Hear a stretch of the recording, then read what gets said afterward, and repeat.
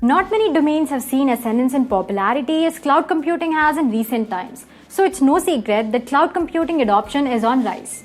As you guys might have known, Microsoft Azure is one of the best and leading cloud service providers, and it certainly makes it to the list of top cloud computing skills that one must have.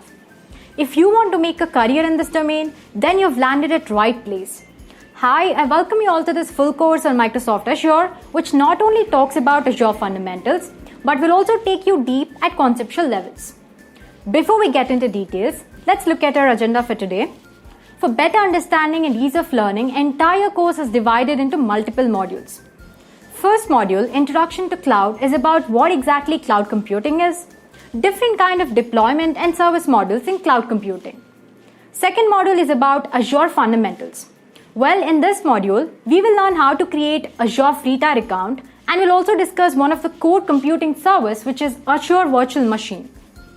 Next up, in the third module, we'll discuss Azure storage services and database features in detail. Fourth module is about different network services offered by Azure. In here, we'll discuss Azure Virtual Network and related concepts like subnets, security groups, and many more. In fifth module, we will learn how to secure your access to your resources using identity and access management services like Azure Active Directory. Sixth module is all about Azure DevOps. In this module, we'll learn how to simplify and accelerate entire DevOps process using Azure DevOps services like Azure Pipeline, Azure Boards, etc. In seventh module, we'll talk about different services offered by Azure when you are dealing with current trending technologies like machine learning, AI, IoT, and many more. Also, we'll be comparing Microsoft Azure with other leading service providers like AWS and GCP. Final module is mostly career related. In this module, we'll discuss most frequently asked interview questions in Azure interviews. We'll also discuss roles and responsibilities, job trends, and skills that you should have to ace your interview. Thank you everyone. While you are at it, please do not forget to subscribe at Eureka YouTube channel and hit the bell icon to stay updated with current trending technologies.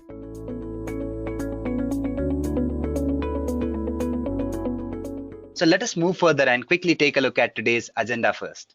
Firstly, I would be discussing the basics of cloud, as in why it is needed and what it is exactly. I would also discuss the different models that cloud has to offer to you, like its service models and also its deployment models. I would also discuss the different cloud providers that are there in the market. And finally, I would finish things off with the demo part. I hope this agenda is clear to all of you. Firstly, let's understand why cloud. To understand this, we need to understand the situation that existed before cloud came into existence. So what happened back then? Well, firstly, in order to host a website, you had to buy a stack of servers. And we all know that servers are very costly. So that meant we ended up paying a lot of money. Next was the issue of traffic. Now, as we all know, if we are hosting a website, we are dealing with traffic that is not constant throughout the day. And that meant more pain. We would understand that as we move further. And the other thing was monitoring and maintaining your servers. Yes, this is a very big problem. Now, all these issues, they led to certain disadvantages. What are those? As I mentioned, servers are very costly. Yes, the setup was again costly, and thus you ended up paying a lot of money. And there were other factors contributing to this point. Let's discuss those as well. One, troubleshooting was a big issue. Since you're dealing with a business, your prime focus is on taking good decisions so that your business does well. But if you end up troubleshooting problems or you focus more on infrastructure related issues, then you cannot focus more on your business, and that was a problem. So either you had to do multitasking or you had to hire more people to focus on those issues. Thus, again, you ended up paying more money. As I've discussed, the traffic on a website is never constant. And since it varies, you are not certain about its patterns. Say, for example, I need to host a website. And for that, what I decide is I'm reserving 2 petabytes of total memory for my usage based on the traffic. But as the traffic varies, there would be times when the traffic is high and my whole 2 petabytes of data is consumed, or space is consumed rather. But what if the traffic is very low for certain hours of the day? I'm actually not utilizing these servers. So I end up paying more money for the servers than I should be. So yes, upscaling was an issue. So all these things were an issue because we were paying more money. We did not have sufficient time to take our decisions properly. There was ambiguity. There was more trouble monitoring and maintaining all these resources. And apart from that, one important point which we need to consider is the amount of data that is being generated now and that was being generated then. Then it was okay. But nowadays, if you take a look at it, the amount of data that is generated is huge. And this is another reason why cloud became so important. Yeah, as I've mentioned, the data. Now, we all know that everything is going online these days. And what that means is we shop online, we buy food online, we do almost everything that is required, as in whatever information we need, we get everything online. Your bookings, your reservations, everything can be taken care of. That means we have a lot of data that is being generated these days, and this is digital data. Back in those times, we were communicating through verbal discussions and all those things, so through paperwork, and that was a different data to maintain. Since everything is moving on cloud or moving online, the amount of data that we have is huge these days. And then when you have this huge amount of data, you need a space where you can actually go ahead and maintain this data. So yes, again, there was a need of this space. And all these issues, that is your cost, your monitoring, your maintenance, providing sufficient space, everything was taken care by cloud. So let us try to understand what this cloud is exactly. Well, think of it as a huge space that is available online for your usage. Now, this is a very generic definition to give you. To be more specific, I would be saying that think of it as a collection of data centers. Now, data centers again are a place where you store your data or you host applications basically. So, when you talk about these data centers, they were already existing. So, what did cloud do differently? Well, what cloud did was it made sure that you are able to orchestrate your various functionings, your applications, managing your resources properly by combining all these data centers together through a network and then providing you the control to use these resources and to manage them properly. To make it even more simpler, I would say there was a group of people or organizations basically that went ahead and bought these servers, these compute capacities, storage places, compute services, and all those things. And they have their own channel or network. All you have to do was go ahead and rent those resources only to the amount you need it and also for the time that you need it. So, yes, this is what cloud did. It let you rent the services that you need and use only those services that you need. So, you ended up paying for the services that you rented and you ended up saving a lot of money. The other thing is these service providers, they take care of all the issues like your security, your underlying infrastructures, and all those things. So you can freely focus on your business and stop worrying about all these issues. So this is what cloud is. In simple words, it's a huge space which has all these services available, and you can just go ahead and pick and rent those services that you want to use. So what is cloud computing? Well, I've already discussed that. Just to summarize it, I would say it is nothing but an ability, or it is a place where you can actually store your data, you can process it, and you can access it from anywhere in the world. Now, this is an important point. Say, for example, you decide to choose a region for your infrastructure somewhere in US. You can sit in maybe China or maybe in India, and you can still have access to all your resources that is there in US. All you need is a good internet connection. So that is what cloud does. It makes the world accessible. It lets you have your applications wherever you want to and manage them the way you want to. So this was about cloud computing, guys. Next, we would be discussing different service models. Now, you need to understand one thing. You're being offered cloud services, the platform to use your services or your applications basically. But then different people have different requirements. There are certain people who just want to consume a particular resource, or there are certain people who actually want to go ahead and create their own applications, create their own infrastructure, and all those things. So, based on these needs, we have particular service models, that is, your cloud providers provide you with a particular model which suits your needs. So let us try to understand these models one by one. Well, we have these three models, that is your IaaS, your PaaS, and your SaaS. I would be discussing them in the reverse order. That is, I would be talking about SaaS first, and then I would go upwards. So let us start with SaaS or SaaS. SaaS is nothing but a software as a service. Now, what happens here is basically you're just consuming a service which is already being maintained and handled by someone else. To give you a valid example, we have a Gmail.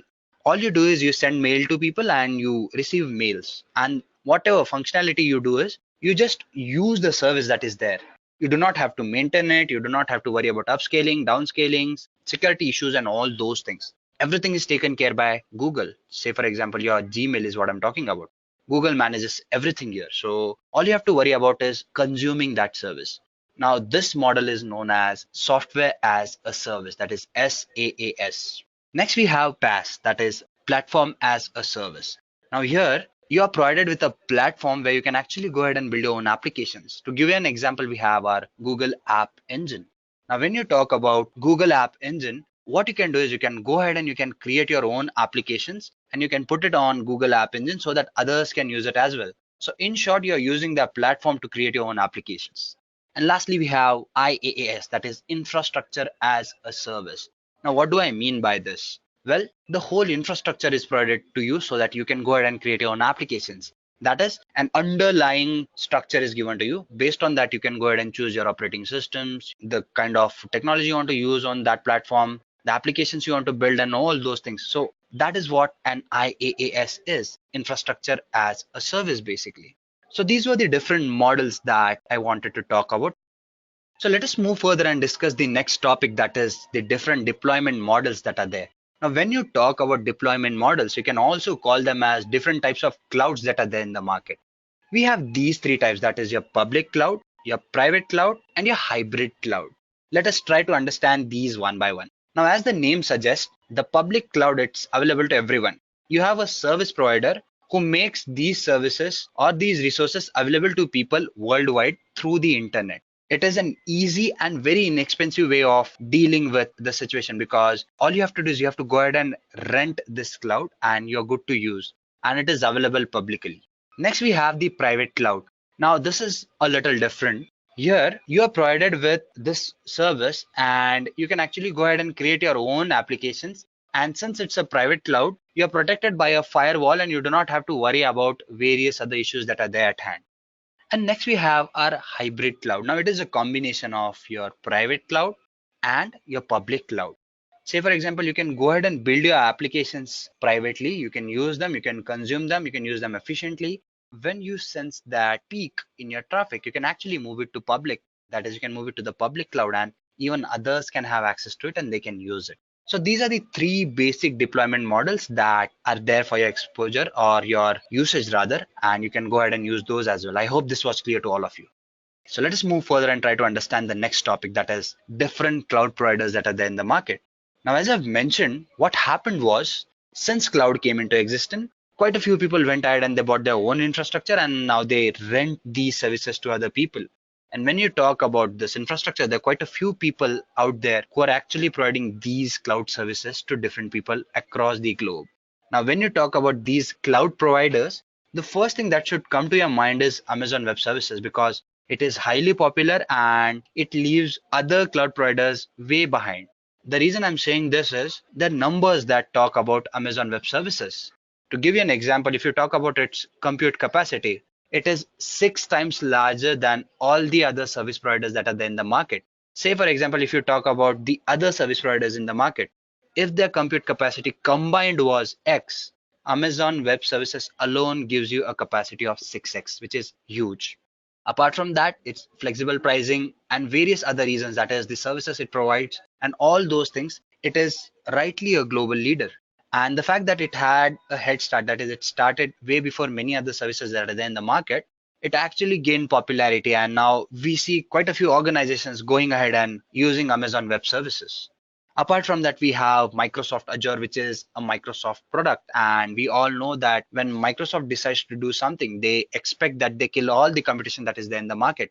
It is still not in terms with Amazon Web Services or few other service providers that are there in the market, but not very neck to neck. But it is probably the second best when you talk about Amazon Web Services or the cloud service providers in the market.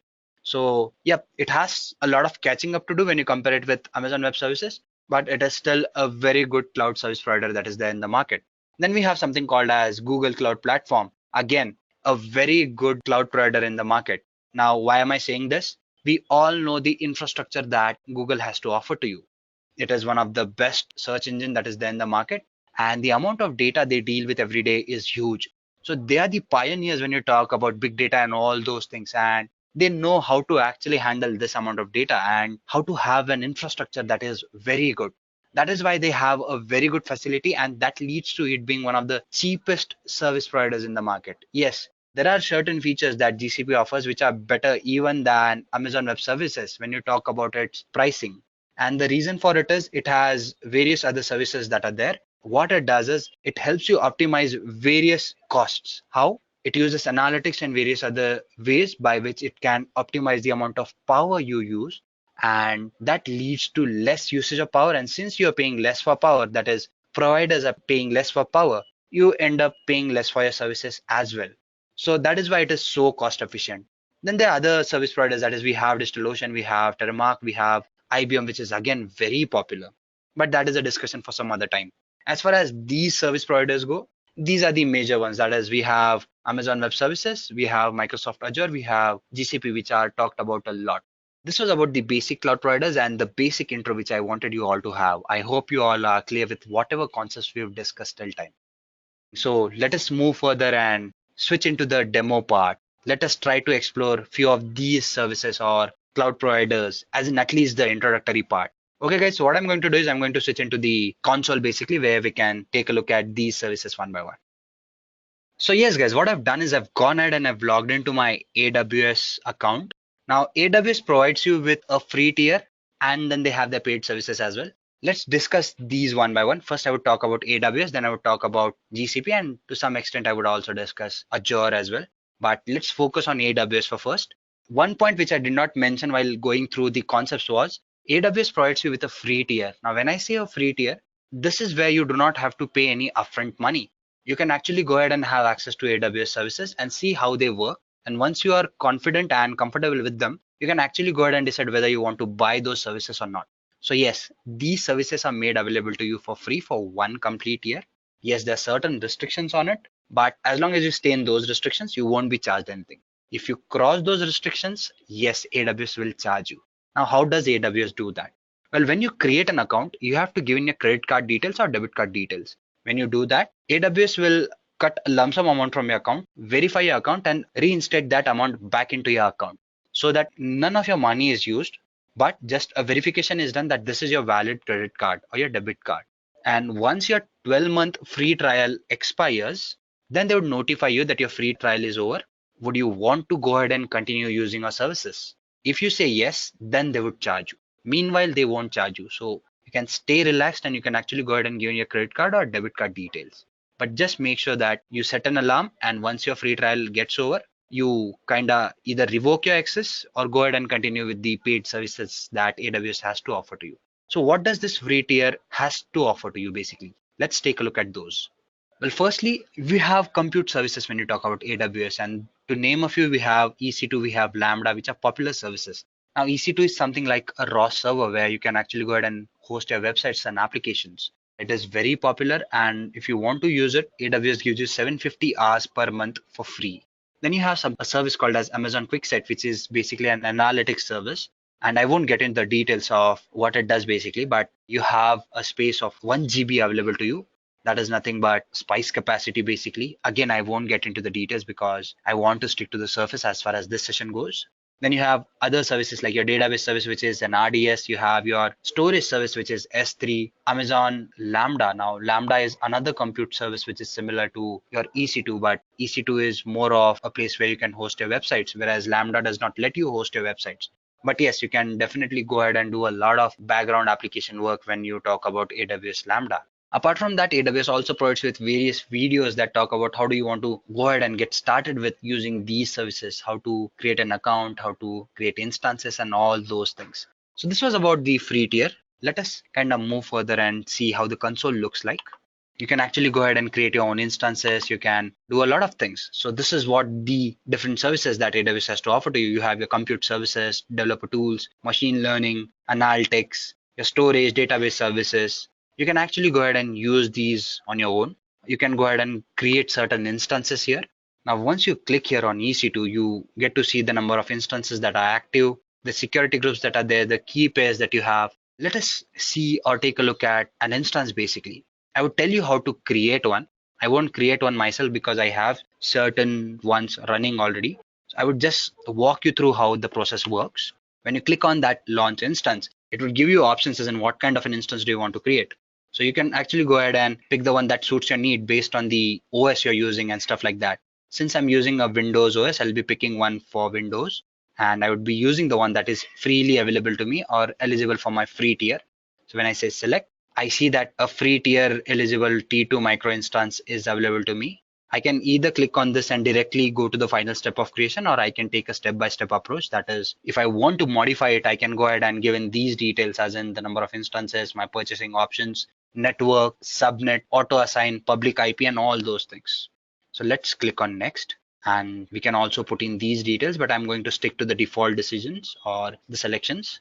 You can also go ahead and configure your security groups. I would talk about that as well, do not worry. And finally, it would say, do you want to review and launch it? Once you click on this, you'd have a new instance. There would be a couple of status checks and you'd have your instance available for use. To give you an example, take a look at this. As you can see, I have two instances running and the security checks are done, and I can actually go ahead and do a lot of things with it. I can actually go ahead, I can connect to a server, I can have my security groups, security policies. And when you have an instance, you can do so many things, hosting a website and the other things that are there. Now, I just mentioned key pair values and I mentioned security groups. Now, when you talk about a key pair, it is nothing but an authentication process that lets you use your instance. It is a verification process basically. It varies when you talk about using it on your Linux and using it on your Windows. Windows, you would need it for an external login. As far as when you talk about Linux, you'll have to go ahead into your terminal and generate those SSH or your secured server keys basically, or secured shell keys rather, and then log into your website and then go ahead and use it on your server basically. So this is what happens. So that is something that you called as a key pair value. When you talk about AWS, a key pair value once created, it is unanimous, or it is not unanimous, rather it is primary to a particular instance, and you should not lose it, because if you do, that instance becomes useless for you. So you have to make sure that once you create a key value pair, that key value pair, it stays with you. And when you do try to connect to a server, that key pair value or its value is available with you, so that basically you can switch to your server and connect to it. And then you have something called as your security groups as well. Now, if you come down here, you can go ahead and set in your security group policies, whatever those are. You can create a new security group and you can just go ahead and add rules as in what kind of security policies you want. Say, for example, you have your HTTP, HTTPS. Now, if you're using Windows, you'd be needing RDP and those kinds of rules. You can go ahead and select a source you want to, and accordingly, you can set in your security rules. Once you click on create, you'd be having your security group up and running for you, and you can like stay assured that your so-called services are more than secure here. So yeah, this was about Amazon Web Services and how its interface looks like. Then you have something called as your GCP. Now, GCP too has a free tier. The only difference is GCP gives you a balance amount, as in say some amount of US dollars, and the services are paid services, but you can use this balance to go ahead and use those services. So it pans out to similar approach which AWS takes in. But if you talk about their pricing, AWS charges you on hourly basis, whereas your Google Cloud Platform charges you on second basis. So it is more affordable. Say, for example, you stop using a particular instance at 2 minutes, you'd be charged only for those 2 minutes. But if you stop using an instance for 2 minutes in AWS, you'd be charged for a complete hour. So that is the difference between the two.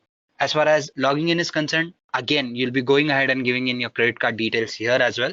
The difference is here you have to make sure that you do not enable your billing, because once you do that, trust me, you're going to end up paying a lot of money, because I accidentally left a few instances open the last time I logged in and I was charged heftily without me being noticed. So when you see a button there saying that enable billing, make sure that you use it carefully, because you do not want to be charged for something that you are not using. So when you talk about GCP, this is how the interface looks like. You have all the services here as well.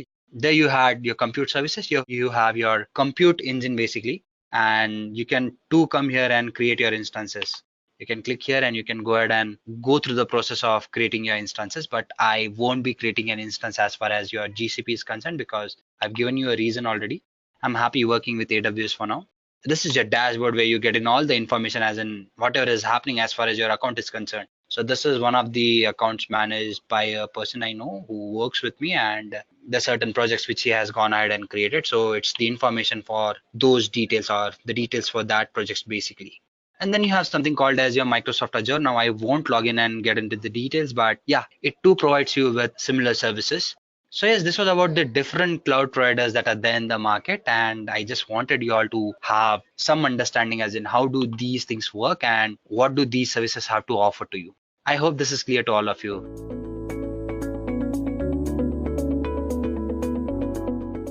Why Microsoft Azure? Why are you guys so interested in Microsoft Azure? Now, one thing is that Microsoft Azure is actually becoming pretty big. I mean, the cloud leader on papers, it is AWS right now, but if you see the growth that has been happening in the past few years, Microsoft Azure is actually coming out pretty big, right? So, and that is the reason if you look at this graph, there are the job opportunities for Azure has been on a rise, and that is like, this is the primary reason that you guys want to learn about Microsoft Azure, because obviously you want to make a career shift into the cloud industry, right? And for that, availability of jobs should also be a factor. And if you see the graph, this graph has actually been taken from indeed.com, right? And as you can see, the graph is rising. So if you see in 2014, it was around 0.01%. In the late 2016, it reached around 0.09. It came down to a fall, but then again, it is at a rise. So this is a pattern that you see. But if you take my advice, because I have seen the industry, as far as I know, these jobs are going to increase multifolds in the future as well, right? It's not only restricted to Azure. If you talk about AWS, if you talk about any cloud technology, it has become imperative for you to learn about cloud, because it is the thing. Everything in the next 10 or 15 years is going to be on the cloud, right? Any company which is still on its on-premise servers will move to the cloud one day or another, because that is inevitable. That is something that has to happen. And that is the reason it becomes very important for you guys to skill up to the cloud level, right? Now, talking about Azure, like I said, so jobs are increasing every day. Jobs are there for you. So what needs to be done from you guys is prepare for the exam that is there for Azure, give that exam, get the certification, get hands-on experience, and get the job. This is the course, this is the path that you should have for taking a cloud computing role. All right. Having said that, so guys, this is the reason why we're learning about Microsoft Azure today. Moving on, let's understand what Microsoft Azure is exactly.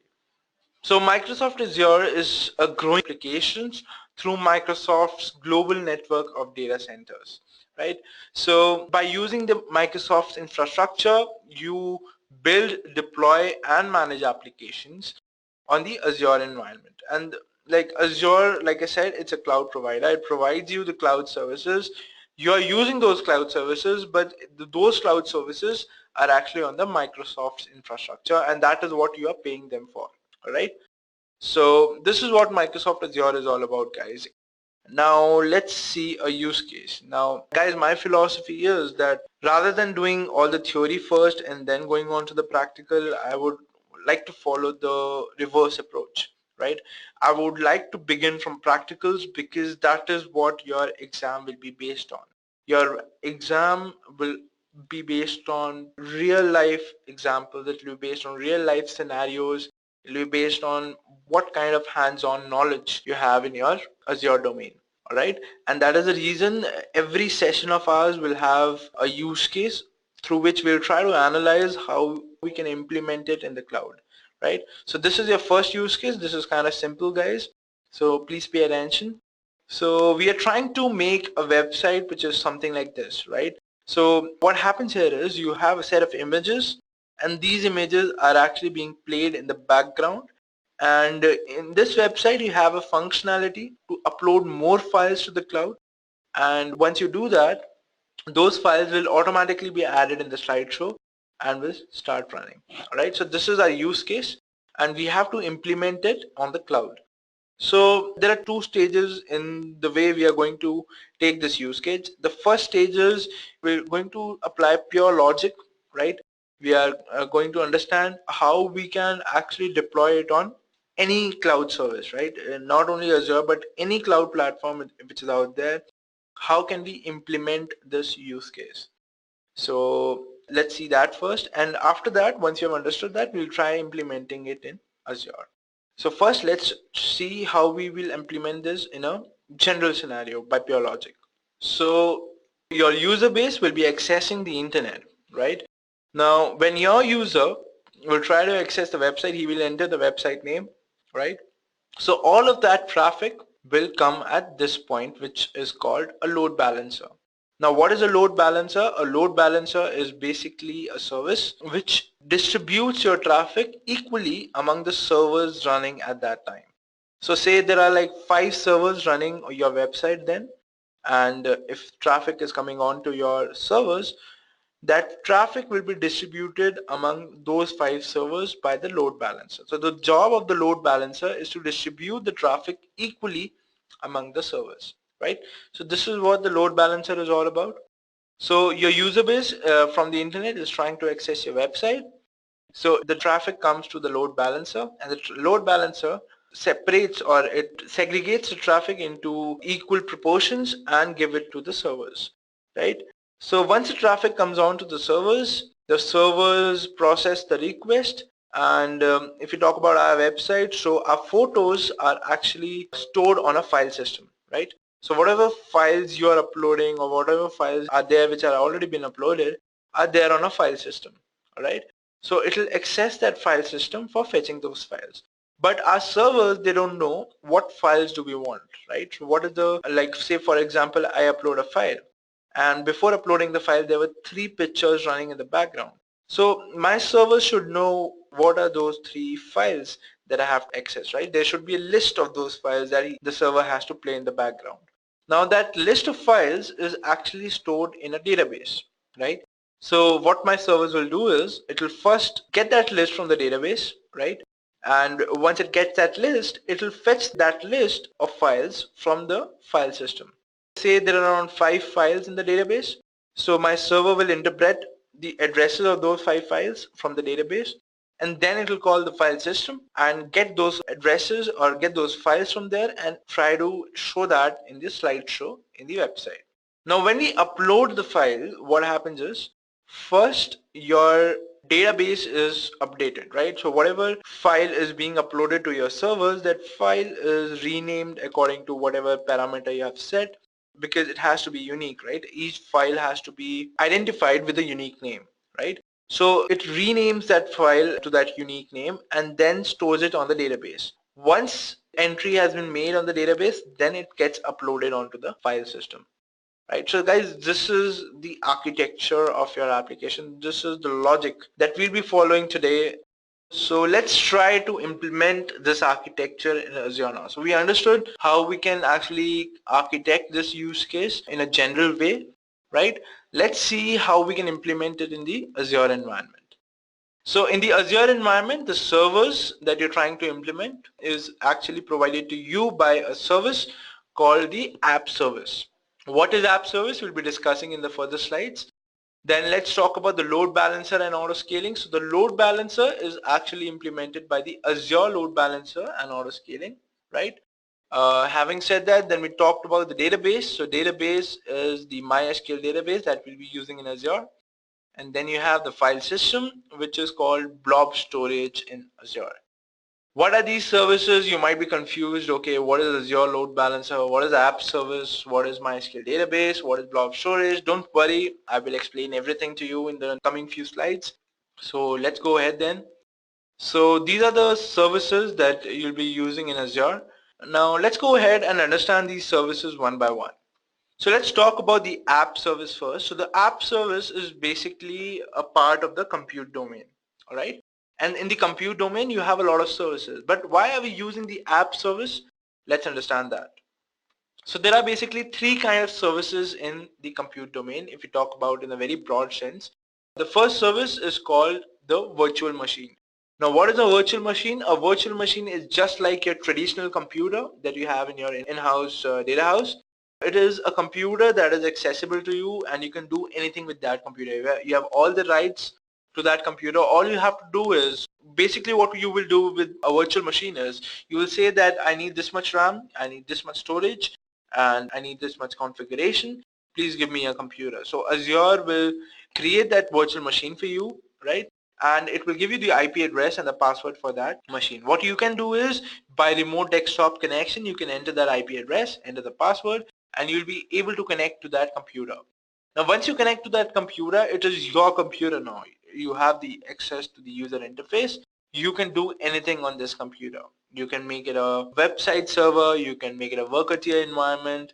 You can use it for image processing, right? You can do multiple things on a server like you might be doing on your server as well, right? So this is what virtual machines is all about. You can configure it to become anything. Our next service is called the app service. So it is basically an automated version of a virtual machine, but with limited possibilities. When I say limited possibilities, this service is actually very more focused, right? So app service basically it doesn't give you the access to the user interface, all right? But that gives you a more simple interface to deal with, because if you were to host a website on virtual machine, you would have to configure the virtual machine, you would have to configure the firewalls, you would have to install the necessary software, like say for example, you have a PHP website, right? So you would have to install the PHP software on your virtual machine, and then you would have to copy those your website files or the files that you have coded into a specific folder, and then you would have specify the configuration for your firewall and everything, right? So there were a lot of things that you had to do in your virtual machine. With app service, you don't have to do anything. You just have to specify what language you want. Say for example, I want a PHP website, so I'll select PHP. I'll do next. Then it'll ask me what kind of configuration of servers I want. I'll specify the configuration. I click next, and that is it. My website will be deployed automatically. It'll ask me to upload the files. I'll upload the files. It'll automatically send it to whatever folder it is required, and it is done, right? So this is the part of app service, right? It is more automated because with virtual machine, everything had to be done manually. But with app service, everything happens automatically. I just have to upload my files, right? So this is what app service is all about. Like I said, so app service is basically used to deploy an application, all right? You cannot do anything else with it. You cannot use it to process a customized workload or something like that. You can just use it to deploy an application, and that is why it is called an app service, right? Moving on, let's talk about functions. So functions is basically a very new technology. It's called the serverless architecture. It's basically what it does is you don't have to specify the configuration. You don't have to specify anything. You just have to upload your code and it executes it for you. But it will not deploy any application for you. For example, you want to host a website, it will not do that. It just does processing, in the sense it will only do background tasks for you. For example, if you have, let me take an example which uses both these services. If you have say an application like Instagram, right? So user uploads his image on your application, and then your application has to store that image. Now before storing that image, maybe you want to compress the image, or you want to apply a filter to it, or whatever, right? So from your application, the file is uploaded, and now these many tasks have to be done. If these tasks are actually configured in your code, which is actually uploading the file as well, it will actually increase the overhead on the server which is hosting your application. But what we can do is, the way things happen today is everything is distributed, right? So from your application, only the file will be uploaded. Once the file is uploaded, right, the tasks will be the tasks like renaming the file or compressing the file or applying the filters. Everything will be done using the functions. So the function will get invoked whenever the file is uploaded using the app service, and the function will execute all the tasks that have to be done on that particular image. This reduces the overhead on the server which is hosting your application, right? And you have your background tasks will be implemented by your functions, and then will be stored in the respective file system, whatever you have coded your function to do, right? So this is basically the difference. So recapping again, virtual machine is basically a computer. You can configure it to do anything. You can actually use app service in a virtual machine manually. For example, you want to deploy an application, you can use it by configuring your virtual machine, right? You can also use it as a function, your virtual machine, that I mean to say, as in you can configure it to only execute background tasks. But the thing is, you have to configure everything manually. If you want an automated version, you can go with app service. App service is used to deploy an application, right? But if your use case is not about deploying application, you want to do some raw processing, you might as well opt for functions, which is a service which is not used to deploy an application, but is used to execute background tasks. All right. So guys, any doubt in whatever we have discussed? Like, we discussed virtual machine, we have discussed app service, and we've discussed functions. All right. Like I said, we are using the app service. Why? Because we are deploying a website, right?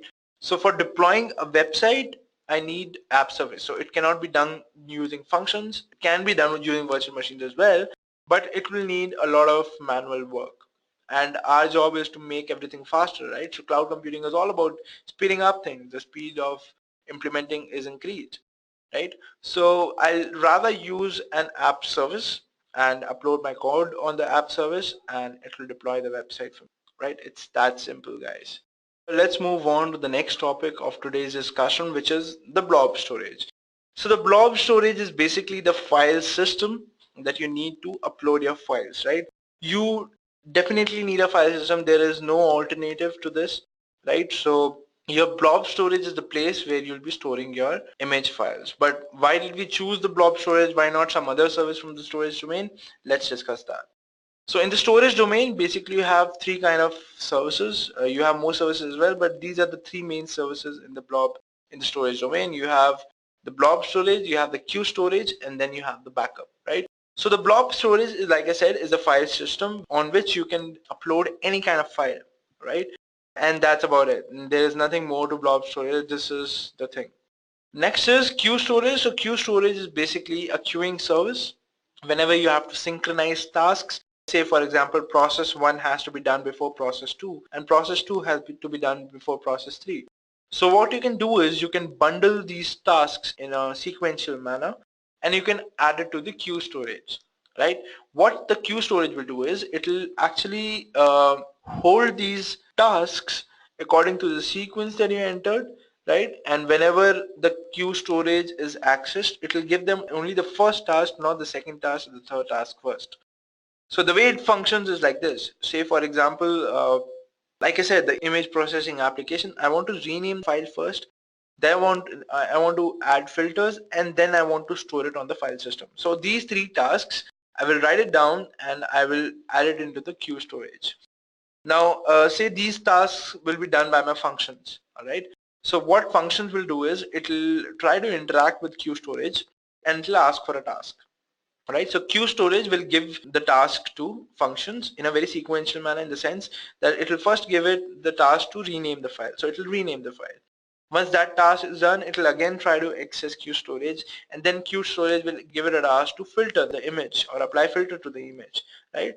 Then it will apply a filter to the image, it will be done with that, and then it will try to again the queue storage, and then it will see that, okay, now it has to store that file in a file system which is specified in the code, right? And it will pick that task, do it, and be done with the first file, and then it will again access queue storage, and the process goes on, right? So basically queue storage is used to give a sequential manner to the processes that you're trying to execute.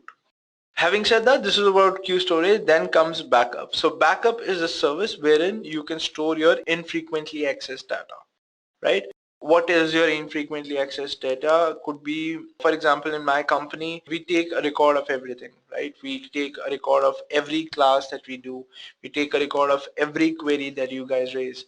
Now, say the classes that were taken, say like 2 years ago, right? And as obviously I cannot delete those classes because they have to be kept for record. But what is the point of keeping them on my live hard drive? Because my live hard drive is where I do my current tasks, right? So rather than keeping it on my live hard drive, I say, okay, let me keep it in a CD or a pen drive, and keep it somewhere where I can take it out when I actually need them, right? So this is the concept of taking a backup. Now, similarly, if you want to take a backup in Azure, say you have your virtual machine and you have stored a lot of files on your virtual machine, but you think, okay, I don't need these files anymore. or maybe I don't need these files as of now, I might need them later.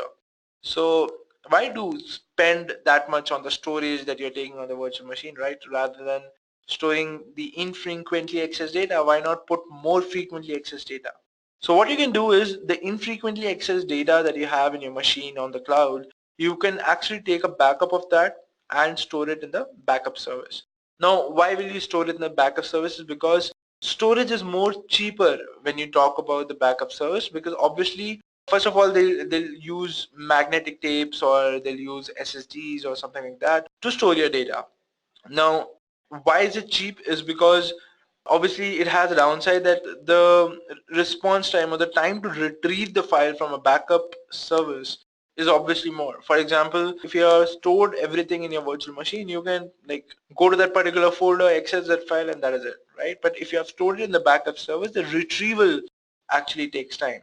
But it is worth it because you don't use that file every day, right? You won't be using it, and also you're paying less, so it doesn't pinch you that much because you're paying less and you are not using that file very frequently as well. So why not put it in the backup service? So this is what the backup service is all about. Now today in our implementation we are using the blob storage for obvious reasons that I want to store my image files, right? So I'll not store it on the backup, obviously. I'll not store it in the queue storage. I'll store it in the blob storage because that is what that service is meant to do.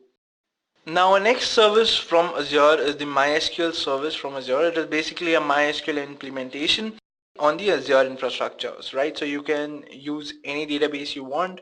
In Azure you have an SQL service which is purely SQL, so if you're comfortable with that you can use it. I am using MySQL for my use case today because that is the way I have coded my application to be, right? So it is just personal choice. The next service that we are going to talk about is auto scaling and load balancing. So like I said, load balancing is when you want to equally distribute your traffic among the number of servers that are running that time, and auto scaling is actually scaling up the number of servers that you're using according to the traffic that is coming onto your website. So you can actually set a metric that so obviously when more traffic is coming onto your website, your CPU utilization will increase because you have to process more requests now. Yeah, so your server will be processing more requests, and that is the reason your CPU usage will increase. So you can actually set a metric. Let's say my CPU usage, when it increases 60 or 70%, increase one more instance or increase 3 or 4 more instances. Right? So it is based on your personal use. So this is what auto scaling is all about. And obviously when you're using auto scaling, the number of servers is changing constantly. You need a load balancer along with it, right? The load balancer, so that say you have 6 or 7 servers which are running right now, and say the traffic decreases and it sees, okay, now the CPU utilization is going down, so it will reduce the number of servers, right? So when it will reduce the number of servers, the load balancer should identify, okay, though there were 7 servers before, now there are like 3. So you'll be distributing the traffic according to those 3 servers, right? So the load balancer actually plays a very important role in the auto scaling process. Having said that, so this is how auto scaling actually works.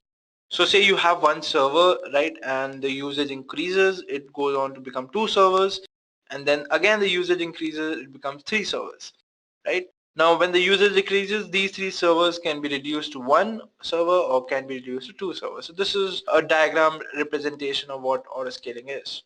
We talk about load balancer, like I said, so load balancer is a very crucial part of auto scaling process because load balancer is the part which actually distributes the traffic according to the number of servers that are running at that time, right? So this is how the process works.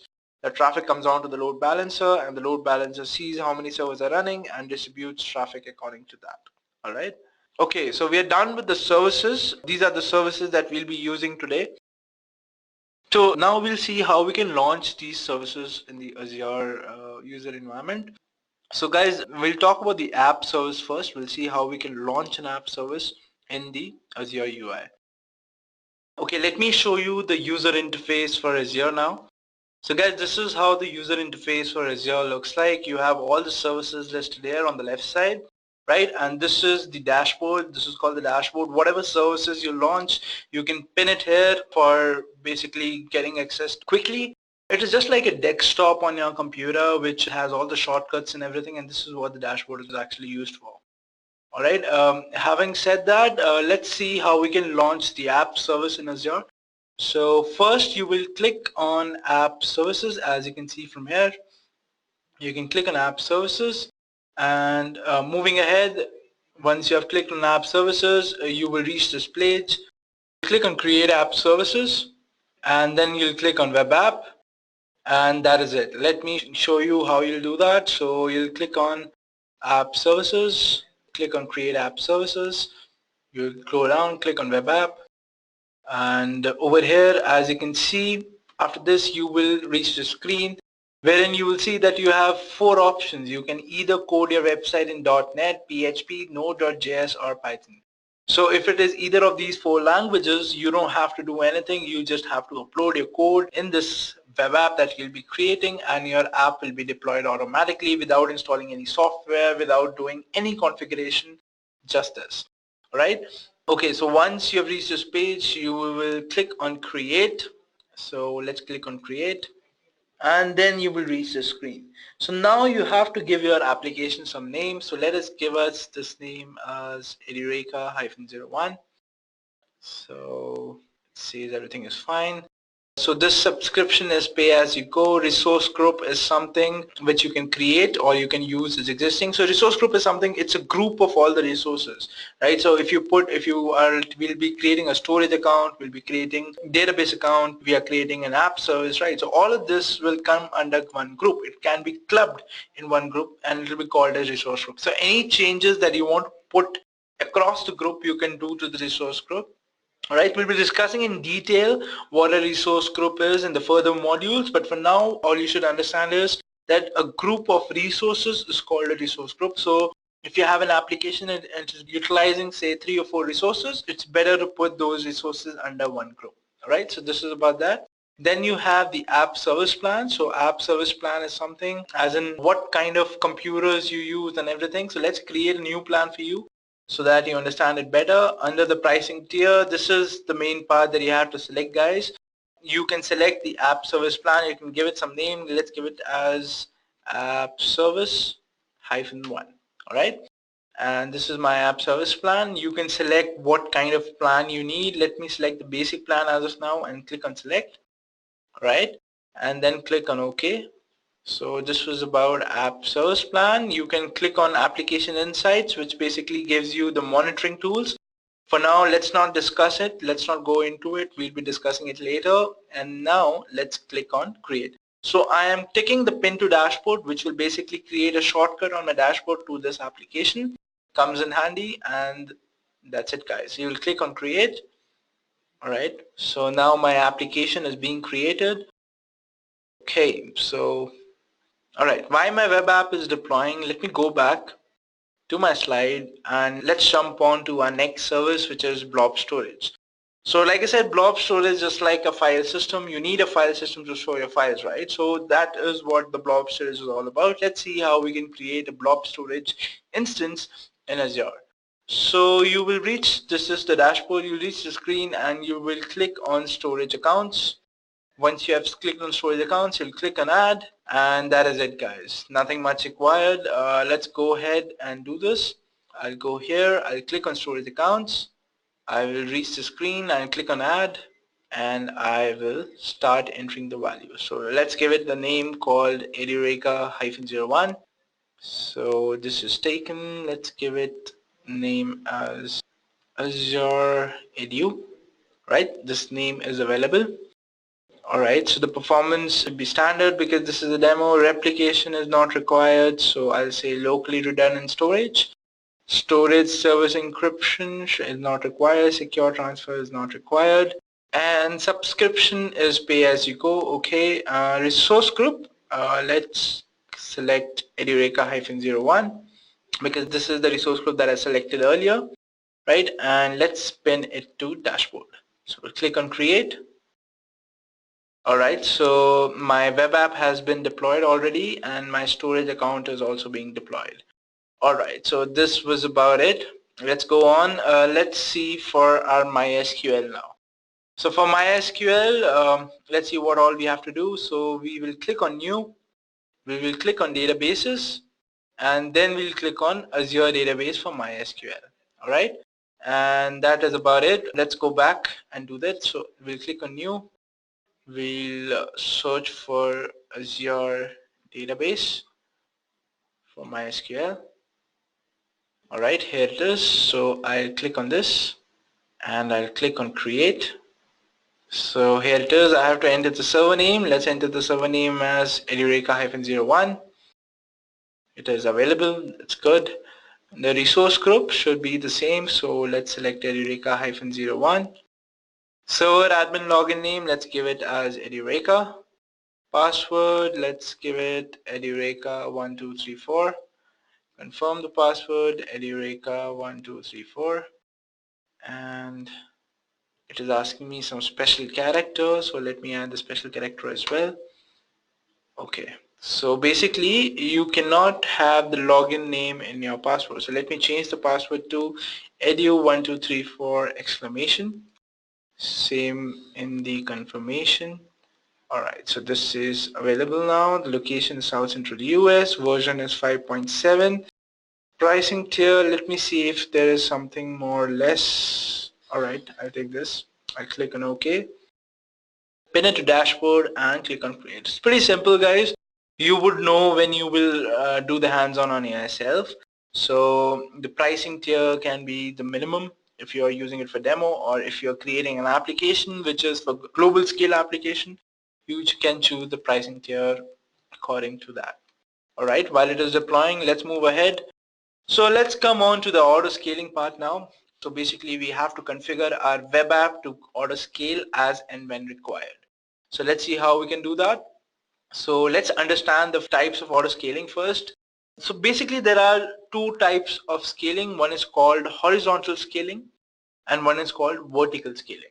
So horizontal scaling is when you are increasing the number of servers that you require. Say you have an i7 server, for example. Alright, now the usage goes up, so you take two i7 servers, and if it again goes up, you take three i7 servers, right? So this is what horizontal scaling is all about, right? Let's come on to vertical scaling now. So vertical scaling is when you are increasing the capacity or the configuration of your system. Say you were using an i3 system before, right? The traffic increases, so now you're using an i5 system. The traffic increasing, now you're using the i7 system. So you are having only one machine, but you're increasing the configuration of your system, right? So these are the two types of scaling which exists in auto scaling.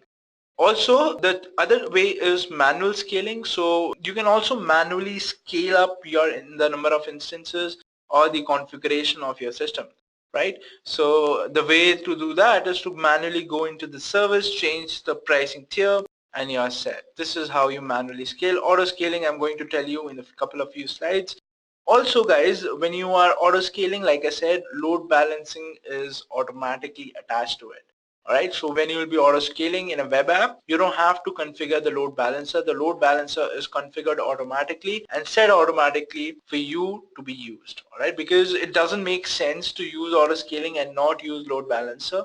And that is the reason Azure has automated the process of attaching a load balancer when you're using auto scaling.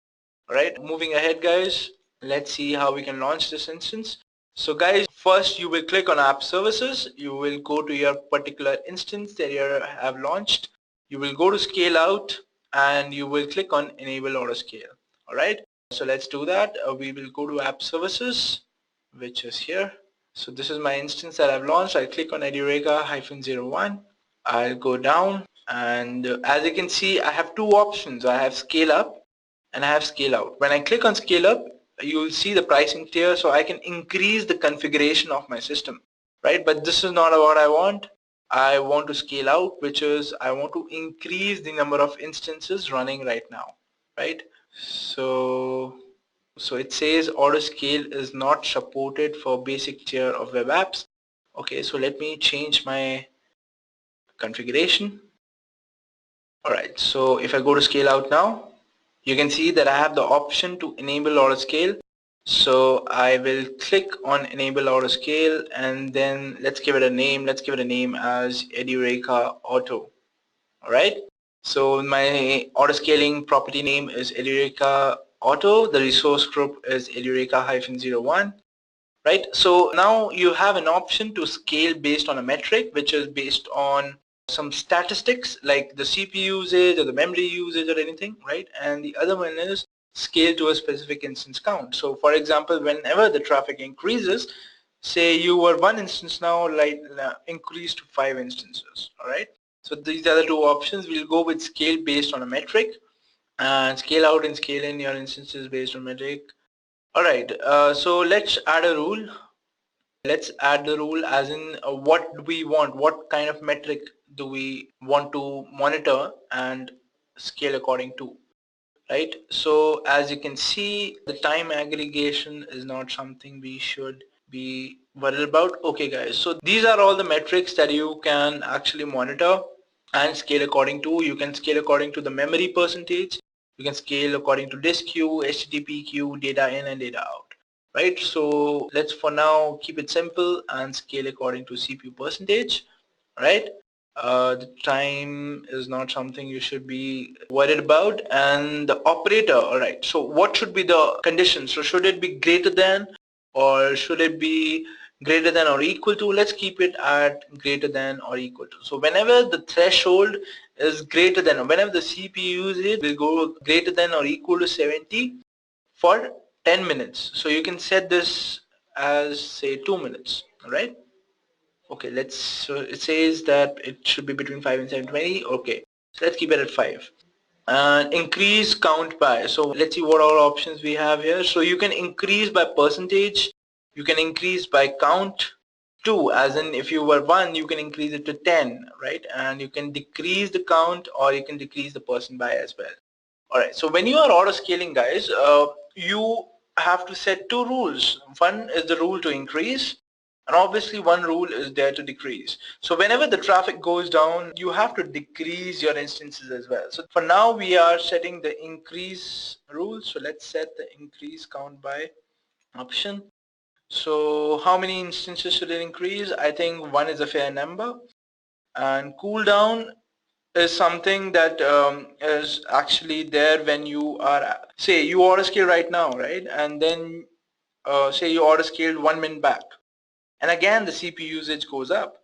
So rather than going on and scaling up again, what you can do is you can wait for 5 minutes and watch the metrics, right? Because it doesn't happen in a second that your CPU usage will go down, because there are a lot of services which are actually running, right? So you can wait. Once your new server has been deployed, you can wait for the traffic to be transferred to that server as well, and then you can see the metrics go down. All right, for that we keep something called cooldown minutes, right? So we have the default is for 5. Let's keep it at 5 only, and now this is it, guys. There's nothing else to configure. Let's click on add. All right, so as you can see, this rule has been set. Let's add one more rule to decrease. So the CPU percentage is fine. The operator should be less than or less than, right? So whenever the threshold is less than 50%, decrease count by 1 instance, and let the cooldown be this much. All right, so again the cooldown logic goes here as well. Say you decrease an instance, and again your CPU is still low, because it takes time for your traffic to get transferred to the server number it has decreased down to, right? So let's keep the cooldown minutes. So we'll click on add now. All right, so we have added the auto scaling rule, guys. This is it. There's nothing much to configure. Actually, if you think about it, it's a very complex process, but Azure has given you the simplicity to do it very simplistic or a very English manner, because you just say, like I said, if the CPU usage is above 70%, increase the number of servers by 1, right? So if you go here and if you don't know about auto scaling, you can actually figure out what is happening, right? And same is the case with scale in. So whenever your CPU is less than 50%, decrease the count by 1, right? So as you can see, you can actually read it here that this is what we have configured. Alright, so let's save this now. Alright guys, so this is how you auto scale your web app instance. Now since we are doing a demo guys, we don't require the auto scale module for my application, so I'll just discard it for now because I can't even demonstrate this to you, right? So I just showed you how you can auto scale. Now let's go back and see what all is left. Alright, so now we are going to do the demonstration. So we have launched each and every service. We have launched the app service, we have launched the blob storage, and we have launched the MySQL for Azure. Right?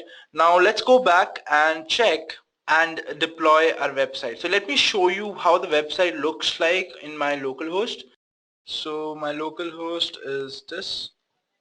Alright. Okay, so this is showing me an error because as of now my code is not connected to my Azure instances. Alright, so let's first configure our instances. So let us go to the dashboard and let's first configure our database.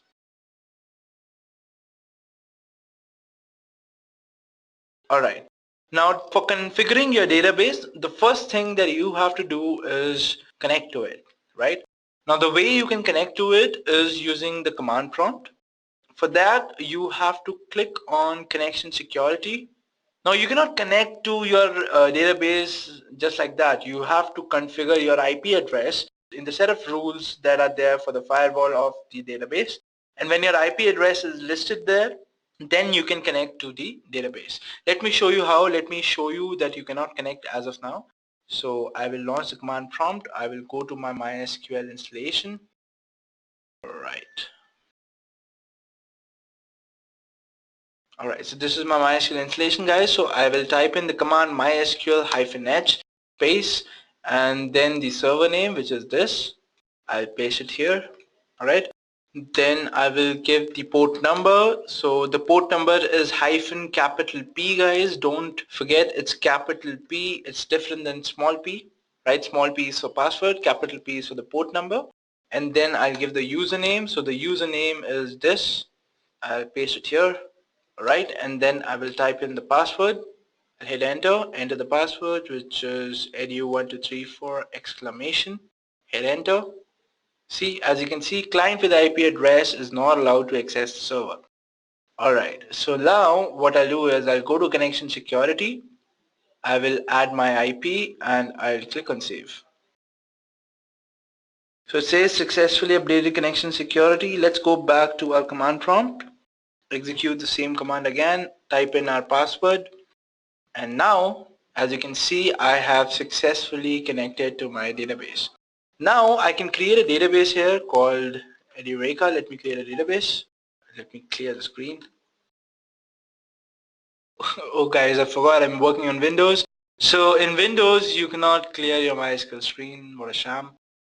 Alright, so if you were using Linux you could have just typed in Control L and it would have been fine. Alright guys, so as I was saying, let's create a database called Eureka. So create database Eureka, and that is it. Then I'll type in use Eureka. I'll create a table. Let's create a table called image, right? And the item name as this. One second. My column name is name. Alright, so I've created a table. So if I type in show tables, it will show me the table name, which is image. Alright guys, so this is done now. I have created a table. At first I created a database called Eureka in my MySQL, which is hosted on Azure, and then I created a table called image in it, and the table has one column called name. Alright, so this is it. This was my MySQL. So my MySQL has been configured now. Alright, so my MySQL has been configured now. Let me go back to the overview. Alright, so my MySQL has been configured. As you can see in the databases, it will show that there's a database called Eureka which I just created. Alright, let's go back. You might have to add the web apps IP address as well. We'll do that later. Let's go to our web app now. Awesome. So we'll go to our web app And guys, this is your web app. This is the URL for your website. We'll click on this URL and you will see a welcome page. This is your welcome page. So now what you have to do is you have to upload your code over here. All right. So the way you can do this is using GitHub, or you can do it using FTP as well. Now, I know most of you are from non-technical background, so you might not be knowing what GitHub is. So for now, what I'll be doing is I will be using a FTP software called FileZilla for transferring my files. From the next session onwards, I'll be using GitHub. And for that, I have actually, there is a video in your LMS, which is a short tutorial on GitHub, how to use GitHub. Which is enough for a demonstration. So you can go through that video before coming to the next session, and then we will be using GitHub. All right, for now, let's use the FTP software, which is called FileZilla. All right, so the way you can connect here is like this. So you have to create a deployment credential. All right, so my deployment credentials is HR1. Let's give it a password, and the password could be, okay, let me give as Hemant199. All right, and over here also Hemant199. All right, let's click on save. Or maybe this username is not available, so let me give it HR12. Click on save. Okay, let's try this again. HR12. All right, maybe I'm connected here, maybe that's why. Let me exit it. It's Hemant1994. Let's click on save. Alright, so I get the error out of here. Alright, so we have successfully reset the deployment credentials now. Alright, so what we can do is I will go back to my web app. Alright, so now I can get connected to my web app. I'll have to enter the FTP hostname, so it'll go here. 1 second. Alright, the host name will go here. The username is hr12. Password is this, right? And what else? Alright, the username is this. I'm sorry, the username will be this. Alright, let's click on quick connect.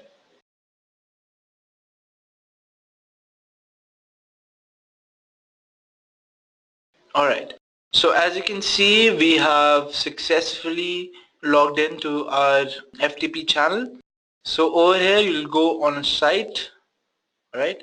You'll go on www.root, and then you can copy all your website files over here. So let us do that. My files are somewhere here. Alright, so let's copy the files now. I can just drag and drop it over here, and the process will start. Now it might take a while, so let us configure some other files while my website is being copied. Okay, so now what we can do is we will go to our dashboard and we can configure our storage. Mind you guys, I might have to upload my code which in my web app, because there are some things that I have to change in the code, because the addresses and all, I'm creating new services, right? So I'll have to change the services address in my code. So I'll do that, and then I will update the particular file that I'll be changing in my web app. So let me just give me a minute. Okay, so now what I'll do is I will create a blob. Over here I'll create a container, and the container name shall be hello, and the access type be container. Alright, I click on OK. So I have successfully created a container called blob. If you go in properties, you will see that this is the URL for it, right? So let me show you the code for my website, guys. So this is the code for my website. All right, now I'll have to change the URL at places, so let me do that. So it'll get changed here. All right, then my container name is hello, so that is okay. And now one more thing guys, so whenever you are basically going to connect to your storage account your blob storage, you have to go here. I'll show you. You will have to go to access keys. So here's your key, right? So this is the connection string that you have to include in your code. I've copied it. I'll go here and I will include it in the connection string code. All right. So I'll control V, and over here you have to remove the endpoint suffix. All right. So this is not required. If you put this, it will not work. Okay. I don't think anything else is required. Oh yes. I have to change the database credentials as well. So let's do that as well. So your storage account is set. You don't have to change anything else. Let's go to the MySQL part. All right, here it is. So the server name has to be changed. Let's copy the server name and give it here. So the host name is this. All right, and let's see. So our login name is this. Let's put the login name here. Password is edu1234 exclamation, which is right. DB name, database name is edureka, which is right. Username, user table is image, which is right, and the field name is name. Alright, everything seems fine. One more place I have to change it, so let's do that as well. So let's copy this, paste it here, copy our username, paste it here, and everything seems fine now. So now when I try to run the code, it will run on my local host, but it will not run on my web app. Why? Because I'll tell you. So I was getting these warnings, right? So let me refresh. Wait, let me save it. So let me refresh it now. Okay. 1 second.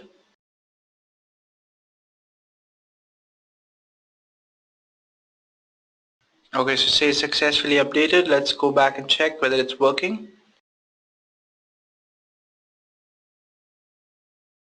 Alright, so basically you have to disable the enforce SSL connection in your MySQL, and that would be it. I forgot to do this.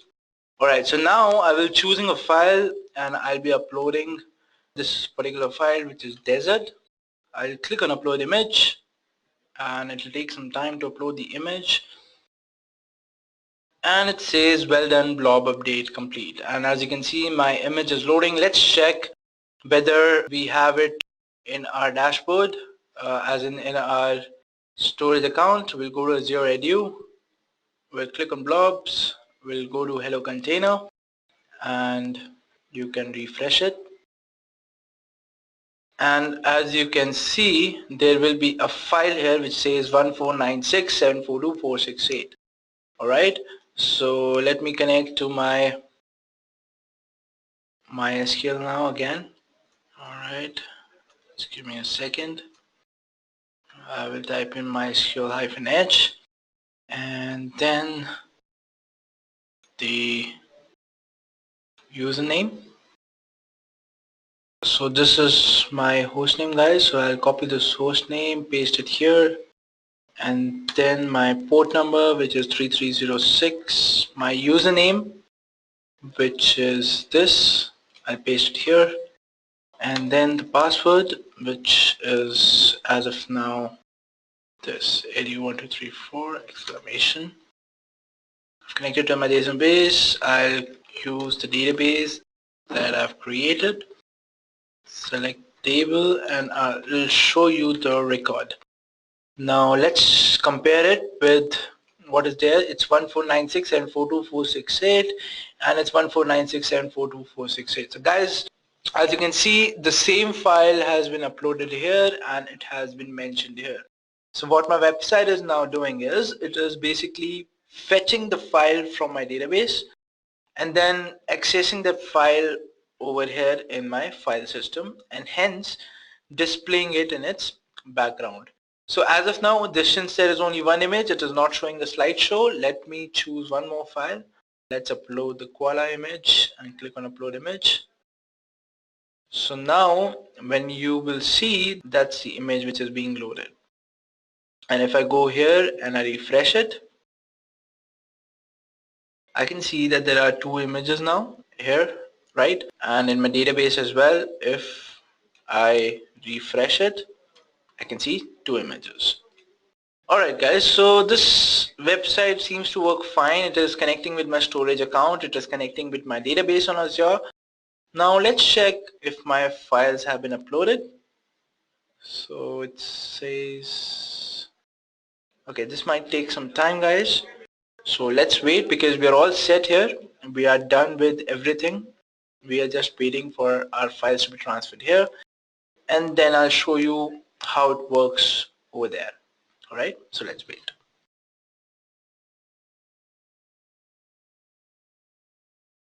Alright guys, so my transfers have finished. So now let's check whether my web app is working or not. Right, so I'll go to the dashboard. I'll go to my web app. And this is the link. I'll click on this link. Now guys, like I said, you have to add the IP address of the web app in the MySQL as well. So when I go here, you'll see an error, right?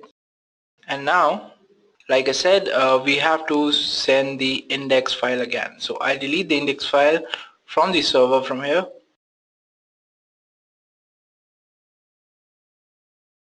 All right, copy the index file again because it's been updated. All right, and now I will refresh this. So as you can see, it says the IP address is not allowed to access the server. So what we'll do is we'll copy the IP address. We'll go to our database, go to connection security. Alright, so here we are. We'll select the web app, give the start IP and the NIP. Alright, so let's get rid of the spaces, and this is it. Now we'll click on save. Now why are we doing this? We are doing this because here we got an error that this IP address is not validated with the MySQL. So we have added this IP address over here. It says successfully updated security settings. Let's refresh it and check. Okay, awesome guys. So now my website is working. So I have successfully updated my website in the web app. Alright, and I didn't have to configure anything. I didn't go to the UI. I just transferred my files and my website is up and ready. This is the address which is being used to get to the website. Alright, so guys, this was the demo. Let me get back to my slide. So let me recap what I did. I configured my app service with the code. I configured my MySQL with the IP addresses of my own computer to configure it and the IP address of my app service so that the app service can communicate with the MySQL. I configured my blob storage and I configured its address in my code, my PHP code, and I configured the host name and the password for the created MySQL service in my PHP code as well. So guys, this is what we did. Alright, having said that, let's go ahead guys. So we're done with the demo. Let's get on with Azure pricing now. Now, whatever services that we have used, what if I tell you that you can use them for free? Yeah, so let me teach you guys how you can do that in the Azure pricing section. So the Azure pricing section has these three features. Alright, so for the first time you register on Microsoft Azure as a new account, you first of all get $200 worth of free credits in your account. Now what you can do with this $200 is you can use it to deploy application as and when you want. So this is a one-time free credits that are allotted to you on registration. Also, with these credits, you can explore any services for free in the Azure for the first 30 days. So in Azure, you can use these credits to to launch any kind of service for the first 30 days. And of course, after you use the services, you don't have to pay anything, all right? But you might have to register your credit card with them because that is how it works. They'll charge you 1 rupee in that, and then they'll refund the 1 rupee afterwards. It is just for verification purposes because once your free trial ends, you have to upgrade your plan to pay as you go or whatever that you are looking for, right? But the good thing about Azure is that sometimes it happens that we start using the free thing and we forget to see that it is only valid for 30 days, and we forget that, and after 30 days if you use another services you get charged, right? But with Azure that is not the case. With Azure what happens is you are given a pricing tier which says free trial, right? So at the end of 30 days it says free trial expired, and you're not allowed to do, or you're not allowed to access any of your services. It is only when you manually change your plan from free trial to pay as you go that when you can actually start using your services again. So which is a good thing by Azure, because you have control of your finances in your hand, right? You will know what you get charged for. And that is something very transparent about Azure that it has come up with, which is a very good thing. Having said that, let's go ahead and understand the two plans which are there. So one plan is called pay as you go plan, and the other plan is called 6-month or 12-month plan. So basically with pay as you go plan, the thing is that you take a service or you take an instance and you use it for 1 day or 2 day or a week or 2 weeks, and you pay for that amount only, all right? But when you want longer commitments, say for example our website, right, our company's website, it's called edureka.co. So it will be there until the company is there, right? So for those kind of cases, it is better to go for long-term plans, because with long-term plans you get discounts, right? So if you compare it with pay-as-you-go, if you're using an instance with pay-as-you-go plan for say 6 months, and you compare it with a service or instance in which you have opted for a 6 months plan or a 12 months plan, and you have gone through the 6 months, the amount of money that you're paying in that and the amount of money that you're paying through the pay-as-you-go service is obviously less, right? So the other thing is with the plan, the catch here is that you have to pay a full upfront or a partial upfront payment for the 6 months or 12 months or whatever term that you want the instance to be running on, right? So this is the thing, that you have two kind of things. You have pay as you go plan, and then you have a plan wherein you pay in future. So it's basically like prepaid and postpaid. With prepaid you have 6 months and 12 months plan. With postpaid you have pay as you go model. Having said that, let's move ahead, guys. So this is the thing that you guys have been waiting for, the free things that you get in Azure, all right? So the services that we use today, the app service, for example, is free, right? So it is free up to an extent that you can host up to 10 web and mobile apps on any platform or device in Azure for free, right? So for more information, you can go to this link which I have added in my slide.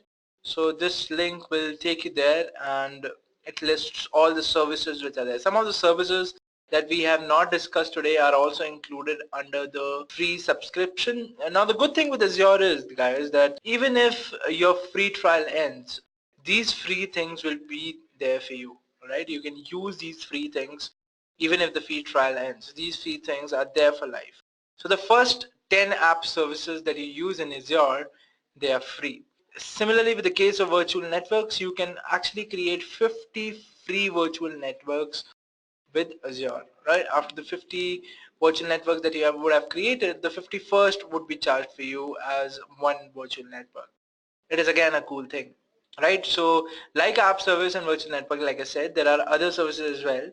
1, 2, 3, 4, 5, 6, 6 in all, which are free within Azure for a lifetime. So there are some restrictions, like for example in app service you can only run 10 app services for free.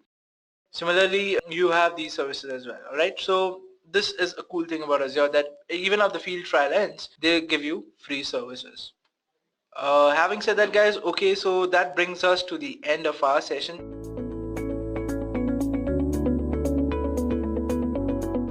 So today in this session, we'll be understanding Microsoft Azure storage components. All right, so let's go ahead and see what is our agenda for today. So we'll start off by discussing why do we actually need storage, all right? And then we'll move on to the question which is frequently asked, that when do we use storage versus when do we use database, all right? After that, we'll move on to see the topic of the day, which is what is Azure storage, and then we'll move on to discuss the components of Azure storage, and towards the end, we'll be doing a hands-on on each and every service that we'll be learning today. All right. So, guys, I hope the agenda is clear to you. I welcome you all to the live session. Any doubts that you have, please put it in the comment section. I have my team with me here. They'll be answering all your queries here today. All right. So, with that, let's begin today's session with our first topic, that why do we actually need storage? All right. So, for this, let's take an example first. Let's take a use case and see and understand what is the need of storage in today's era. Alright, so for example, we have an image processing application. Alright, so for this image processing application, we have given the user interface as a website. So around say 1 million people can access my website and put in their request to process their image. Alright, so we don't want the processing of the image to happen on the server which is hosting my website. I want it to be happening on some other server. All right, I want the processing to happen on a backend server. So for that, we have some backend servers. Now, my request for the processing will come in from website servers. So I need a place wherein I'll be storing all the jobs, right? Which can be accessed by the backend server as well. So for that, I need an entity wherein I can dump in all the jobs which are there, which are to be done by the backend servers. Now, obviously, all the jobs cannot be done simultaneously by the backend servers, right? So, say, like I said, there are like 1 million people who are accessing your website at once, and they put in 1 million requests, right? And your backend servers cannot process all the requests at once, so they will do it one by one, right? And they can do that with the help of this entity. They will pick up a job, do that job, and then go again back to the entity, pick up another job, go back to the entity, and so on. All right. So now, when you have all the jobs in this entity, these jobs have to be distributed equally to the backend servers. Right. Once that is done, once your backend servers process all the images which are there, or process an image which had some operations to be done on it, then the image has to be stored somewhere, right? Because you have to store the end result somewhere. So you will store all the properties like the name, the location of the image, everything on the database. But here comes the change. You cannot store an image on a database.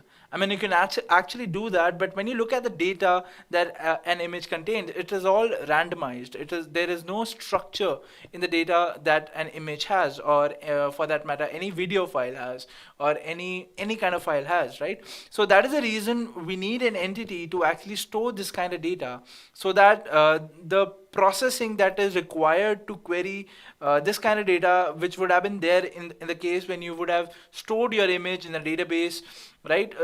In that case, a lot of processing is required if you try to query them. So we wanted the processing part to become less, the processing burden to become less, and hence we wanted an entity we can do, which can actually store any kind of file, let it be images, let it be video files, etc.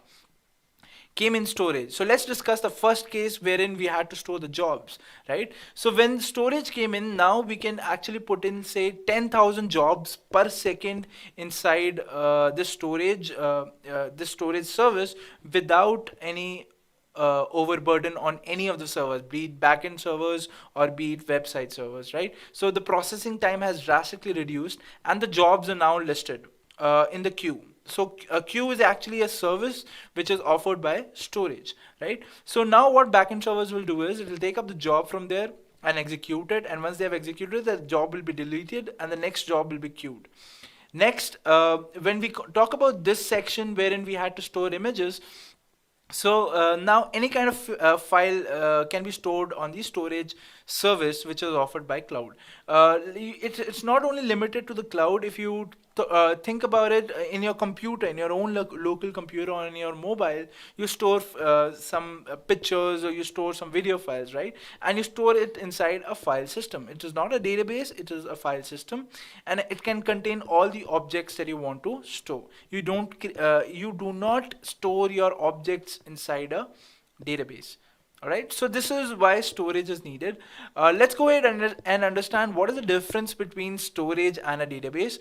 So a storage is basically needed whenever you have objects, like I said. So when you have music files, whenever you have video files, whenever you have images, right? So in all these kind of cases, you use a storage kind of service. But when you have, say, something related to the metadata of a file, for example, when you store the file in the storage, you need to have the location of that particular file. You need to have the properties of that particular file. So all these things, all the properties, all the any location column that you want to add, all these are structured, right?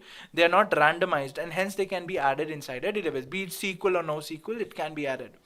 Right, so this is the main difference. This is how you'll differentiate between using a storage and a database.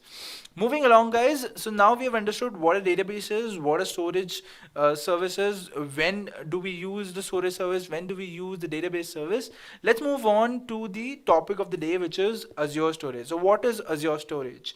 So Azure storage is a service from Azure. So you use it whenever you want to store something on the cloud. And since we are using the cloud provider as Azure, we'll be using the storage service from Azure, and that storage service is called the Azure storage service. Now, when you begin to use the Azure storage service, first of all, you should have a storage account, which you can create in the Azure management portal. So let me show you how you can do that.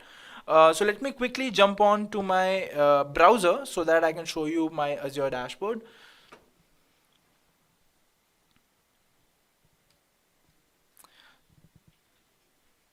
So guys, this is how my dashboard actually looks like, right? So as you can see on my dashboard, I have all these services listed. So what I'm interested in today is the storage account. So I'll click on storage accounts. So I have some deployed already over here. I'll click on add to add a new storage account. And then I'll have this page. Now, you will enter the name of the storage account here, so that name has to be unique. So let me enter a name, say live demo 232336. All right, so that seems to be available.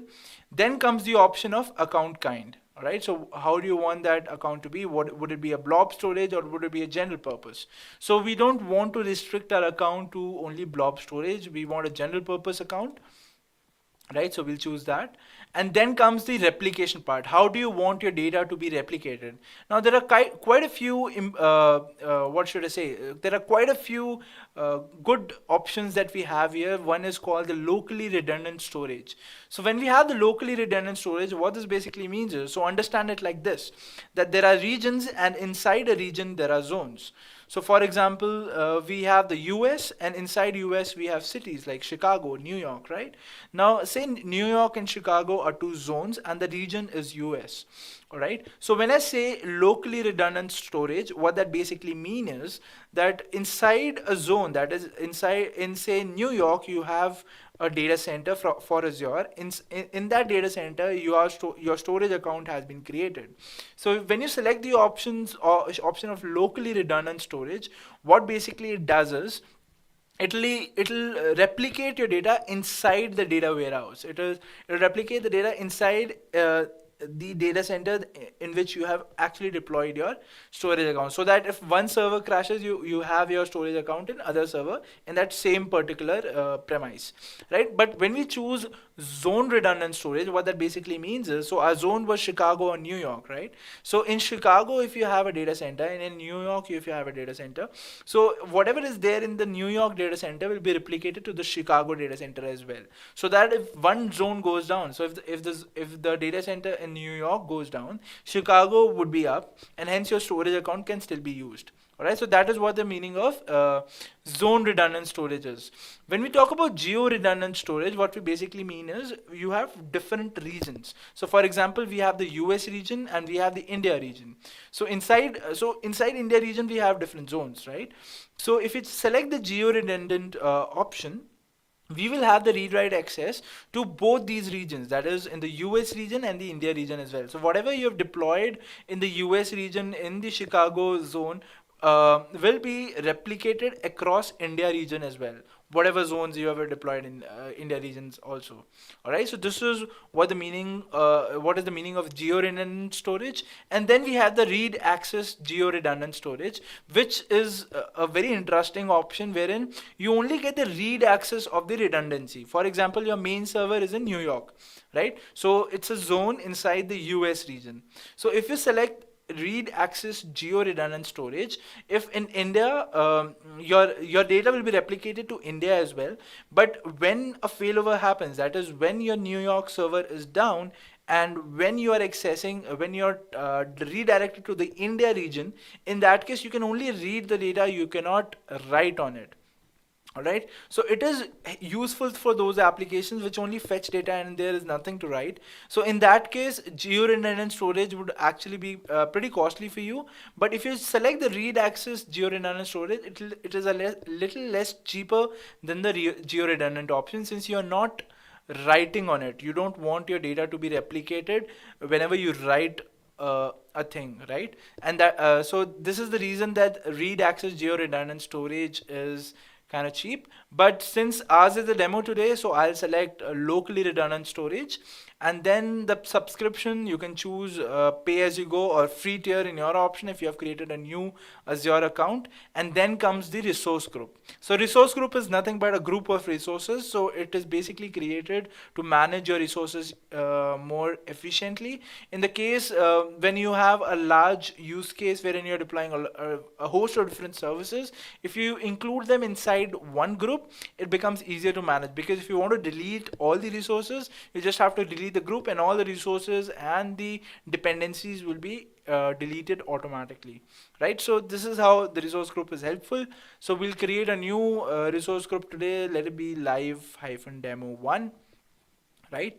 And we'll pin it to dashboard and we'll click on create. So when we pin it to dashboard, it basically has a shortcut on the desktop for Azure. So let me, so while this is being created, let me show you how that dashboard actually looks like. So that dashboard basically gives you all the shortcuts that you want.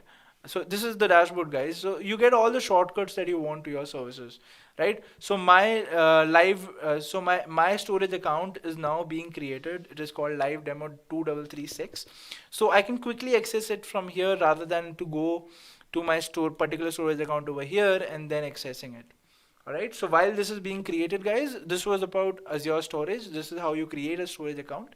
Let me come back to my slide. So this is what an Azure storage is. Let's move on to discuss the components of Azure storage. So right till now we have discussed how you can create a storage account, but inside a storage account you have a host of different services which you can make use according to your use case. Alright, so the first service is called the blob service. So what a blob service? So a blob service is nothing but a file system service wherein you can upload any kind of file, right? So for those of you who know about AWS, so AWS has a service called S3, right? So it is exactly like S3, right? There is nothing changed into it, just the name of the service is called blob. Now inside blob you can upload any kind of file, and then that file can be accessed by depending on the permissions that you have given, it can be accessed by anyone on the planet. For example, you have created a website and it's showing some images. So those images, rather being on the website's server, it could be there on blob and can be accessed directly through the link of any object that you actually upload in the blob. Alright, having said that, guys, let me quickly show you how you can create a blob storage. So let me go back to my dashboard. So as you can see, my storage account has now been created. So if I go into my storage account, I'll get the screen wherein I have to choose a service. Alright, so let me click on blobs, so because that is what I want to create. I'll click on blobs. I'll open it in a okay, I'll open it in the same tab. And then it will show me a screen where it will show me that there has nothing been added, right? So there are no containers yet. So what are containers? Containers are nothing but folders that you have inside the blob. All right. So you cannot store anything in the root directory. That is, you cannot upload any file over here. You have to have a folder inside which you will be uploading your files. All right. So the folders are nothing but containers. Don't get confused with the nomenclature. Right, so inside this I will create a container called live-demo. Right, so it's done. The access type is blob. So what that basically means is if it's private, it cannot be accessed by anyone. If it's blob, inside this particular container all the files can be accessed. And if it's container, This basically means that if it inside this container you have created one more folder, that also can be accessed. But when we select blob, only the files can be accessed. So we'll select blob and we'll click on OK. And it'll hardly take a second to create a container in the blob service. All right, so we have a container now, which is the live demo. And if you go inside this container, there is nothing in it as of now. Right, so now I have actually created a website which can interact with the blob service. So let me show you how that website actually looks like. Or before that, let me show you the queue service. Let us cover the queue service first, and then we'll come back and discuss the blob. Right, so let me come back to my slide. So blobs, like I said, you have created a blob. You can upload any kind of file inside a blob using a website, or you can read the files as well from a website. All right, let's move on and discuss queues. So what are queues? Queues are basically, it's exactly like a data structure wherein whatever information goes first is the first to come out as well. All right, so you use queues to basically list jobs. So in our use case, we discussed that we have an image processing application which has millions of users accessing it, and since millions of jobs cannot be executed at once, they are listed inside the queue so that the server at its own pace can fetch the jobs and execute it. Alright, so this is what a queue is all about, as simple as that. Now, the way you can create queues in the Azure dashboard is something like this, that you have your storage account, right? So let me go to my storage account. So my storage account is now being opening. All right, so inside my storage account with the blob service as well, I had queues option, right? So I'll go to that queues option and create a new queue. So my storage account was live demo 2336, right? And now I'll choose queues. I'll go inside queues, and as you can see, as of now, there are no queues that have been created. So I'll create a new queue, and let me call it hello123. All right, so I'll create the queue now. So my queue has now been created. Now, if I go to my website, which is there for queue, this is how my website will look like if I want to upload some data into queue. So this is a sample website, guys, that I've created. Now, this website has to know how to interact with your queue service. For that, you have a thing called your connection string. So every storage account that you create will have a unique connection string that you have to include in your code. Now, if I click on access keys here, you'll go to your storage account, and then you'll have this pane. In that, you have to go to access keys. Once you go to access keys, you will have a connection string and a key. So you have to have the connection string in your code included so that your code can interact with the particular service. All right, so I'll go to my queues code. So my queue code is this. And if you can see, this is the connection string that I have to specify. I'll copy paste this connection string over here, and this endpoint has to be removed because it is not required in the connection string. Once you do that, you will save it. My queue name is hello123, so it has been already specified here. Right now, I'll go back. I will go to my website, which is this.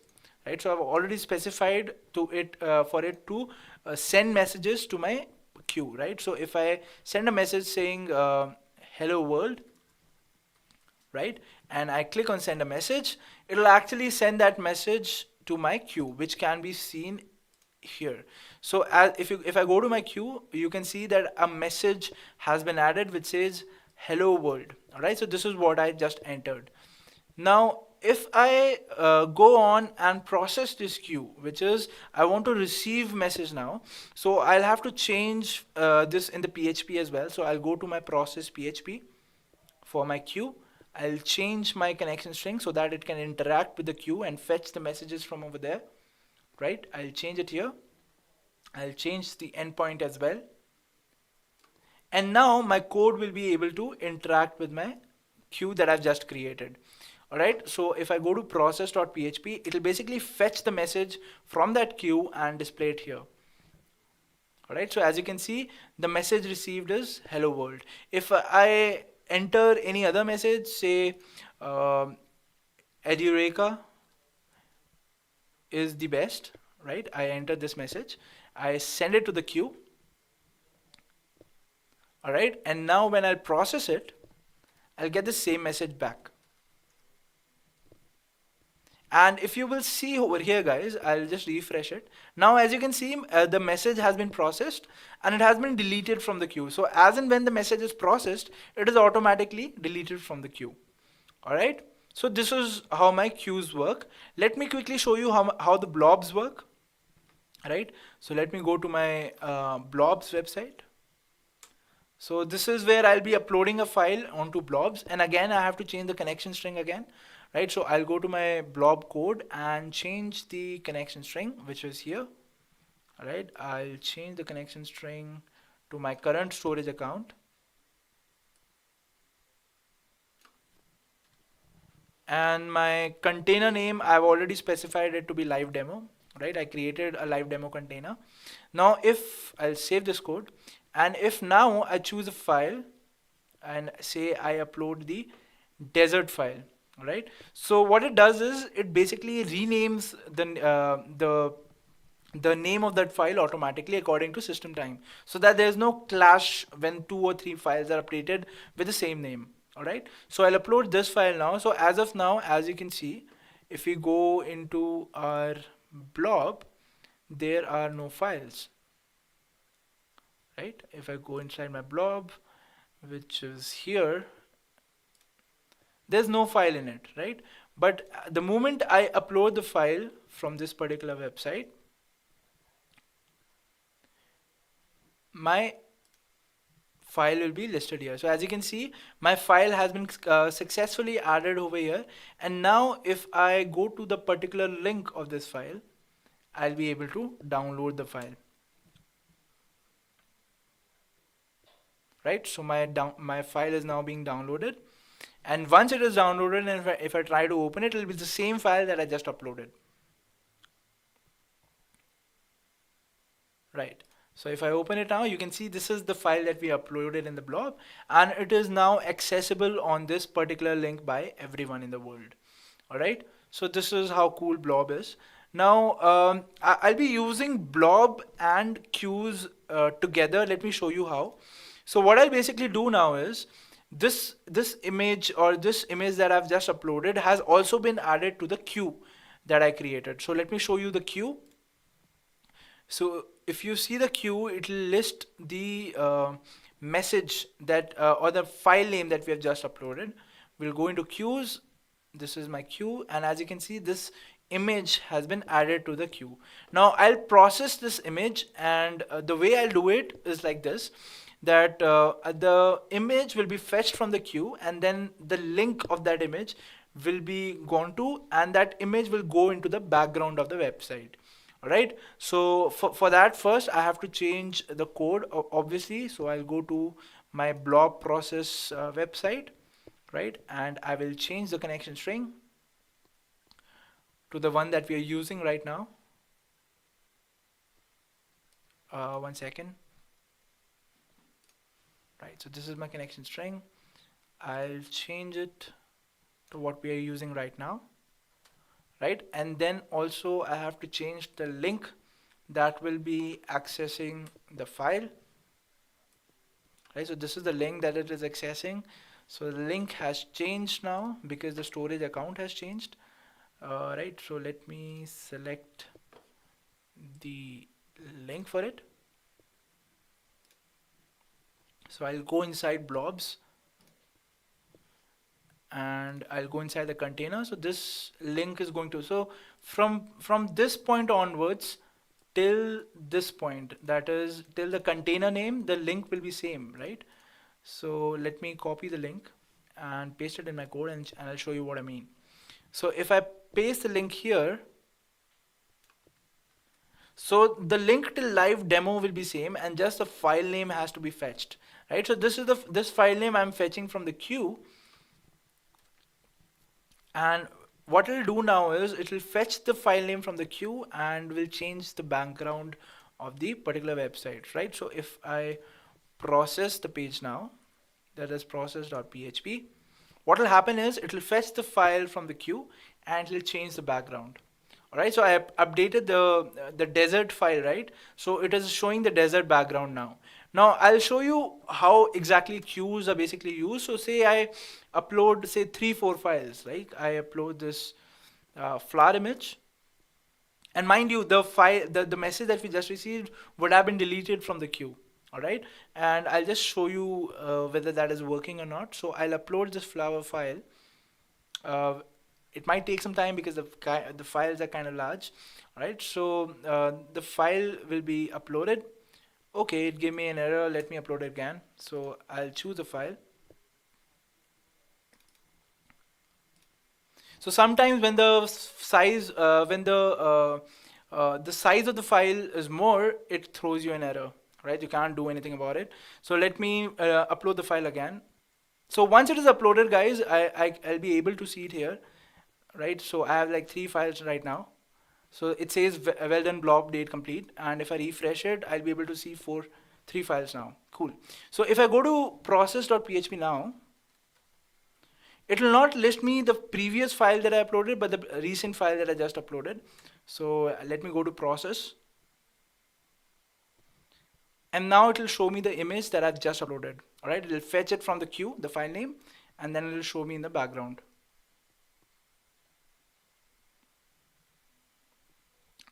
All right, the net is a little slow. Bear with me. All right, so as you can see, the file has been there. I'm getting some weird error over here just because the net is not working, but forget this error, guys. You can see you get the image in the background, right? So similar is the case. Now let me go to my storage accounts.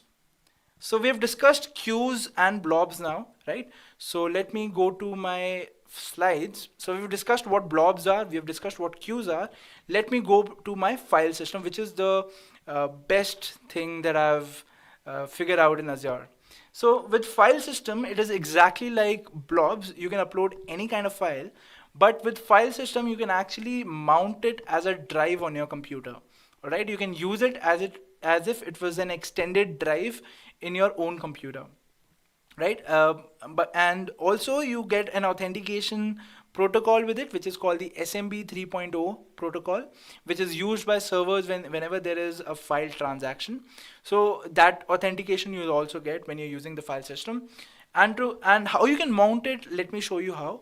So first of all, this mounting process is not available in Windows 7.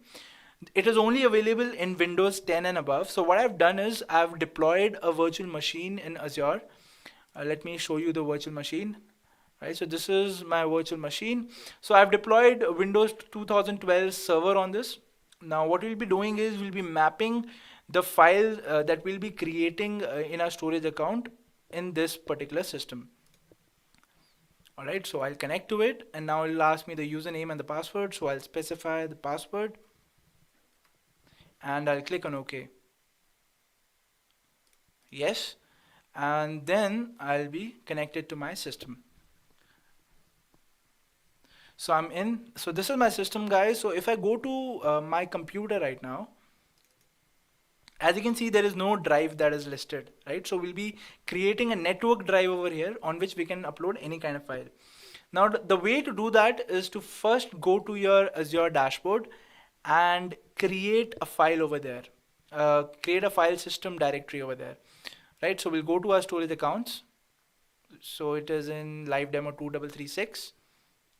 And then we'll be going to files, right? So as of now, as you can see, there is no directory which has been listed here.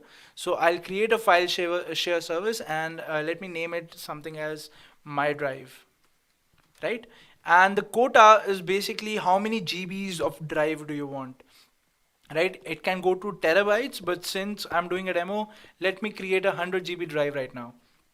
Right, so I'll create a 100 GB drive and I'll click on OK. All right, so my drive has been successfully created, right? So I'll go to this drive, I'll click on connect, and then I will get this command to connect to it. All right, I'll copy this command and I'll paste it in the notepad. So I'll use this in my server that I've just deployed. Now how will I use this? Now if you look at this command, guys, this is the address of your server. All right, so this is the address of your storage account, and this is the file share that you have just created, which is called my drive, right? The username to access this would be Azure slash live demo 2336. All right, and the password for this would be the key, which has been specified here. Now I have to specify everything in that I've just mentioned in this server that I've created. All right, so the way you'll map the network drive is like this. You'll go to PC, you will right click it, and you will click on map network drive. All right, now it will ask us the drive name that we want to allocate it. So for example, we want to allocate the K drive to it. All right, and in this particular thing, you will be putting in your address of the server, right? So let me copy the address of the server, which is this. All right, I'll copy the address and I'll save it over here. All right, so it has saved it, and now I'll click on finish. So if everything goes well, guys, it will ask you for the username and the password. Now the username would be this, that is Azure slash live demo 2336, right? So I'll go to my server, paste the username here, and then it'll ask me the password. So like I said, the password would be this, your key. So I'll copy the password, I'll paste it here, that is in this particular field, and I'll click on remember my credentials and click on OK. So now if everything is authenticated, it will go inside my drive. So as you can see, I'm inside my drive right now, and if I go to this PC, that is my computer, I can see that a drive has been added over here. Now this drive, in this drive, as you can see, the total size is 100 GB and the space free is 100 GB. So this is the quota that we assigned in file share while creating it, right? Now if I want to copy any file over here, I can easily do that. I'll just copy this particular file and paste it here, right? So it'll easily copy it and say I want a shortcut to be copied here. I can copy the shortcut as well, because I don't have any files on this particular server that I can show that I can copy here.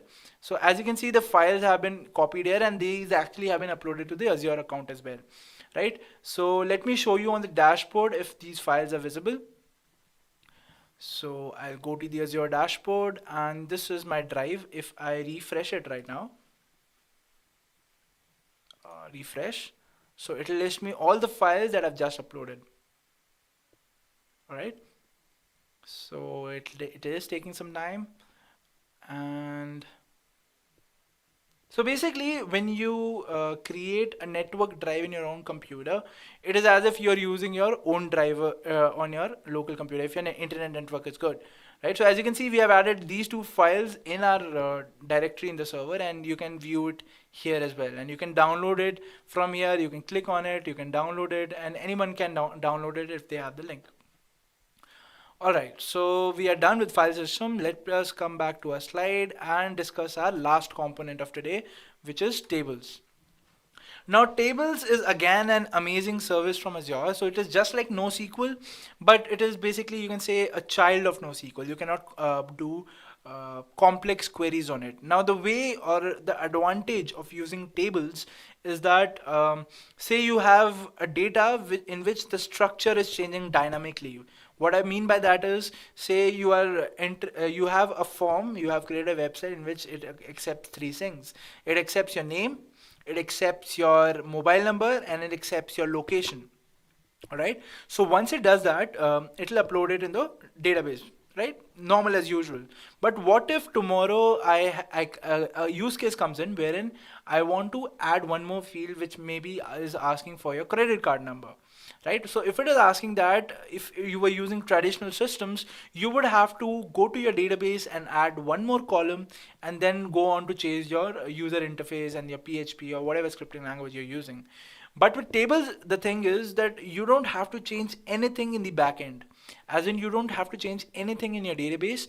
It'll automatically adjust according to your data and create one more field, which is basically which is basically you're trying to ingest. For example, in our case, we are trying to ingest the credit card number as well, so it'll do that automatically. So let me show you how you can use the table service. So we'll come back to our dashboard and go to storage accounts, right? And again, in your storage account, you'll have all the services listed. So we will select tables. We'll go inside tables, right? And once we are inside tables, we'll have to create a new table. So let's name this table as, say, um, new table, right? And we'll click on OK. So my table has now been created. All right. Now the way you can upload your data to this table is the same. You just copy the connection string, you call the API, and you can upload your data. But to view the data in the table, you will need your Visual Studio. All right. So this is one table that I created earlier. So for adding it, I'll show you how to add it. But first, let me add some values inside this particular table. That is my new table. Right? So there is nothing inside it because I just created it. So what I'll be doing is I'll be showing you the website through which I'll be uploading the data into the table. So it is this. So this is my website using which I'll be updating the table. Right, now the way I'll be doing it is I'll be first changing the connection string. So the connection string can be found here, right? I'll have to change this. This is my connection code for table, so I'll have to change the default connection string. So let us quickly change it. This is my connection string. I'll come back to my code, paste it here, right, and remove the endpoint. Cool. So my connection string has been given. Now I have to change the table name as well. So my table name is new table, right? And all right. So nothing else has to be changed. Cool. So our code is done. Now I'll come back to my slide and refresh it. All right. So now there are two things that you have to understand that are there in a table. One is called the partition key, and one is called the row key. All right, what is partition key, what is row key? Let me explain you. So whatever files that you're trying to store in your table are stored in different nodes. When I say nodes, there are basically different servers. All right, now each server will have a partition key which can identify it. So say there is server 1, server 2, server 3, and server 4. All right, so I want to store my data in server 1. All right, so my particular type of data that I want to store in server 1. So for that, the partition key would be 1. All right, now inside my server, every row has to be identified by a unique identifier, and therein comes in the row key. So this row key should be unique to each and every record that you will be putting inside a partition key table. That is inside that particular server. If you change the server, again the row key can be same as that of the previous server, but when you are creating records inside one particular partition key, the rows key value has to be different. All right, having said that, guys, so we have this website and we have created our new table over here. All right, now what I'll be doing is I will be mapping this new table in my Visual Studio. Now the way to do that is open your Visual Studio, go to Server Explorer, and once you have you'll be listed your Azure service over here. All right, now I'll have to map my particular storage account on this Visual Studio as well. So the way to do that is in the storage section, right click it and click on attach external storage. All right, so once that is done, it will ask me the account name and the account key. Now the way to attach it is like this, that you will go to the table service, your storage account, you will copy the name, paste in the account name, and then your connection string, your key. Right, so in this case you'll be copying the key and you have to paste the key here. Remember the account key so that you don't have to enter it again and again, and click on OK. So this will add your storage account over here, right? So this is my storage account, live demo 2336. Right, so my storage account has now been added, and inside it I have created a table called the new table. All right, so if I click on the new table, as you can see, there is nothing that has been added as of now. So what I'll do is from my website, now I'll add a new value. So I've already specified the partition key as default. It is called task Seattle, right? All I'll be doing is I'll be entering the name over here, entering the row key over here, which will be unique. All right, so as of now there are no records, so I'll enter 1 as my row key, and now I'll enter the columns that I want. So this particular row is the columns, and this is the values that I want for that particular column. So for that, for example, I want the name column to be there. Right, inside the name column, I want the name Hemant. All right, I'll specify that, and say I want my mobile number to be there. I'll specify mobile NO. Right, and I'll specify the mobile number here, that is 1 2 3 4 5 6 7 8 9, say, and now I'll click on upload data. So this will upload the data to the table that I've just created.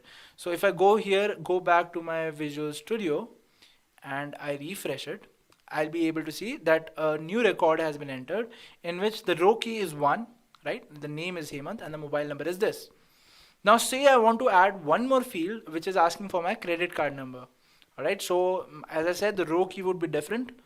Now I'll enter the name.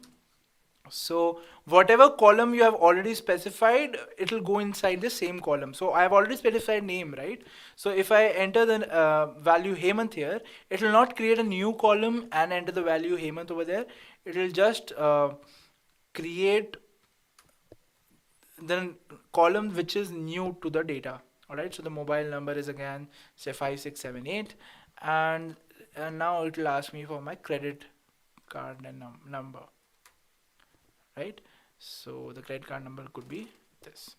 All right, so now if I upload the data, and I'll show you how it looks now.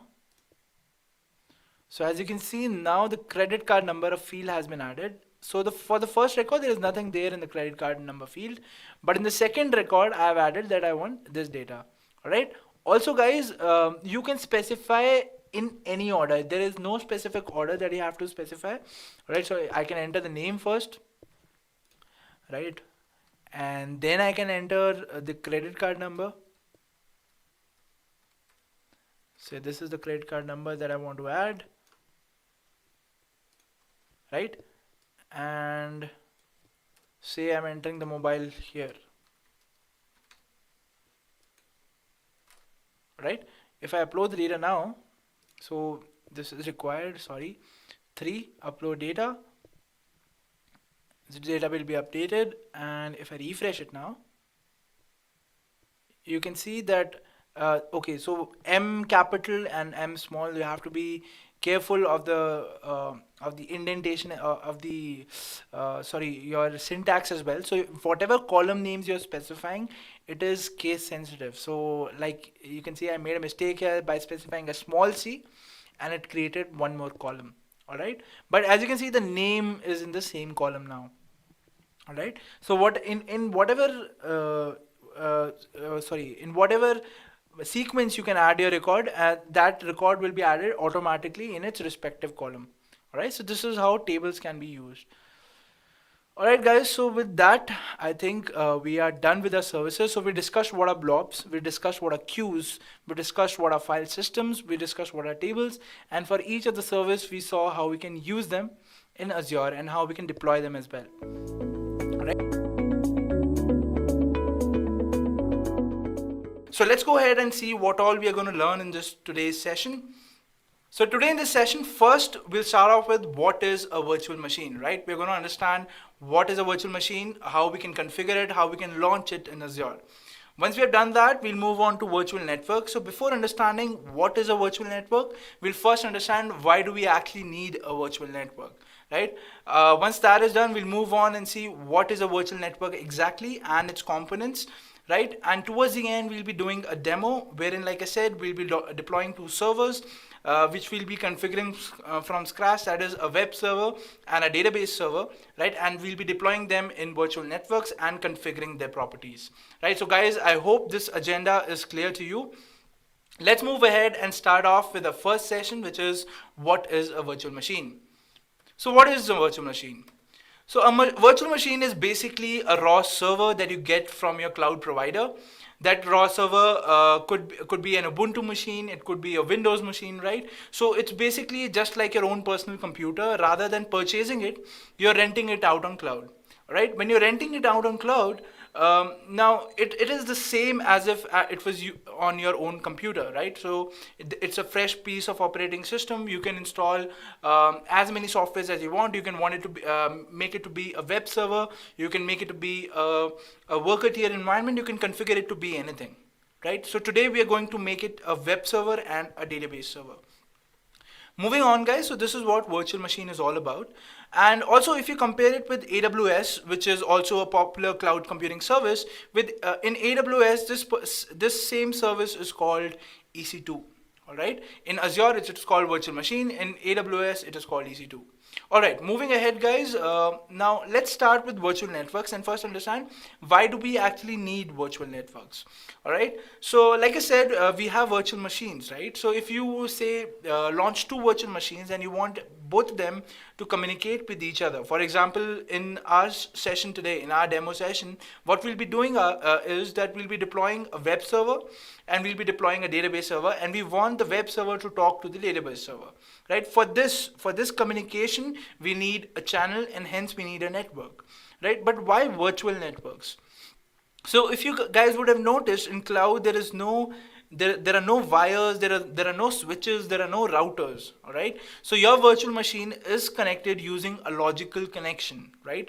It is logic. These two servers are logically isolated, and that is why we call it virtual, right? So this is so we understood that for the communication scale sake, we need a virtual network. Let's now understand what a virtual network exactly is.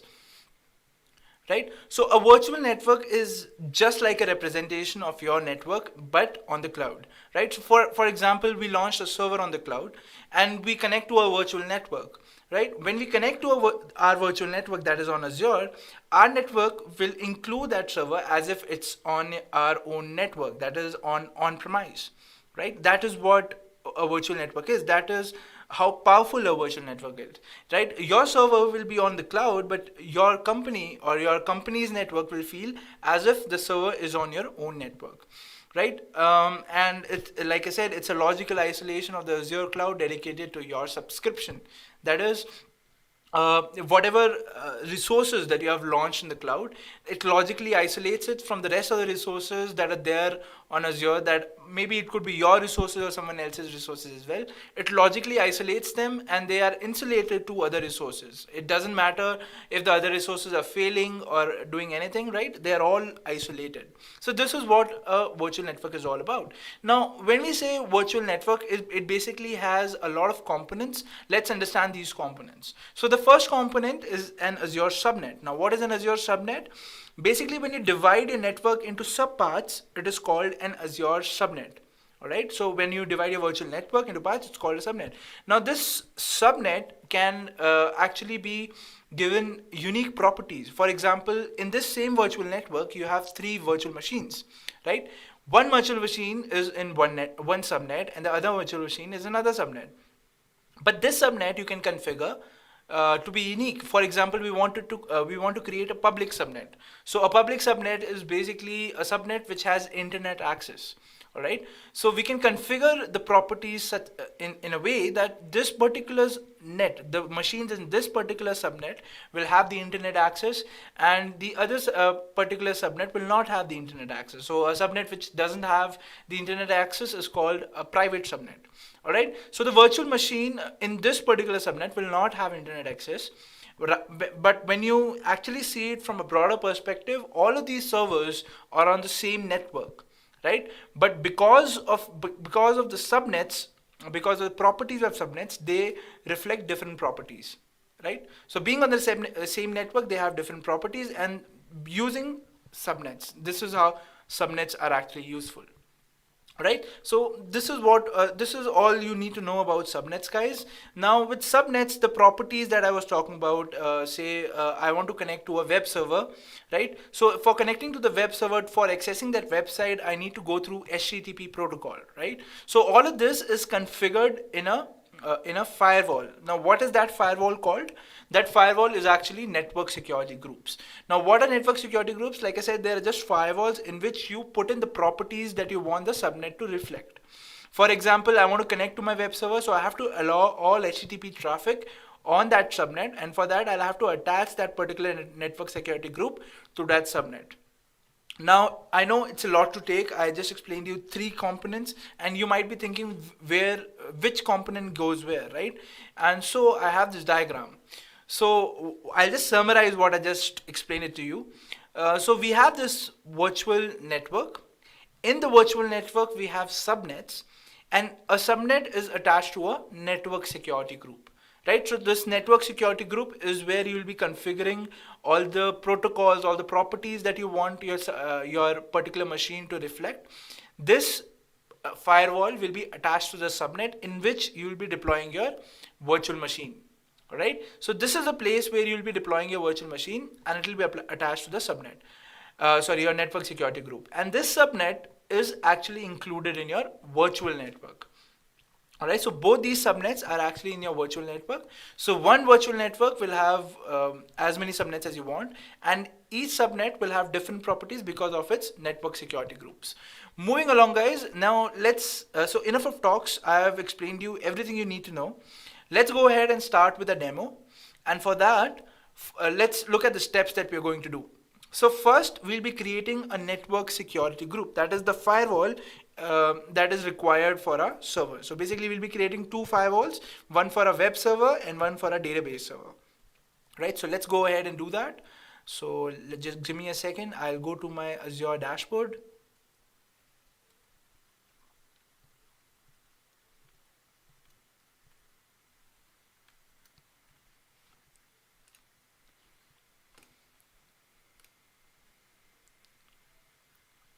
Alright, so guys, this is how my dashboard actually looks like.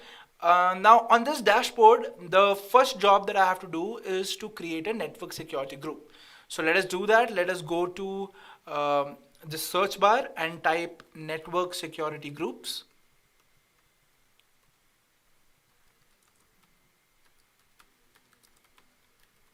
Right, and once you have done that, you will see it is listed over here. We'll click on it, and then we'll click on add. Now when we click on add, we first have to add the firewall for web server, right? So it is your choice. Either you could deploy the web server first or your database. So you'll type in the name of the network security group, that this is for my web server. So I'll type in web server. Then I'll have to assign a resource group. Now what is a resource group? So basically, like for our use case today, we'll be deploying a lot of resources, right? So it becomes easier for us to manage it if it comes under one group. Alright, so we'll be creating that group over here. So say I'll name the group as live-demo. Alright, so this becomes my resource group, and all the resources that I'll be launching today, I will include them in this particular group so that it becomes easier to manage for me. Alright, and I'll pin it to dashboard and I'll click on create. Now, while it is being created, you would have noticed that I've pinned it to dashboard. Now, what is the dashboard, guys? So for those of you who are not acquainted with the Azure dashboard, so dashboard is just like a desktop, guys, that you have on your computer. So all the shortcuts are created here. Because I would be configuring all the properties, so I want it to be listed here, and that's why I have created a shortcut on the dashboard. Alright, so while it is being deployed, let's deploy our second network security group as well, which is for my database. Right, so I'll click on add and I'll type in database. I'll include it in the resource group that I've already created, which is live demo. I'll click on this, I'll pin it to dashboard and I'll click on create. Right, that is it. It's pretty simple. Just enter the name, the resource group that you want to enter it in, and create it. Right, now one thing that I want you to notice is, guys, I've not configured any property as of now, right? I'll do that later. So as of now, I just created 2 firewalls with the name web server and database. Now what I'll do is, let me come back to my slide to see what we'll be doing next, right? So step 2 is create the virtual network. So now I'll be creating the virtual network in which I will be deploying my servers. Right, so let's do that. Let's create a virtual network. So I'll click here, I'll go to virtual networks, I'll click on add, and I'll give the virtual network name, say VNet, right? And then comes the address space. Now, what is the address space? Address space is basically the number of IP addresses that your network can hold. So as of now, this virtual network can hold 256 computers, all right, or 256 virtual machines. Now, since I'll be creating more than 2 subnets, I want an address space which will be more, because each subnet will take some minimum value, right? So let us give it a more elaborate address space. Let me type in this, right, and edit this part, and this will give you a bigger set of addresses to deal with. So now my virtual network will be capable of having 65,000 addresses, which is kind of cool, right? Next, we have the subnet name. So by default, when you create a virtual network, there will be a default subnet which will be created. All right. So this is the address range for that default subnet. So it should be in the same range that we have specified for our virtual network. So let's give it this address. And as you can see, in this particular subnet, that is the default subnet, I'll have around 256 machines. All right. So that is it. Nothing else needs to be configured. I will include it in the resource group that I've already created, that is live demo. And location is basically the place where the servers are being deployed, right? So by default, it's West US. We'll keep it at that, right? And we'll create this virtual network. That is it, guys. Nothing else to be configured. For as of now, this virtual network does not have any subnets, right? We want a web server subnet, and we want a database subnet that we'll be deploying now once the virtual network is ready. All right, let me come back to my slide and show you this diagram. So this diagram basically talks about a virtual network, 2 subnets. Now, what I'll be doing is I'll be launching 2 virtual machines, and I'll be attaching these virtual machines with this subnet. All right, and this is basically your network security group. This is where you'll be configuring your properties, and this also I'll attach to the subnet. Now this VM will then reflect the properties of this particular firewall, right? I'll not be attaching this firewall directly to this VM, but I'll be attaching it to the subnet. Now what advantage do I have in this is that say I launch 3 servers in the subnet, all of them will reflect this property, right? So I don't have to configure them separately. All of them will be reflecting the security group's properties of this particular subnet. All right, I think our virtual network is ready. Let's see. So if I go to my virtual networks, I'll see that I have my virtual network ready. All right, now I'll go inside my virtual network, and now I'll be deploying the subnets. So we'll go to the subnets pane, we'll click on add, and let's add our first subnet, which is the web server subnet, right? Now this web server subnet will be attached to a network security group, which will be for the web server, right? So we'll attach the network security group for the web server, and we'll click on OK. That is it. It's that simple. Just add the subnet, attach the network security group to that, and you're done, right? Similarly, I'll be deploying the database subnet now, and I'll go to network security groups. I will click on the database subnet, database network security group. I'll click on OK, and bam, I have one more subnet. Let me go back to my dashboard and see what all do I have. So I have the 2 network security groups. I have deployed the virtual network. I have deployed the subnets in it, and I have attached the firewall to the subnet. All that is left is now the VM. So step 3 is create the web server virtual machine and the database virtual machine. So let us do that. We will go to our pane, go to virtual machines, right? Click on add. And with this, you will get this page wherein you have all the operating systems that you can set in your virtual machine. Now you can set a Ubuntu operating system. You can also configure a Windows server, but we'll be dealing with Ubuntu today, right? So I'll select Ubuntu. I'll click on create, and then I'll get this page where I have to enter the general properties. So I'll name the server as web server, right? I'll give the username that will authenticate me to this particular server. Now, when you talk about the password or the way you will authenticate yourself, you basically have two options. You can either authenticate through a public private key, or you can authenticate through a password. So password is more easier, and since we want our things to be done quicker, I'll give a password, and this is the password. I'll configure it now, and that is it, guys. Nothing else needs to be configured. Resource group, I'll give the resource group that I've already created, that is live demo, and I'll click on OK.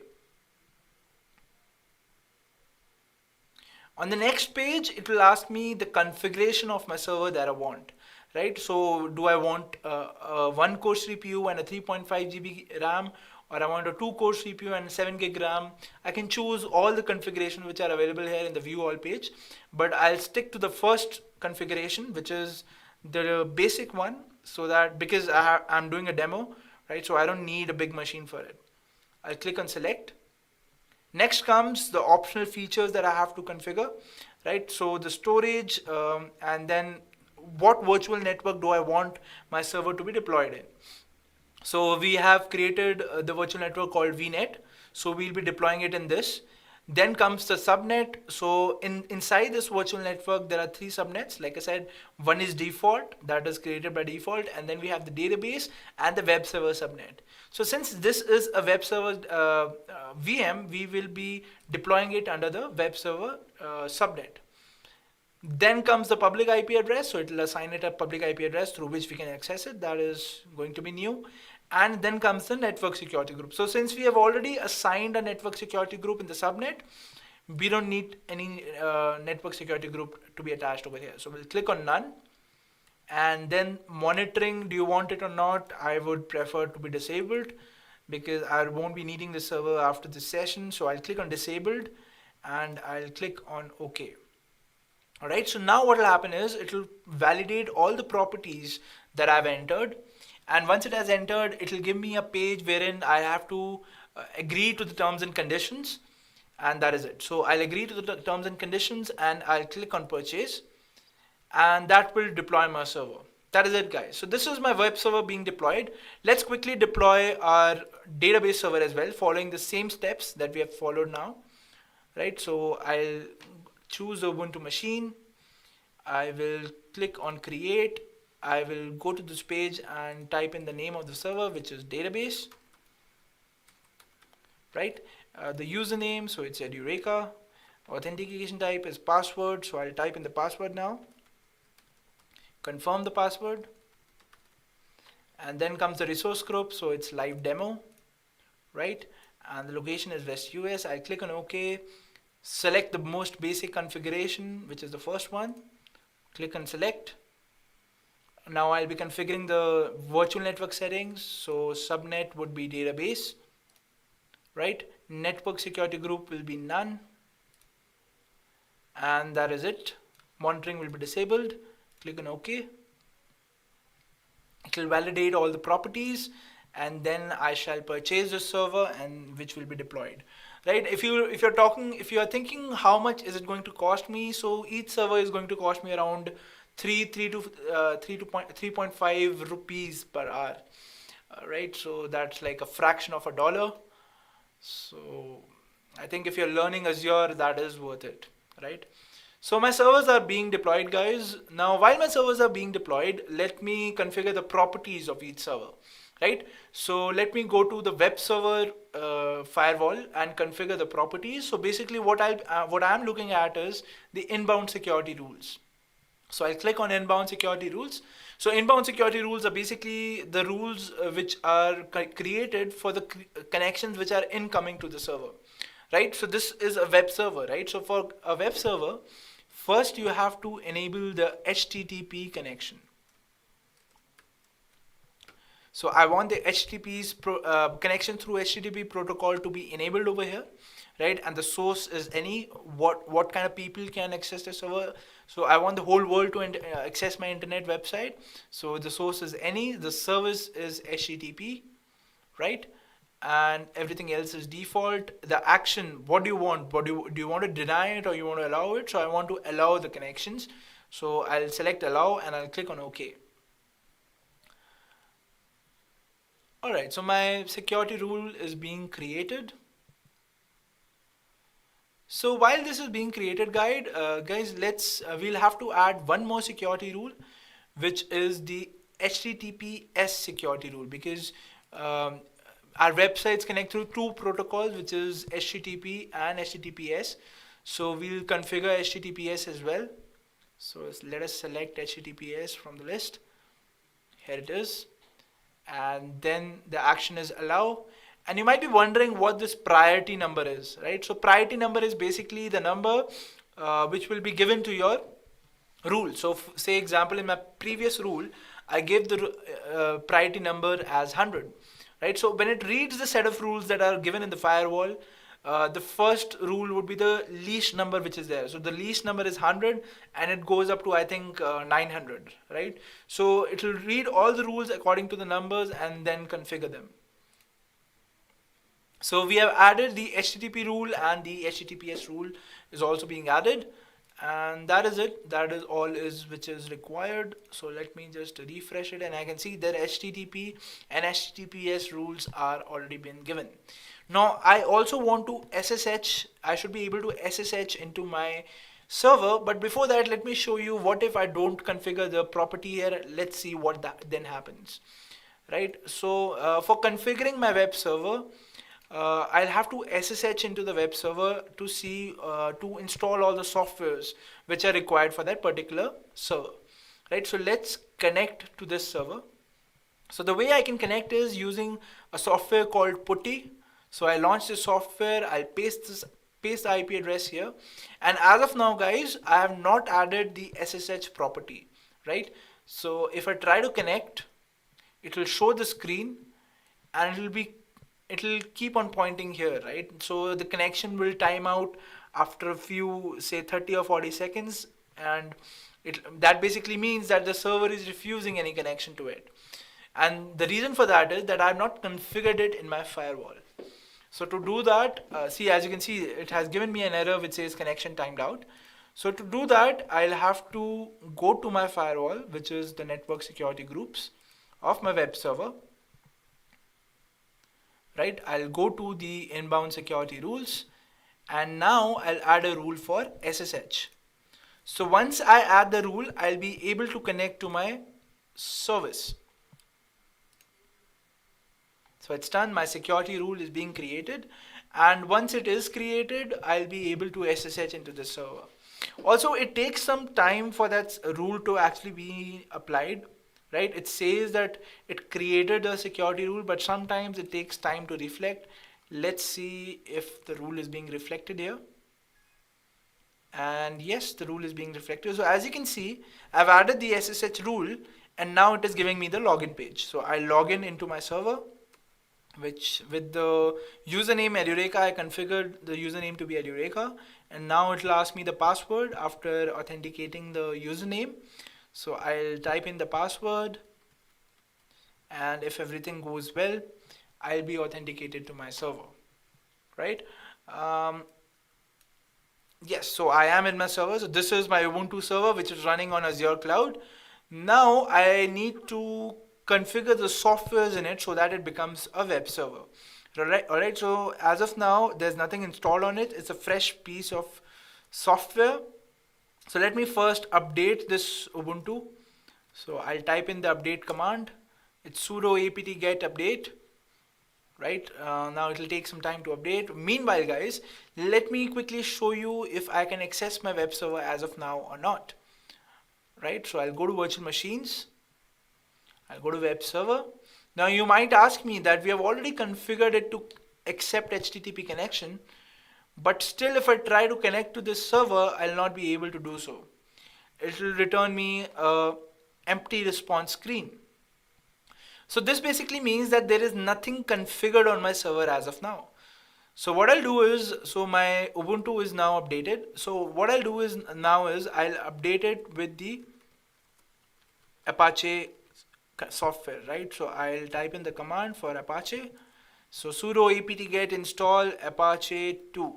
All right. Once I've done that, it will install the Apache software here. and within seconds you can see that I'll be able to connect to this server. So it's starting the service, processing. Yeah, so Apache is installed. Now if I try to connect to the server, you'll be able to see that I'm getting the Apache screen. So if you want, you can connect to this server. The IP address is 40.83.140.100.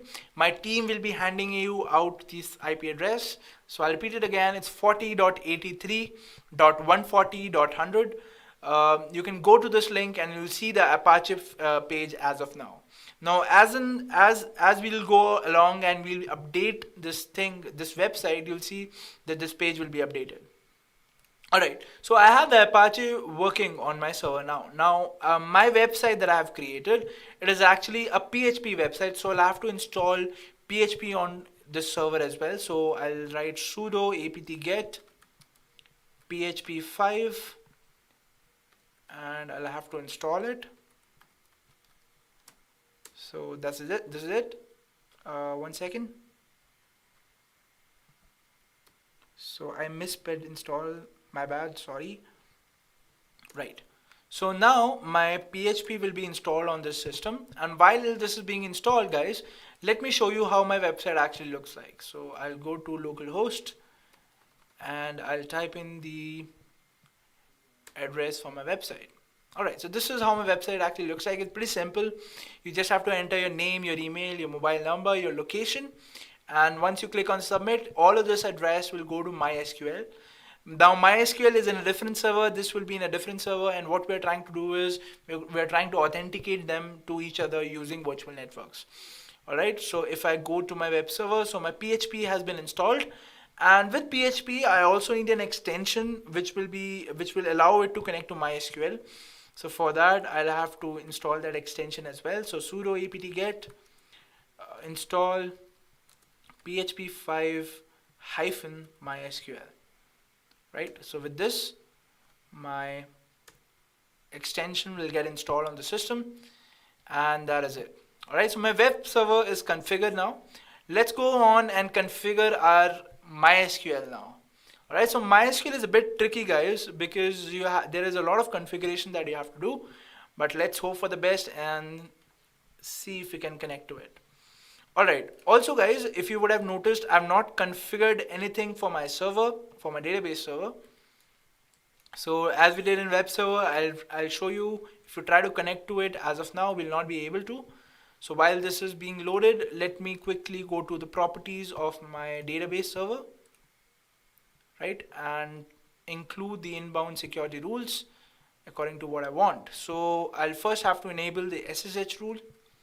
Right, so this is how I'll be able to connect to my server. So I'll select the SSH service. The action is allow. I'll click on OK, and my security rule will now be created.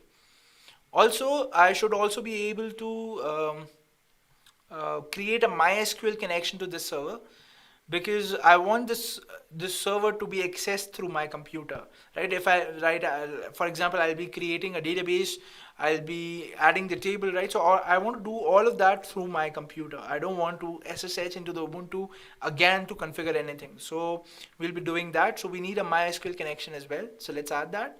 So it would be MySQL, and the service would be MySQL. Action is allow. I'll click on OK. And this is it, guys. So now the security rule will be created, and if we try now to connect to our database server, I'll be able to do so. So I'll copy the IP address, I'll click on open, I'll say yes, and now it'll ask me for the login name. So as you can see, the security rule worked. It is asking me for the login name and now the password. So I'll give the password for this.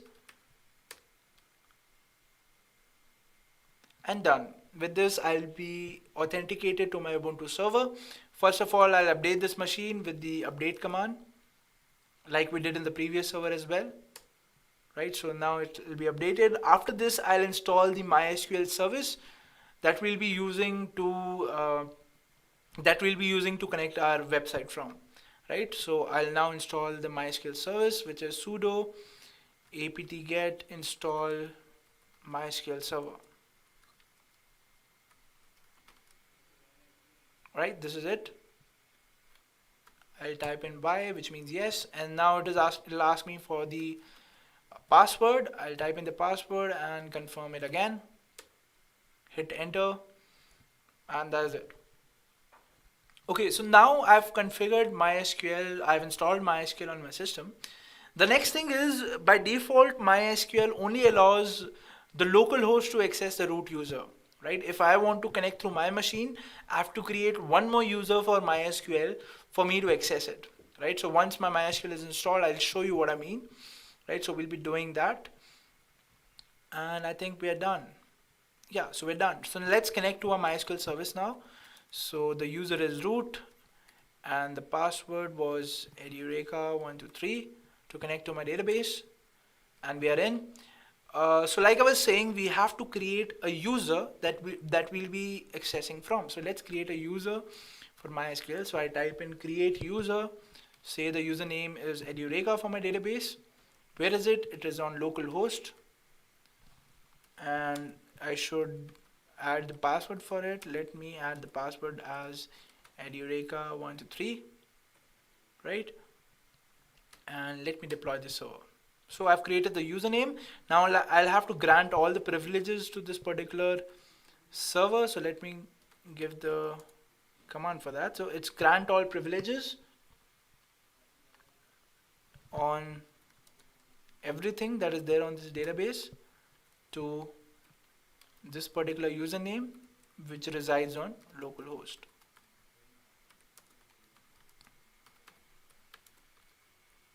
So this is a command that we'll be configuring. All right, now same set we'll be configuring for the percentage host. So let us do that as well.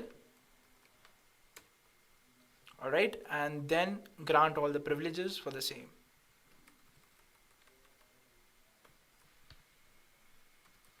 All right, so done. So we have created successfully a new user. Now if I try to connect to this database using this user, let's see how we can do that. So I'll type in MySQL. So previously I authenticated myself using root, but now I'll use the edureka username and see if I can connect to it. Sorry, I misspelled it. So it's edureka-p, and now the password. So as you can see, I can authenticate through. All right, sorry for that glitch. All right, so now what we'll be doing is, like I was saying, so we have to configure one more file for our MySQL to get configured, right? So for that, let us go to our directory, that is etc, and in that MySQL, right? And now in this particular directory, I have a file called my.cnf. So this is the configuration file that I'll have to configure for connecting to my MySQL. So I'll sudo nano into it, and then I will get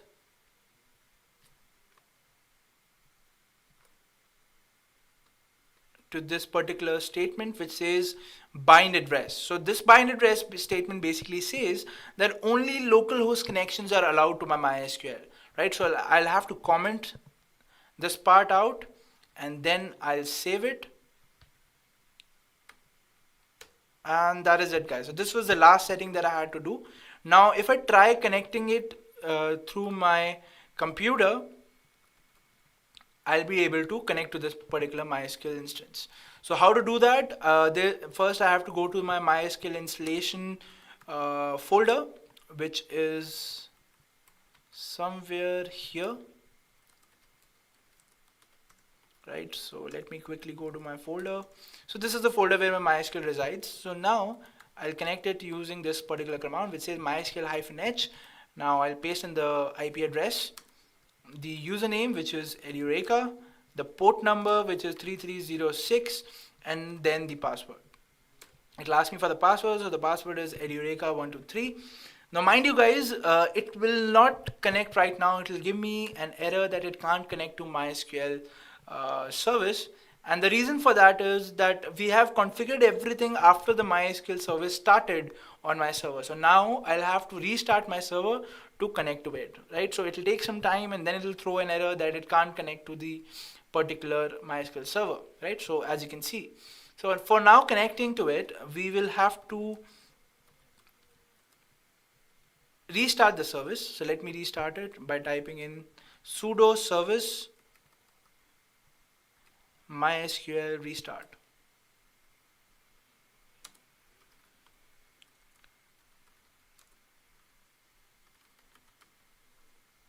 Alright, so with this command, my MySQL will get restarted. So let's see. So my MySQL has stopped and now it has restarted. And now if I try to connect to my MySQL server,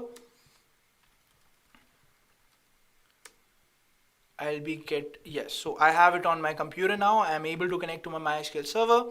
Let's quickly create a database for my website which says create database entry.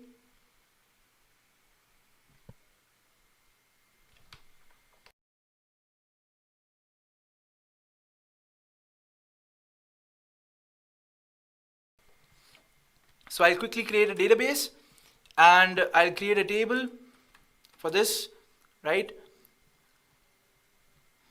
Which is create table entries. I'll give the name.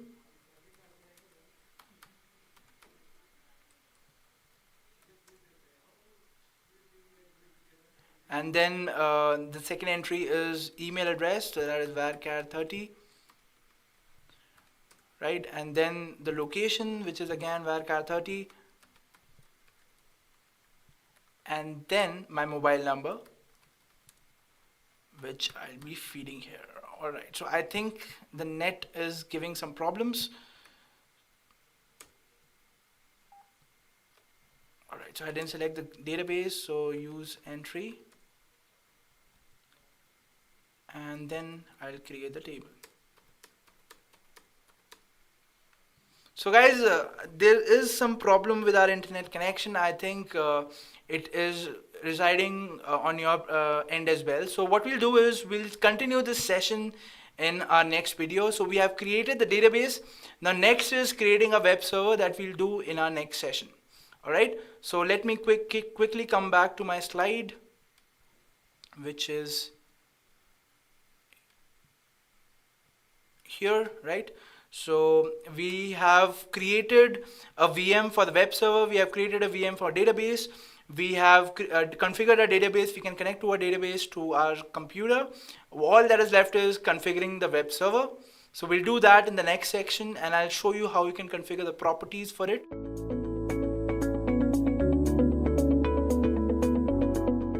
Today in this session, I will show you guys how you can configure the web server. All right.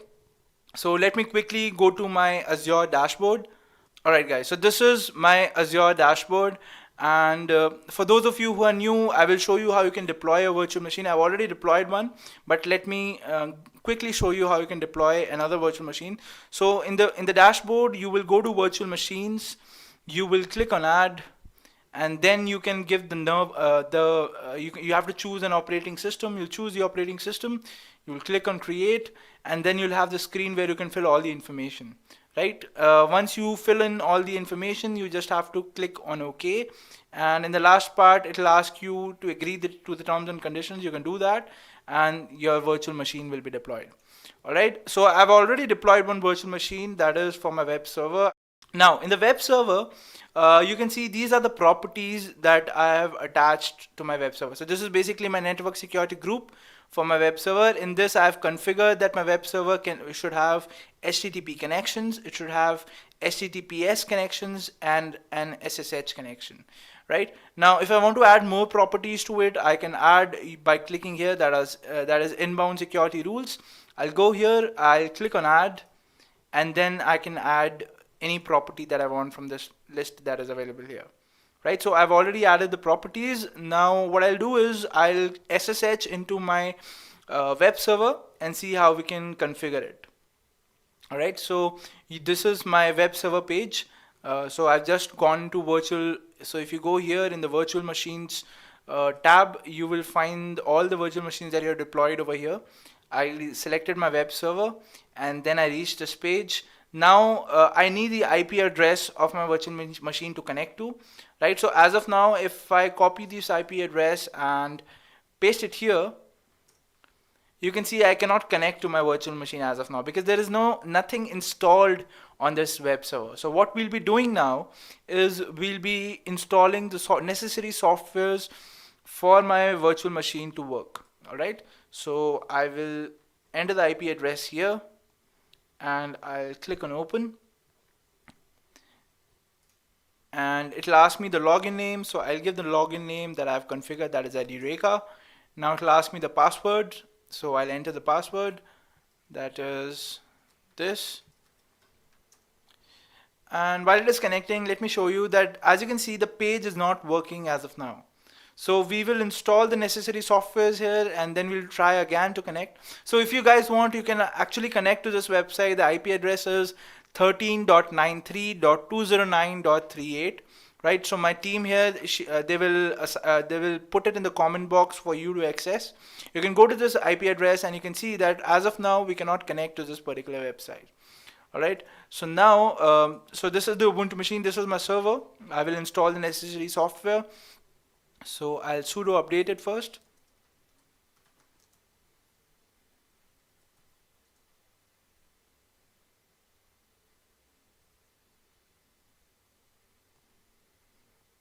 Alright, so my updation is being happening, and now I will install the PHP software. So my website for that I want to deploy on this particular server, let me quickly show you the website that I want to deploy. So it's hosted on my local host as of now. Right, so let me go to my website.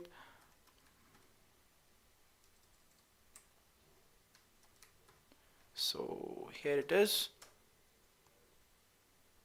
Alright, so this is my website, guys. I'll enter a name, an email address, a mobile number, and a location. I'll click on submit, and it will enter all these values into the MySQL database that we created yesterday.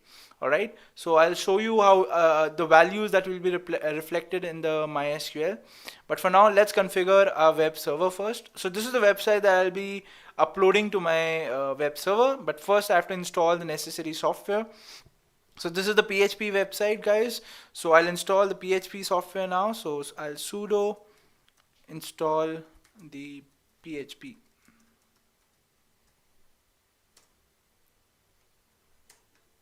Alright, so it will install the PHP now.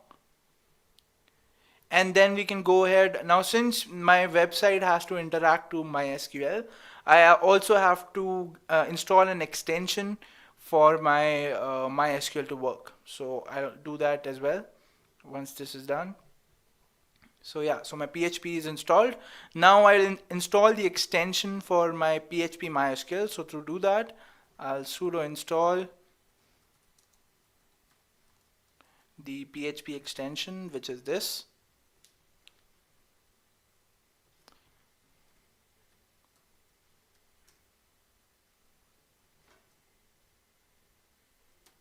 So I misspelled it, 1 second. Alright. Now for all of this to work, I also have to install the Apache server. So let us install the Apache server. So like I said, as of now, we cannot connect to it. So what I'll do now is install the Apache server. So sudo apt-get install Apache.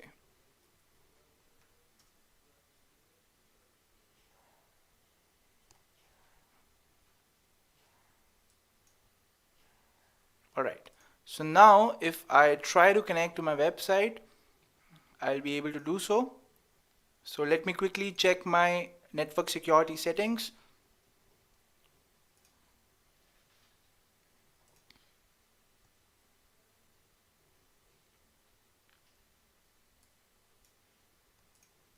So I'll go here, I'll type in network security groups.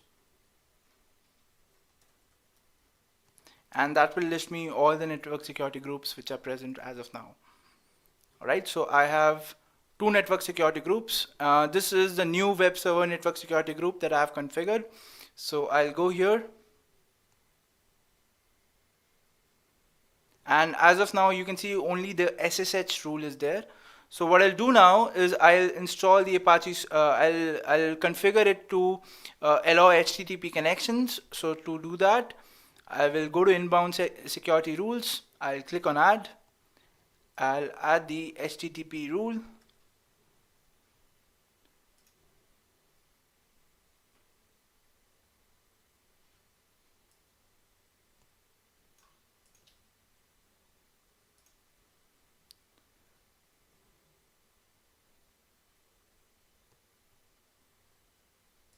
Here it is. I will click on allow and I'll click on OK.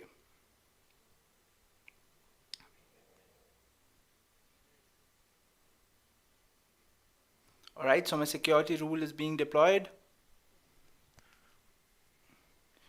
I also have to configure it to have the HTTPS rule as well. So I'll configure it to have the HTTPS rule. I'll click on OK.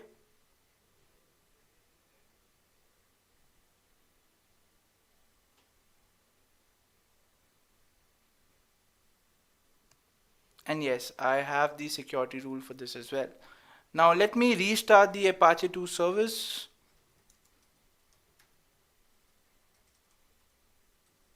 Sudo service Apache 2 restart. Right, and if now I try to connect to my website, yes, so I can see that Apache 2 page is now working, right? So if you guys will now try to access this IP address, the Apache 2 page will start working. All right, guys. So now, since our page is working, the next task is to connect through FTP and upload my website. So to do that, I'll have to first add the FTP rule in the inbound security rules. So to do that, I'll click on add, and in the name, I'll type in FTP, right? The service would be FTP, and then the action is allow, and I'll click on OK. So it is now creating the security rule. And once this is done, I'll be able to connect through an FTP software that I have. This is called FileZilla. All right. So you'll enter the IP address here, your username, your password, port number for FTP connections. It's 22, and then you'll click on Quick Connect, and then we'll have the all the directory listing of that server over here. All right. So as I can see, the FTP rule has been added. So now I'll go to the dashboard. I'll go to my web server. I'll copy the IP address. I'll paste it here in the host. The username for it, that is Edureka. Password, let me enter the password. And now the port number. I'll click on Quick Connect. Now it will take some time to connect to the directory of my server. So now I have the directory. Alright, so now I'll have to upload my website, right? So for doing that, I'll have to go to this particular directory, that is /bash/www/html. Alright, so this is the directory where you will be uploading your website. Now, by default, you cannot upload your website. So let me show you what I basically mean. If I try to upload my files here, you'll see that I'll have an error, so that file transfer has failed. So that is because over here we don't have the access rights. I cannot read write in this directory. Now for doing that, I'll have to allow myself from the shell. So I'll do that. Let me cancel all the file transfers that are happening. All right. So now I'll go here. I will type sudo chmod -R 777. So this will basically give me the read-write access to this particular directory. And once I have that, I can upload my files. Alright, so this should be it. Now if I try to upload my files over here,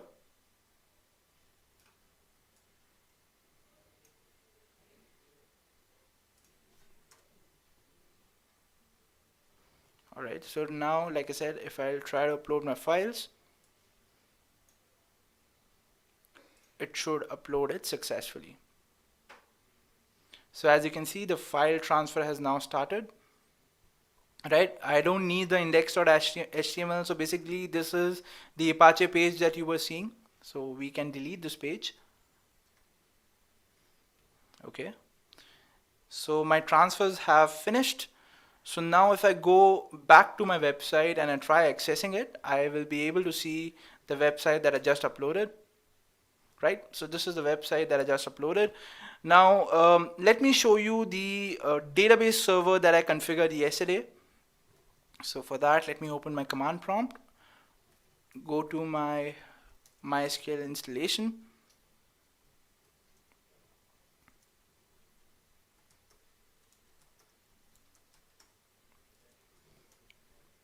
So this is my MySQL installation guy. I'll type in the command mysql-h and now the host name, right? So for the host name, I need the IP address of my server.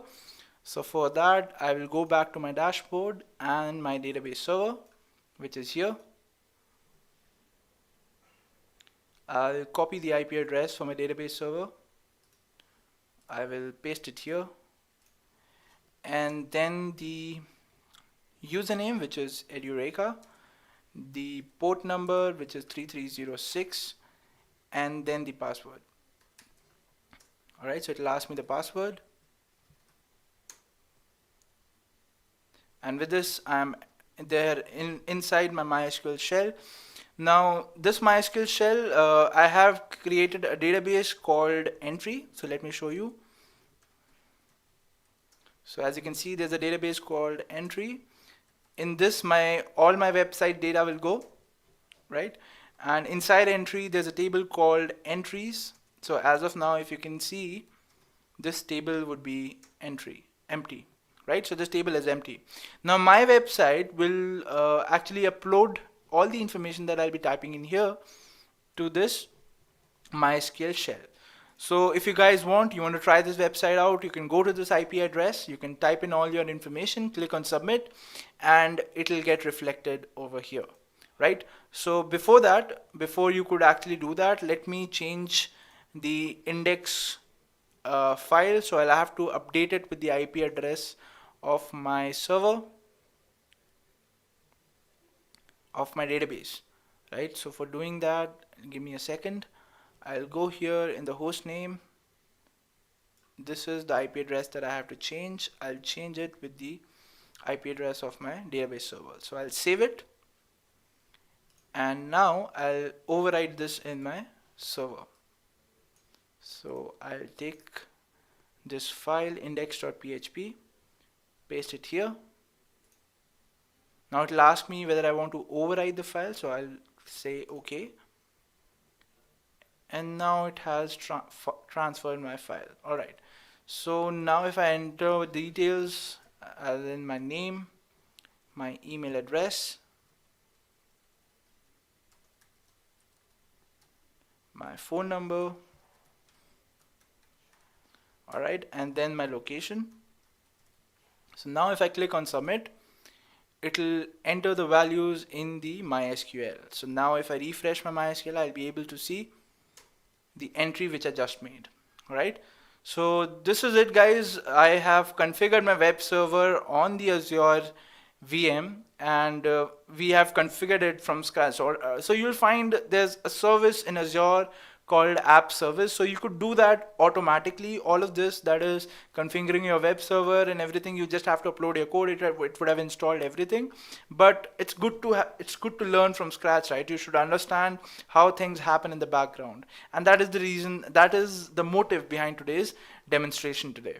All right, so with that, guys, I will end today's session, right? So let me summarize what all we did. So we created a virtual network, we created a subnet, we created a network security group, we created a VM, we attached the VM through the subnet, and since the network security group was attached to the subnet, our VM could access the properties in the in my network security group. In my network security group, I allowed all the HTTP connections, right? I allowed the SSH connection, and that is the reason I could connect through SSH, right? And That is the reason you guys could also connect to this website if you try to open it. And in case I would have denied all the traffic from HTTP, you guys won't have been able to access the website. And that is the reason we need firewalls.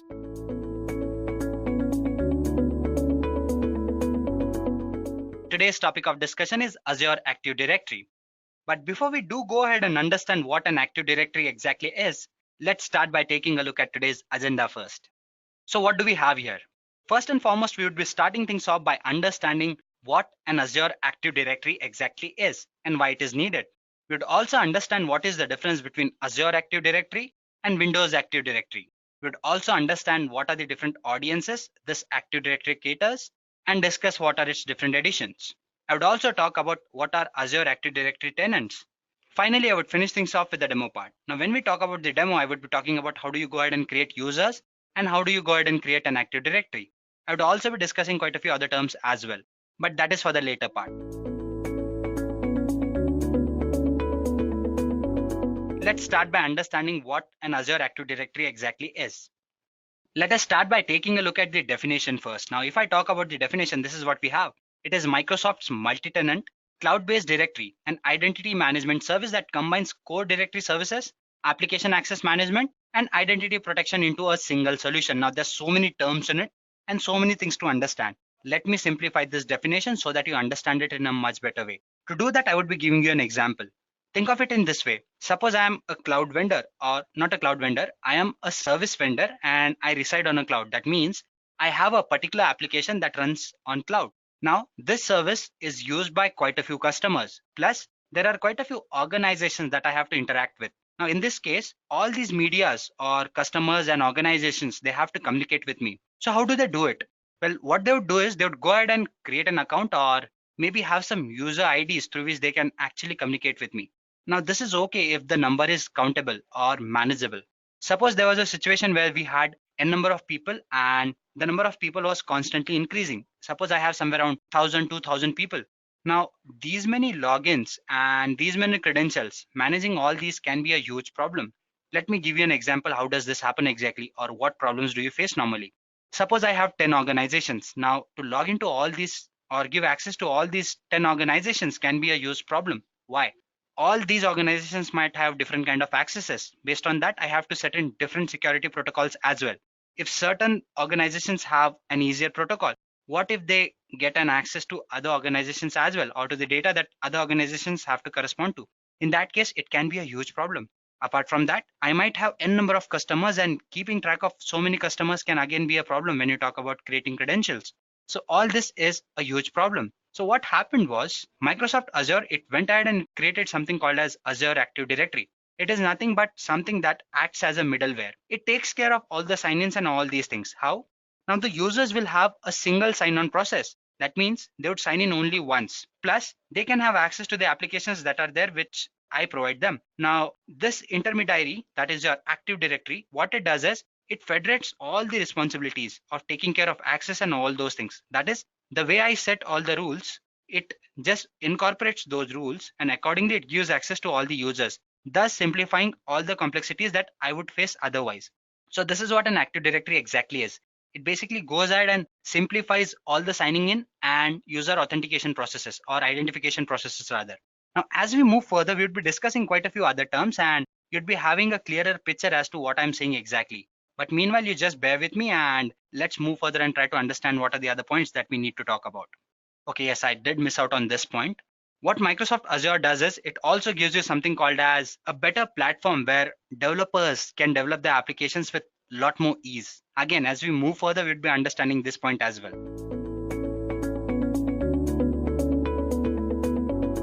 So what is the exact difference between Windows AD and Azure AD? Let's try to understand that as well. Now, when you talk about Windows AD, that is Active Directory, these are the layers it has to take care of. You have something called as your domain services, you have your lightweight directories, you have your federation services, certificate services, and rights management services as well. Now, these are so many things to take care of. When you talk about your Active Directory with Microsoft Azure, it combines all these layers into two. Firstly, you have your Windows Azure Active Directory. Now, it is something that takes care of all the services that surround or revolve around identity problems. That is, when you talk about identification management, This is the part that takes care of it. That is your WAAD. And then we have the other part where you have to actually go ahead and communicate with other organizations. I gave you an example of 10 different organizations needing 10 different things. That is federating all these organizations. Your Windows Azure Access Control Services, it takes care of all those things. So both these so-called Active Directories, they more or less serve similar purposes, but the approach in which they do is completely different. Your Active Directory has more layered approach where every service is given a different layer or different way of handling it. But when you talk about your Microsoft Azure Active Directory, it simplifies things. Your first layer takes care of most of the things, and the remaining things are something that is taken care by a Windows Azure Access Control Service. Also, when you talk about Active Directory, it uses something called as LDAP for various other communications. But when you talk about your Azure Active Directory, here you use something called as your REST APIs. Again, the approach is completely different. So what are the audiences that are catered by this directory? Well, first and foremost, we have IT admins. Now, when I talk about IT admins, what Microsoft Azure Active Directory does is it provides in single sign-on for various applications. Now, there are quite a few SaaS applications, that is software as a service applications, and various on-premise applications to which you have a single sign-on. You do not have to log in every now and then. Now, I've worked on quite a few applications, and places where you have to log in every now and then, you have a lot of trouble because you have to remember so many passwords and so many logins, and these different credentials can be a problem. Now, this is something your Microsoft Azure takes care of. Single sign-on is very convenient. Apart from that, it ensures strong identification, and there are quite a few processes that ensure this. Now, I won't be discussing those points in detail, but yes, when you talk about identification, Microsoft Azure ensures that it happens in a very good manner. Plus, it automates quite a few processes, again easing up this process. Apart from that, it also caters quite a few developers as well. Now, I'm talking about quite a few organizations, and since sign-on becomes easier here, your application developers can focus on building applications. And since they have access to so many organizations and so many resources, application development definitely becomes easier. Online customers. Now, people who have been working for quite a while, they might know that we have things like Office 365, or you have your CRM services as well. Now, you had an access to all these things by using your Windows Active Directory, but your Microsoft Azure Active Directory also gives you access to all these services. That means if you're using or have account on any one of these things, you can have access to all these services or have access to all the Active Directory services that Azure has to provide to you. So what this does is it caters the needs of various online customers as well.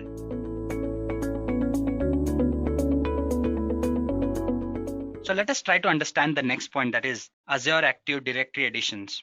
For that, what I'm going to do is I'm going to go ahead and switch into the Microsoft's web page basically, or I'm going to switch into my browser and move to their website and talk about all these points.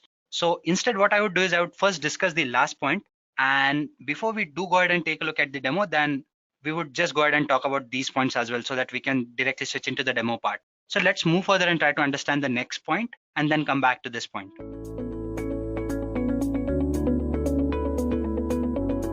So what are tenants basically? Now, when you talk about a tenant, it is nothing but an organization. I just mentioned that we have tens of organizations that a particular application might cater. Now, all these organizations are treated as tenants. All these tenants can have access to a particular Active Directory or more than one Active Directory. As we move into the demo part, I would be talking about how to create multiple directories as well. Yes, we can have more than one Active Directory. We'll discuss that as we move into the demo part. But before that, you just understand these points as in what I'm trying to say exactly.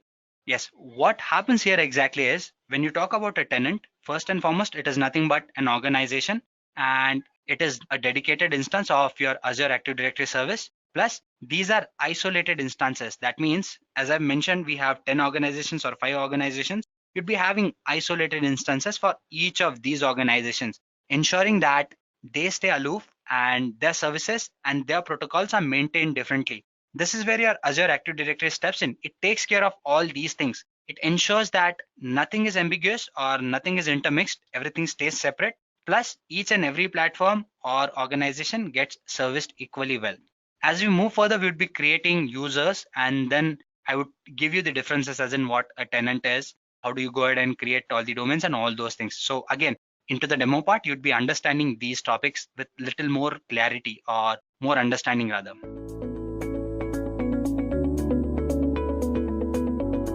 This is the demo part, but before that, as I've already mentioned, let me quickly switch to the website of Microsoft Azure, and I would be discussing the editions that you can choose from, and then we can directly jump into the demo part.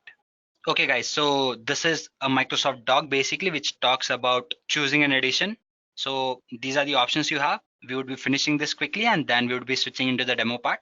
So let's understand this. Now, what Microsoft Azure does is it gives you various options. First and foremost, you have three options to pick from.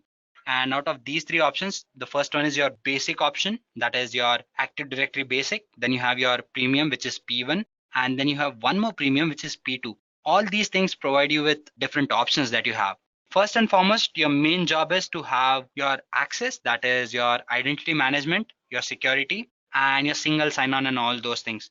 Now, these are some of the services that come with your basic account as well, and also with your free account. What Microsoft Azure does is, for people who are completely new to this session and Microsoft Azure, let me tell you that you have a free sign into Microsoft account. That means you can go ahead and create your account there and avail these services for a certain duration, which are available to you for free.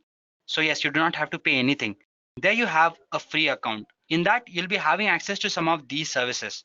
But if you need advanced services, then you have to pay for it. And for those things, you have three options. That is your basic, premium P1, and premium P2.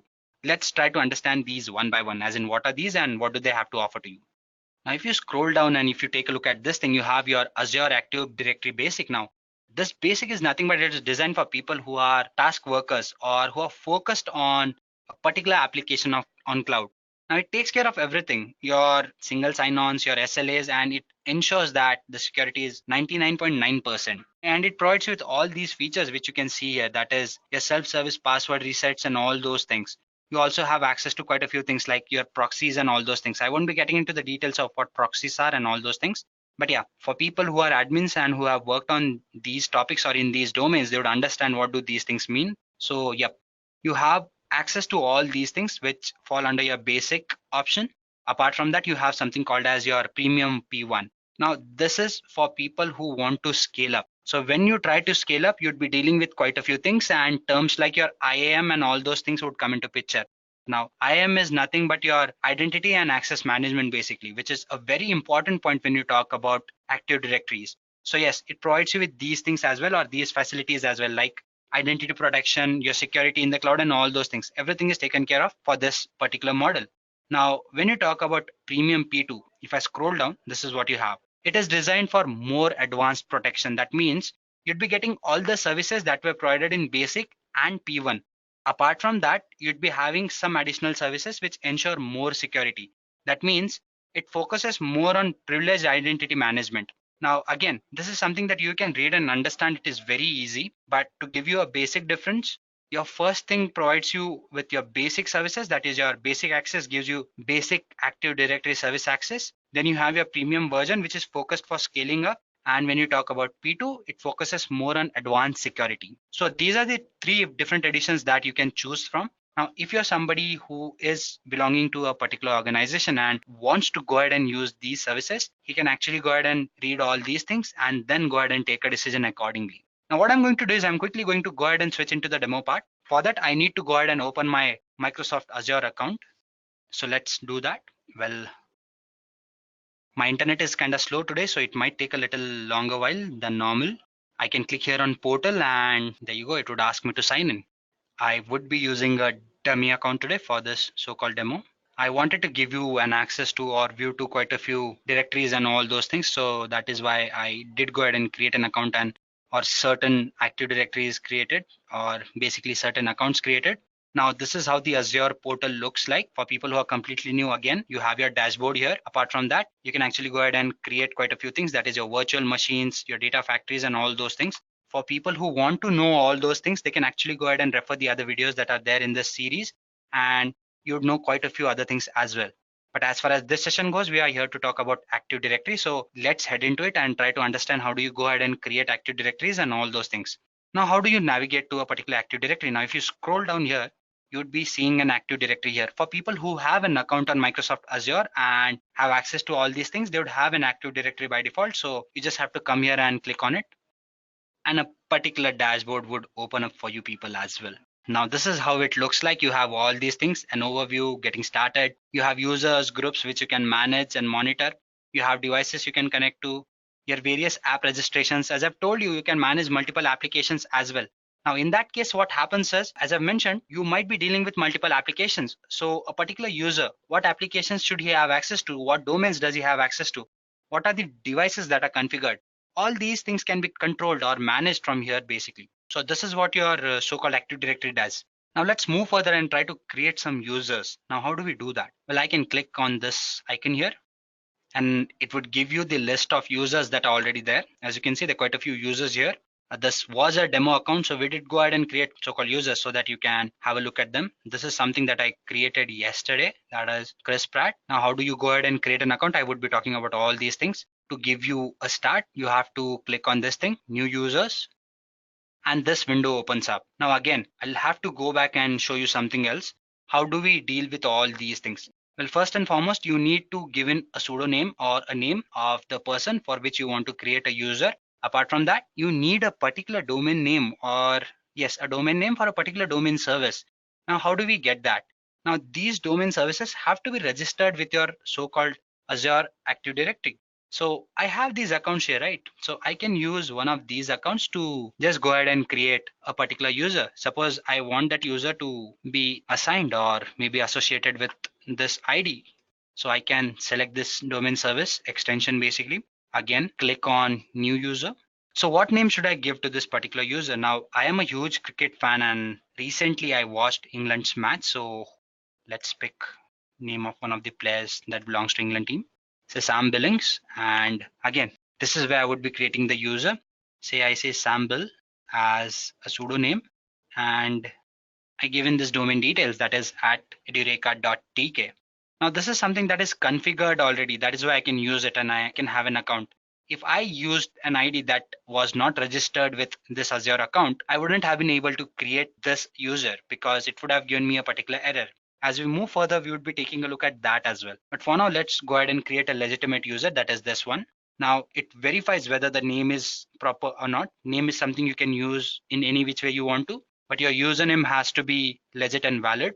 So I have these details which I've entered. Configuration not required, properties can be default, and if I have to assign him a role, I can click here. You can see the name is verified here as well. Let's make him a global admin maybe. And again, you'd be given a password here. If you say show, it would show you the password, and I would suggest that you note it down because you would be required to go ahead and log in, and in that case you might be needing this password. So a suggestion that you note it down. I say okay here and I create the user. Now it might take a while because at times there are certain things that take a while, but in this case it has happened pretty quickly. So as you can see, we've gone ahead and created a user. His name was Sam Billing if I'm not wrong. So yes, there you have this account which is Sam Bill.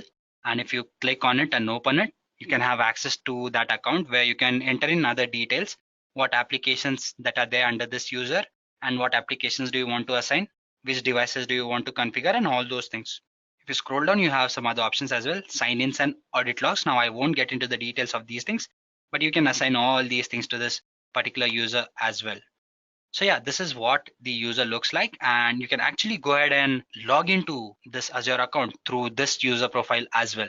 We can do that. What I'm going to do is I'm going to go ahead and create or open an incognito window where I'm going to go ahead and log in as this user. Let's just say incognito. And now if I try to log in, I would have to enter in the details. I've actually gone ahead and tried logging in, but I've forgotten the credential details. So let me just quickly switch to this window, copy this email ID and again switch here. So this is the email ID which we have, Sam Bill, next. And my password was, I hope it is right.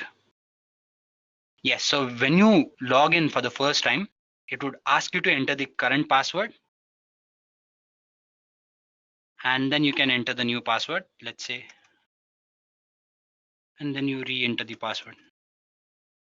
There you go, and you sign in. So what happens is you enter into this portal as a fresh user. See, I'm a completely new user and it says, do you want to start a Tor? But I don't want to do that, so I would just say maybe later. There you go. You have your fresh dashboard. There is nothing pinned here and everything is completely new. So yep, you've entered in as a completely new user. And this is the Active Directory where I'm assigned to. That is my previous Active Directory. As you can see, this is what we have here to offer.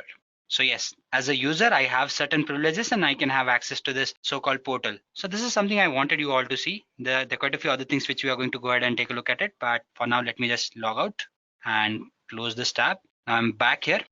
The other things I want you to understand, and those things are, if I come here, what you can say is we have certain users here, right? There you go. Now, if you take a look at certain email IDs, you can see these email IDs. Now, these are quite huge email IDs, right? What happens is when you do go ahead and register your domain service, you register that domain service with Microsoft Azure account. And when you do go ahead and create users, you would not want to have such use names. That is, say, for example, Vishal at Microsoft something, something, something, something. That can be long, right? And that is complicated to handle or manage. So instead, what you can do is you can provide them with pseudo identities or pseudo IDs as well, so that the process becomes easier or simpler to handle. Let's try to do that and see how can we do that. Can we just go ahead and assign a particular domain name or a domain service when we just go ahead and create a new user or all those things? So in order to add a particular domain, what you have to do is you have to go ahead and again, where is my Active Directory? Here it is. And I just kind of scroll down. You can see custom domain names where you can actually go ahead and add domain names, but there are certain catches to it. Let's try to understand those. Now it would ask me to enter a custom domain name and I say demo domain maybe. Yeah. And let me give it some extension. Now, again, let me tell you that this is a demo practice and it won't take in this particular domain name. I'll tell you why. But first, let's just try to add this domain. Yeah, the domain name is added. But as you can see, to use demo domain.add with Azure AD, create a new text record with your domain name registrar using the info below. So if I say text, I need to copy this part and I have to actually go ahead and add this to my particular domain name. Now, I won't be going ahead and doing that because that is something that we are not discussing here, because for that we would be needing some other domain name which I do not have right now with me. So if you do go ahead and try to add a particular domain name, you need to have that particular domain. That is, suppose I'm using a particular website or I have a particular organization which has a particular website or a domain name that is xyz at xyz.com or something like that. So I need to make sure that I go ahead and register or have access to that particular domain, and then I need to go ahead and attach this particular text to it or authorize this text with it so that I can actually go ahead and confirm with Microsoft Azure that yes, I have an access to that particular domain, and only then can I go ahead and use this particular domain with my Microsoft Azure. Now if I click here on verify, it would give me an error that I'm very sure of. See, could not find the DNS record for this domain.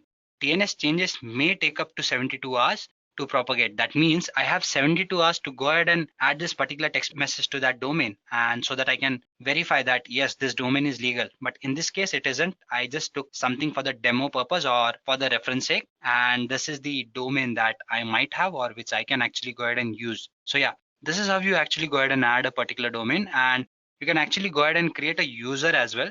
What you have to do is when you do go ahead and register this particular domain, you can just go ahead and follow the processes like creating a user, which we did in the previous case, because that was the registered domain. When I used that so-called edureka.tk, it was registered with my so-called Azure account, and I could actually go ahead and register that particular user. But in this case, I cannot. But yes, if you do go ahead and create a particular domain, or you want to go ahead and create a particular domain or register a particular domain, make sure that it is valid and it is under use, and you can actually go ahead and register that particular domain by using this particular process. So yeah, this is how you actually go ahead and do all these things. Now, when you have this particular domain, which is not registered, and if you do go ahead and create a particular user on it, what happens is your Microsoft Azure would let you create that user, but the credentials or the access that user has is as a guest user, because your Microsoft isn't sure that this domain which you just created is actually registered or something that you can actually go ahead and use. So that is one point which you need to consider. Now let me just quickly go back to my Active Directory and see if there are anything or any points that I need to discuss with you or something that we have missed upon. So what I'm going to do is I'm going to talk about something else called as creating an Active Directory. Or can we create multiple Active Directories? That is a question. If you ask me, I would say yes, definitely you can create multiple directories. Now, as you see here, if I go to a particular directory, I would be having an option called as switch directories. Now, if I click here, I have certain options from which I can pick a default directory. Now, in my case, I have quite a few directories which I can actually go ahead and choose from. But I want to give you all a demo as in how do you go ahead and create one, because these are something that we have created for the practice purpose or certain usage purpose. So let's go ahead and create a fresh one. So how do we do that? Can we just go ahead and create one? Well, yes, definitely we can create one. If you just scroll down, you have certain options here. We had an option of creating a new directory. Let me just go ahead and see where that option is. See, yes, this option, create a directory. So let's start by giving it certain names, say Edureka 1234. Not 1234, let's call it say Edureka maybe. Is it there? Yep. And what should be the domain name? Edureka 121. Edureka 121. State, well, since I'm from India, let's stick to India and I say create. Now it might take a couple of minutes when you just go ahead and create this so-called directory. So yep, meanwhile you bear with me. And there you go, you have your directory here. You can just click on this thing to manage your directories. As you can see, it's a completely new directory which is fresh and new to use. That means, as you can see, it's Edureka. And if you click on any one of these things, you won't be having anything else. Now, in my previous Active Directory, I had so many users. And if you come here, you'd see there's just one user, main admin. I do not have anything else or no other user whatsoever. That means this is a fresh directory. Like as you can see, if you just go back to the Edureka option, you'd be having an option of resetting your so-called directory, and you can do that as well. But I do not want to do that for now. I can just click on this and I go back. See, here's the option. You can click on it and you can switch the user. So yeah, you can use multiple directories and you can have multiple users for these directories as well. Now I can just go ahead and create users for this directory as well, but I won't be doing that. Now, since I do not need this directory, I'm just going to go ahead and delete it. So I click on this icon. I do not have permissions probably, so I click on it and I ensure that permission is granted. I say yes and I save changes. It might take half a minute to update these properties, or if the internet is slow, it might take longer as well. There you see, the changes have been updated. Now if I refresh this thing, the access is given to me. I can just, I don't want to delete the dashboard. I just want to go ahead and delete my so-called Active Directory.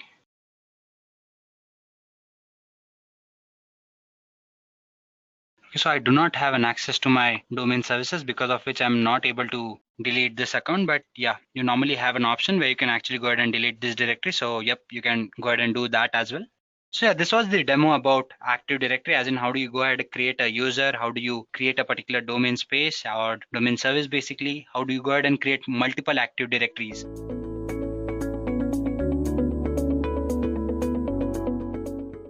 We want to know about what is DevOps, what are the services available in Azure to handle the DevOps. So let's first learn about what is DevOps.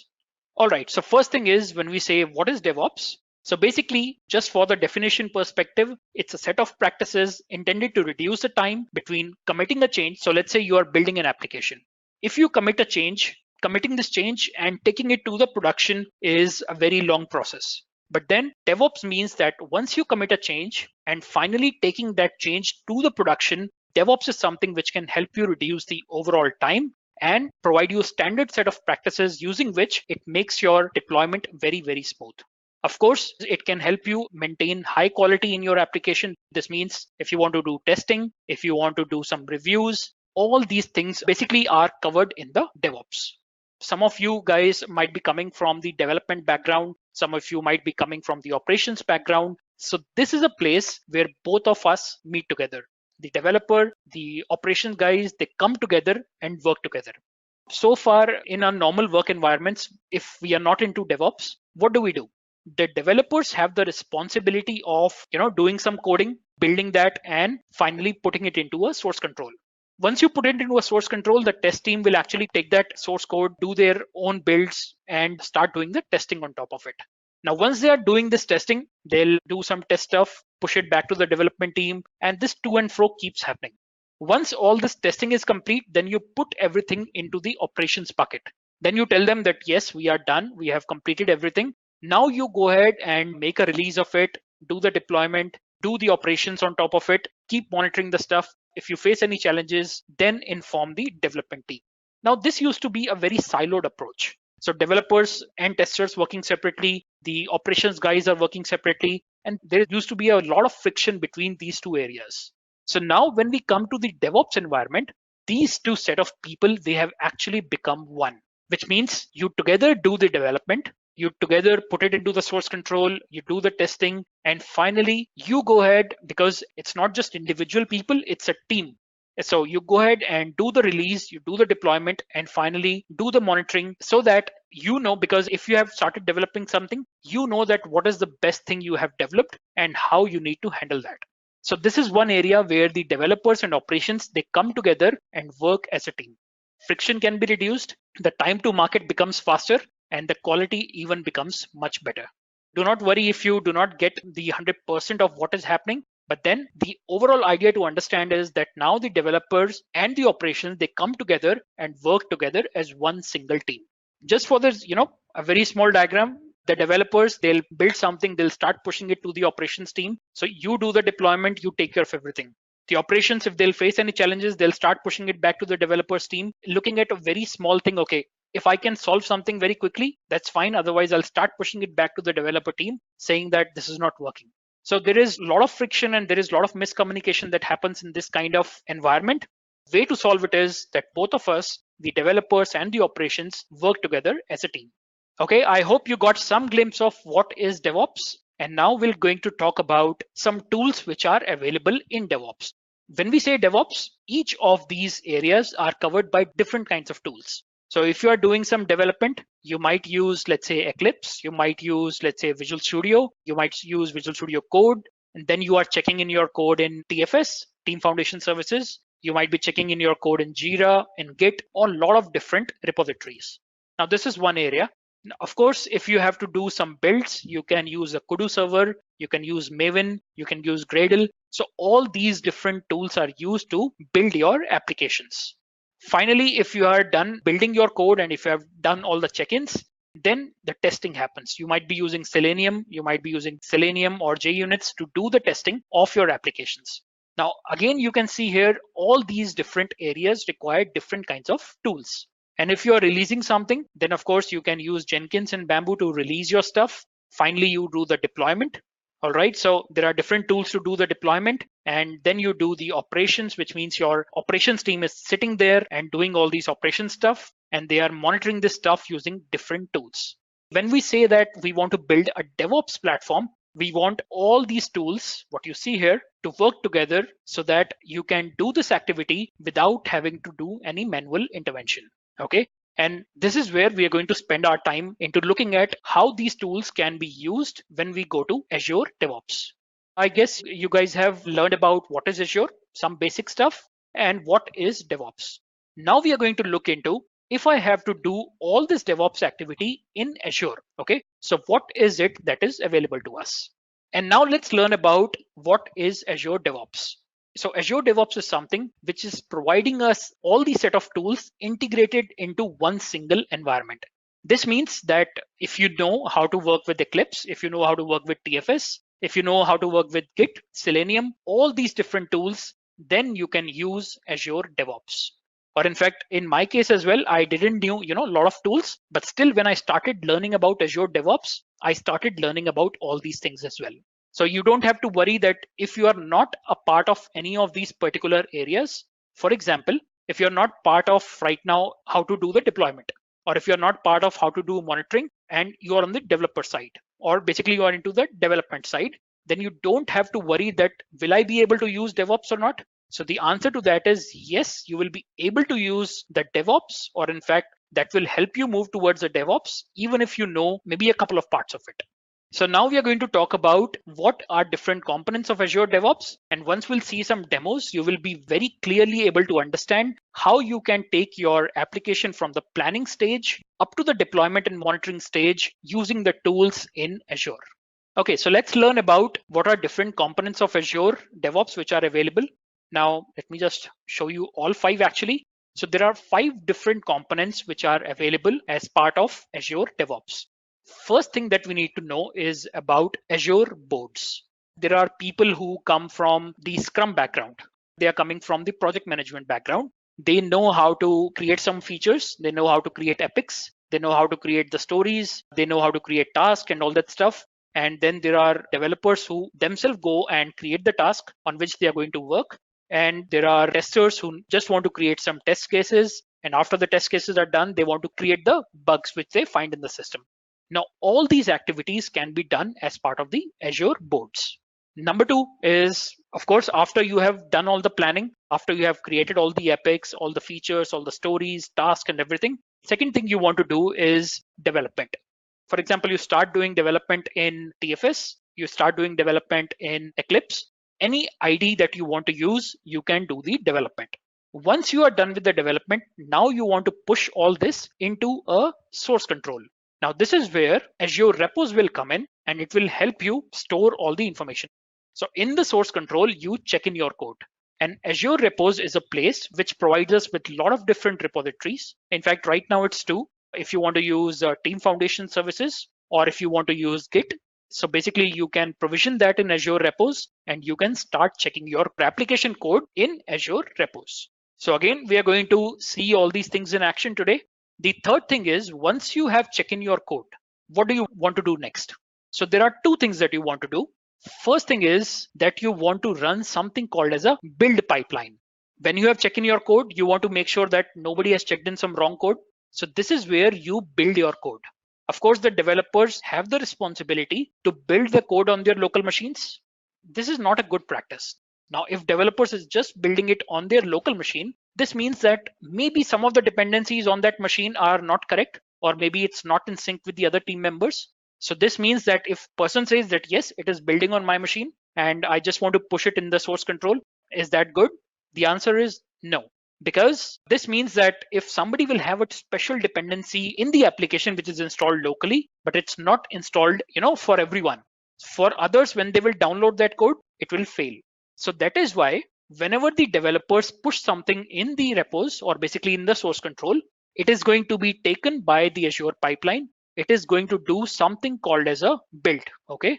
So the building of code happens in the Azure pipeline. Now, next thing is the build has already happened. What do we need to do next?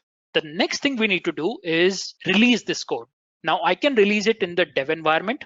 I can release it in, let's say, pre-prod or UAT environment, or I can also release this stuff in production environment. But normally what do? If developers check in something, we do the build of the code and then we release it in the dev environment. Now, once it goes to the dev environment or maybe in a test environment, it is going to run. After it run completes, then you would want to run some kind of, some test on top of it. Let's say if you have deployed a web service. So if you have deployed a web service, you would want to test if it's behaving correctly. Or if, let's say, you have deployed a web application, you want to check if everything is looking fine in that web app or not. So there you can run manual test cases, automated test cases. You can even do the exploratory testing. All that stuff can be done as part of the Azure test plans. All right. And finally, once all this test plans is done, we can again use basically the pipelines to release something to different environments like UAT, production, and all that stuff.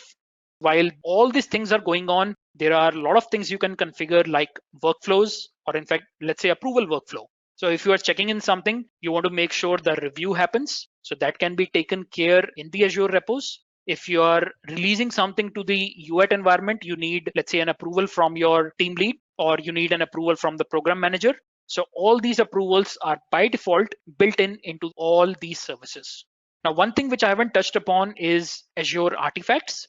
Now, this is something, for example, let's say you have got 10 projects and all these 10 projects have got common dependencies. It may not be common in all, but let's say 3 projects are using one dependency, 5 projects are using some other dependency. So what you can do, you can collect all these dependencies and put it into a one single location called Azure artifacts. So I'm going to show you a few of these things in demo today, that how you can use Azure boards, Azure repos, Azure pipelines, and of course, I'm not going to touch in the demo on test plans and artifacts. Now, I hope everybody understood this overall infrastructure. We have got Azure boards to create our work items. We have got Azure repos to store our code. We have got Azure pipelines, which can help us do the build of the code, release of the code into a particular environment. Then we have got Azure test plans, which we can use to do our testing, which could be manual test cases, automated test cases, exploratory testing, all that can be done as part of the Azure test plans. And finally, if you have got some common DLLs or common jar files which you want to store it as part of your repository, then you can use Azure artifacts. Now let's look at some of the more things. Now, first thing, as I said, is Azure boards. So we have got 5 different components as part of Azure boards. All right. So as I said earlier, Azure boards is a service for managing the work of your software project, which means you want to create some, let's say, epics. You want to create some features, basically some tasks, some product backlog items. You want to create some bugs. All this can be handled in Azure boards. So you can set up that I want to follow the agile process. I want to follow the Scrum process. I want to use the Kanban. So all these things are available as part of the Azure boards. So it does not matter that what kind of process you want to follow. I know that a lot of people know about agile. So guys, I'm also an agile and safe certified. So I know there are different processes, and all these different processes can actually be handled by Azure boards. So what you can do, you can go ahead and create work items. Then you can have the backlogs. Now I'm going to tell you what is a work item and what is a backlog. And then we have Azure boards. In fact, board is something where basically you can run some queries and see that what is something in a particular sprint, or let's say what are the tasks which are active, or what are the tasks which are closed. If you just want to say that what were the tasks which were released in this particular sprint. So all this information you can get it from the boards. Next thing is about sprints. Now, let's say a sprint is of 15 days. So in 15 days, what are the work that we are going to accomplish? So those things, or basically those tasks or features, they go into sprints. All right. And finally, we have the dashboards, which can help you have the overall picture of what is the progress of your particular sprint, or what is the overall progress of a particular release. Okay, so this is what is covered as part of the Azure boards. We can just talk slightly more on this, and then we'll see that in the demo. Now, what do we see here? We have got work items, pretty simple stuff.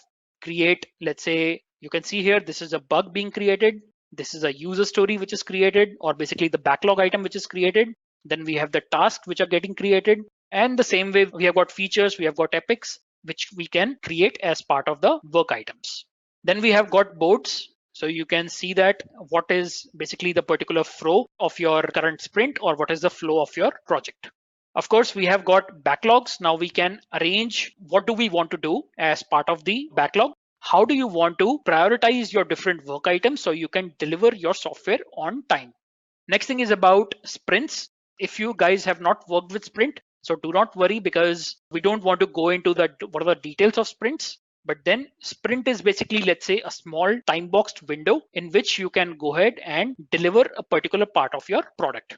In your e-commerce application, if you say that we want to deliver the checkout functionality.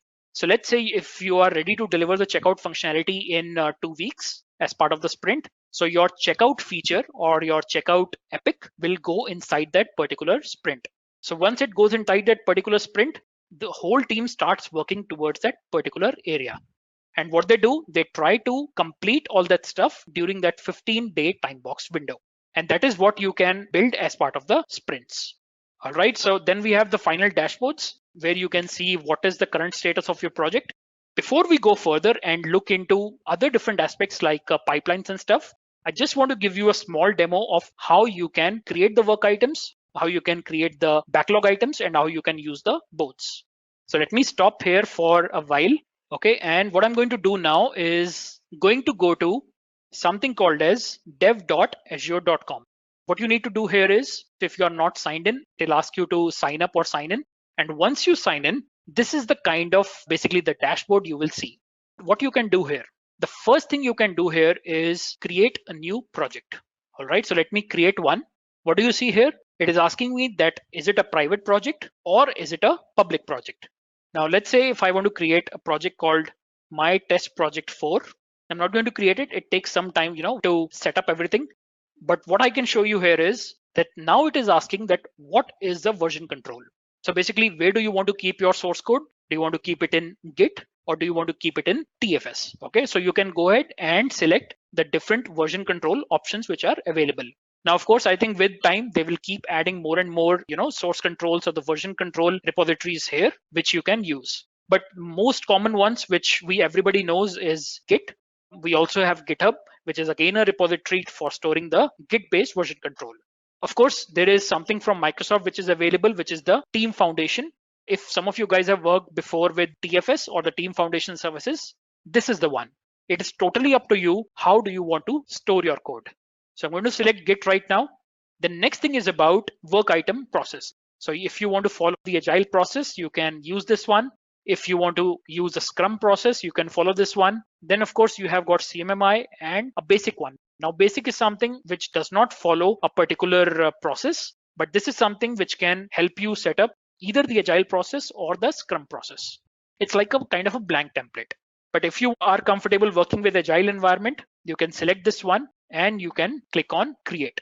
Now, as soon as you do that, what you will see is something like this one, my test project 3, because I created this one and I added few things here. So I want to show you that. All right. Before we go into inside this particular my test project 3, what are the things you can see here? Something called as Azure boards, which we have already talked about, the repositories, Azure repos. Then we have the Azure pipelines. We have got the test plans, and then we have got the artifacts. The same stuff that we have seen in the slide, it's available on dev.azure.com once you create a project. Now let me go ahead and first of all click on this project. What I've done as part of this project, I am using Agile plus I'm using Git. So I've selected this one and this is now showing up in my test project 3.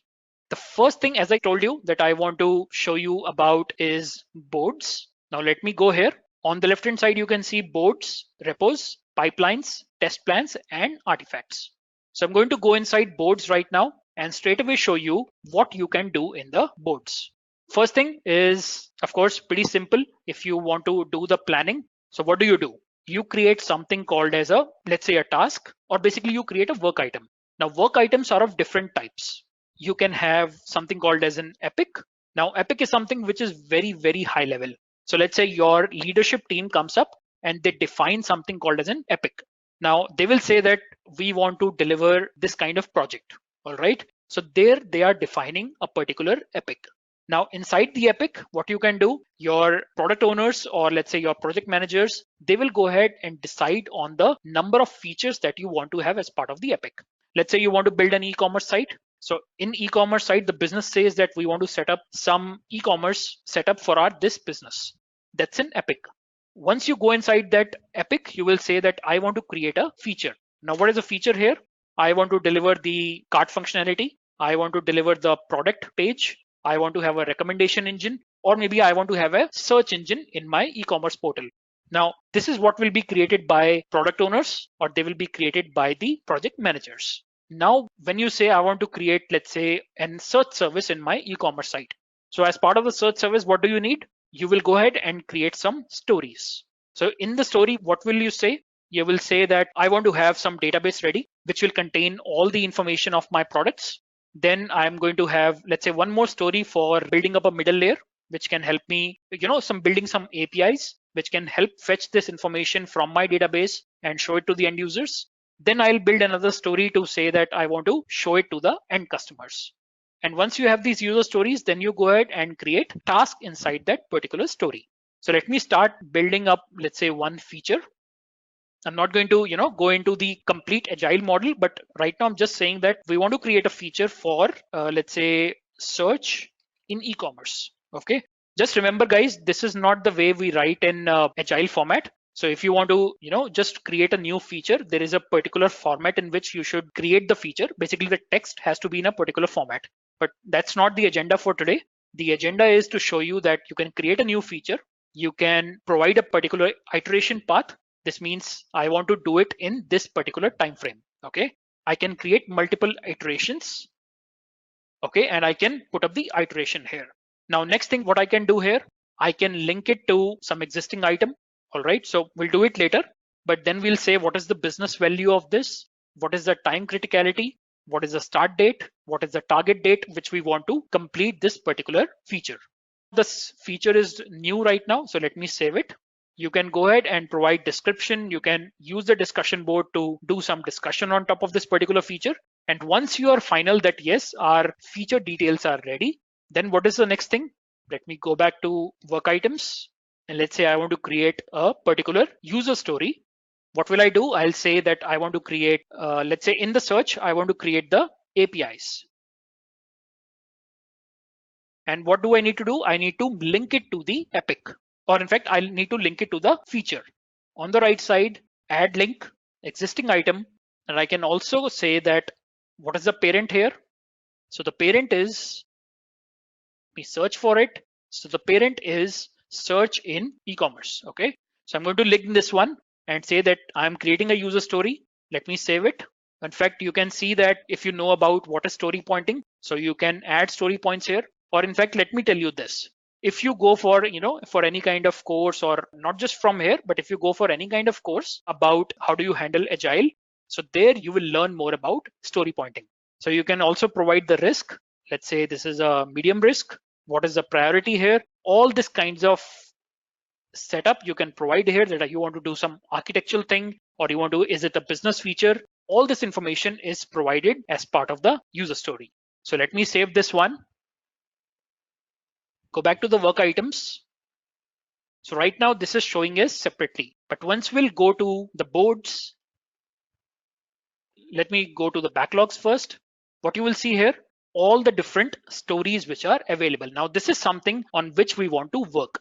Let me add one more story here, new work item, and let's say UI for search. Okay, let me add this one. Now what you see here is we have created now two stories. In the first sprint, or basically in the planning side, let me just open it up. And so as part of the iteration, what we are going to do in the first iteration, or let's say in the first 15 days, what we are going to deliver, we are going to deliver API for search service. Or in fact, actually both of them have got into the same iteration. So now you can see here, we have got one story which we are going to cover in iteration 1, which is right now the current one, and one story we are going to cover as part of the second iteration. Now, in fact, if you go ahead and add more tasks to it, let's say if I click on, I can even change the priority for this one by dragging and dropping. Now click on API for search service. I can go ahead and click on, or in fact, I can see the whole history of that particular feature, or in fact, that particular user story. I can also go to this particular link and I can say that I want to add some child items here. Okay, so I can say add a new item, and that is a child item, which is of type task. And then I can say that I need to do some basic setup, or maybe let's say some design of my search service. So that is one task I'm creating. All right, so what is the original estimate for creating this particular task? I can say 10 hours. What is the remaining time? 10 hours. Completed 0. And I'll provide some description here and save it. So this means if I close this one, and in fact, I'll just refresh this page, you will get a complete idea of what are the tasks which are, or what are the stories on which you are going to work on, or basically what are the backlog items on which you are working in, and what are the tasks under that. So this is the kind of thing that you can set up with Azure DevOps. I hope this stuff is clear to you guys. So we have got different iterations. Let me click on sprints. So you can see right now, the first iteration is going on and the design is here. Once I start working on this, I can even use the visual editor to make it active. Once this stuff is done, I can even move it to the resolved state. Okay, let me just open this one.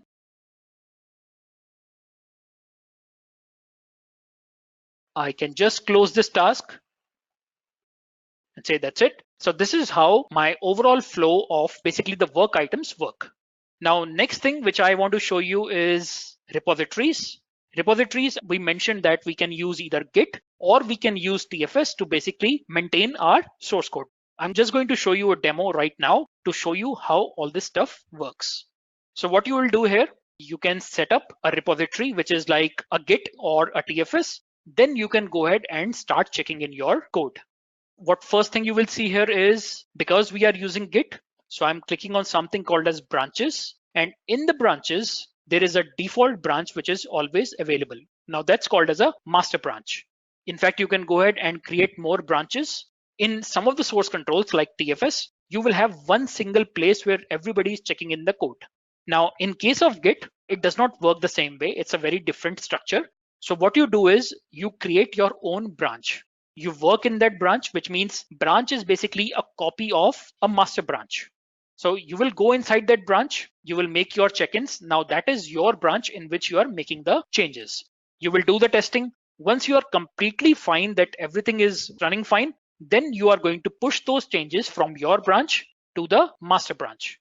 Remember that if you haven't worked with Git before, so there is nothing to worry about because this is not something specific to Azure DevOps. What I'm talking right now about the branches, this is something specific to the Git. So let me show this thing that we have right now, a default master branch.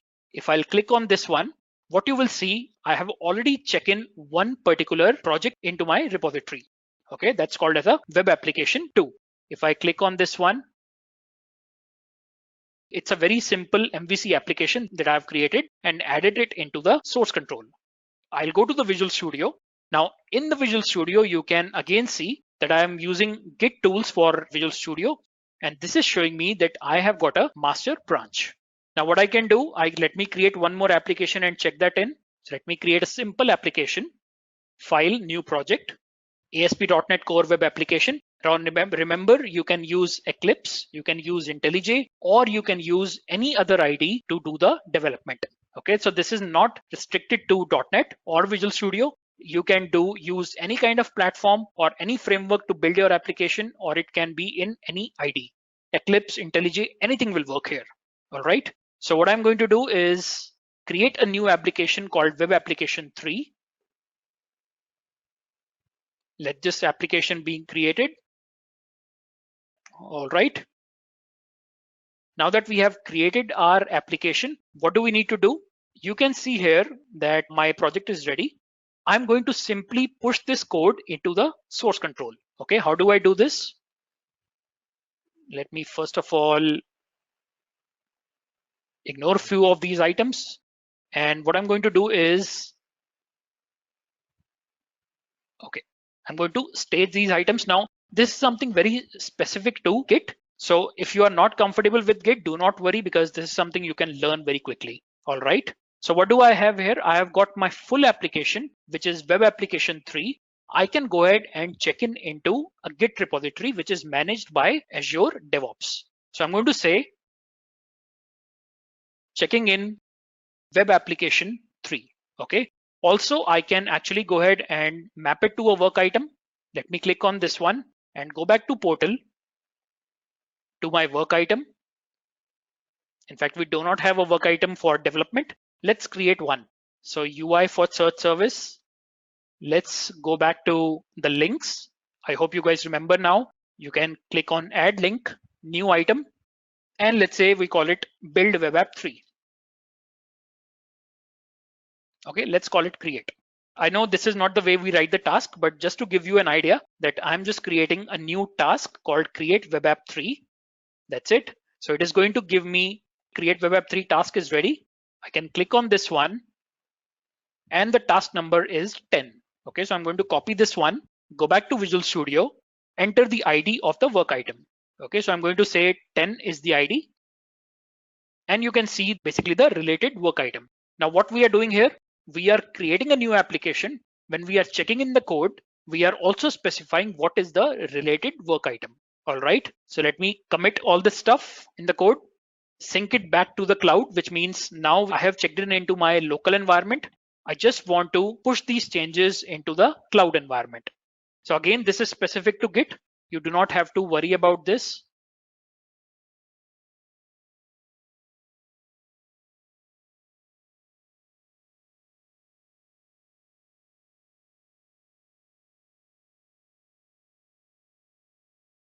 Just give me a second. I'm just something related to, Git. I need to.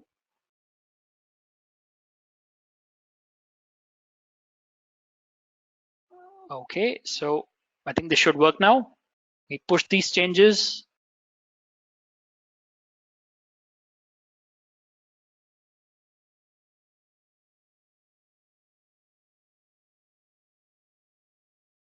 Okay, so now this is going to push my changes to the source control.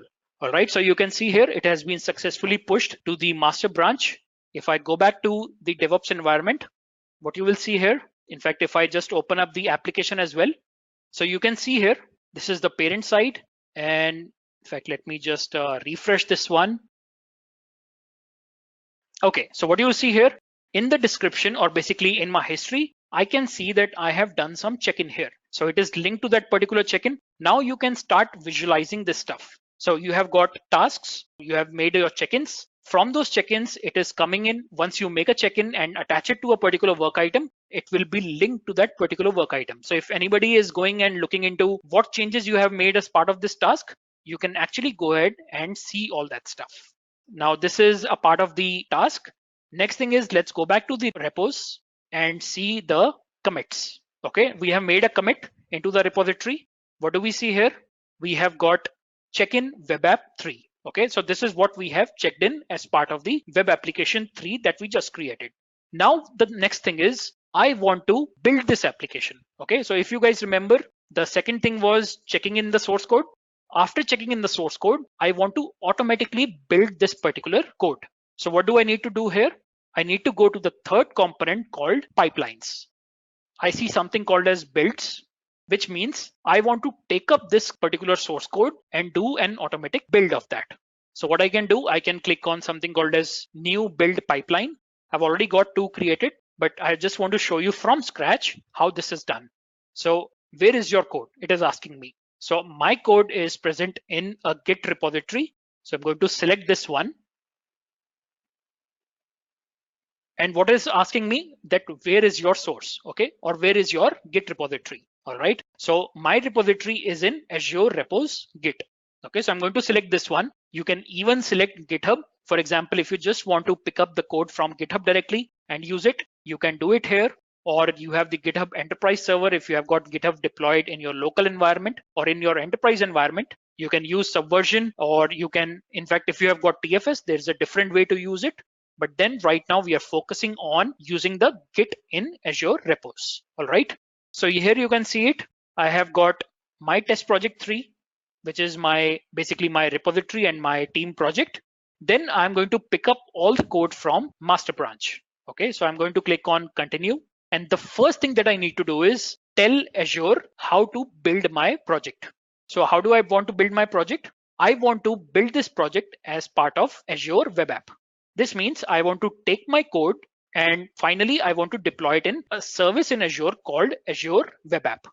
When we say Azure web app, then I want to build my project as part of the Azure web app. Okay. So if you want to do a normal build, for example, of your ASP.NET application, you can do it. If you have got an Android project, you want to build it. If you have got Maven, let's say you have a Java project and you want to use Maven to build your projects, you can do it. You have got Python packages. You have got ASP.NET Core. Then we have got, if you have know what is a container, if you want to build Docker containers, you can do it from here. If you want to deploy, basically build and deploy for Azure Kubernetes services, you can do it. Then if you have got just a function, you can build a C# function. You have the Azure web app for Java. So all these things can be done as part of the Azure build pipelines. Okay, so what I'm going to do right now is select a service in Azure. Basically, I want to deploy in this particular service called Azure Web Apps. And that is why I'm going to select this one to build my code. Now, if I have to build my code, what do I need to provide? I need to provide where is my solution. All right, so I'm going to click on this one and tell the system, or basically tell my build pipeline that it resides in web application 3. Okay, this is my new project that I picked up. I'm going to select this one and click on OK. Then finally provide where is this Azure subscription in which I want to deploy. So I'm going to select this is my subscription in Azure, and what is the name of the app service. Again, there are a few things that we are rushing through. Okay, so this is what we can select. And next thing is I can go ahead and select. So this is what we are going to do. We are going to build as part of the build pipeline. So we are going to take the source code from the Git repository, do a build of it automatically. Let me save this one and queue it, which means I'm going to save this pipeline and start doing the build of my project. So now that our build pipeline is ready, which means our code is going to be get built, Let me show you when the build is happening, what is going on. So it is does going to take some time to do the build because this is the first time it is happening. But I'm going to show you that I already have one pipeline which is already built for my web application 2, which was very similar. So while this is running, let me go to builds. And this was the pipeline which was completed successfully. So let me select this pipeline.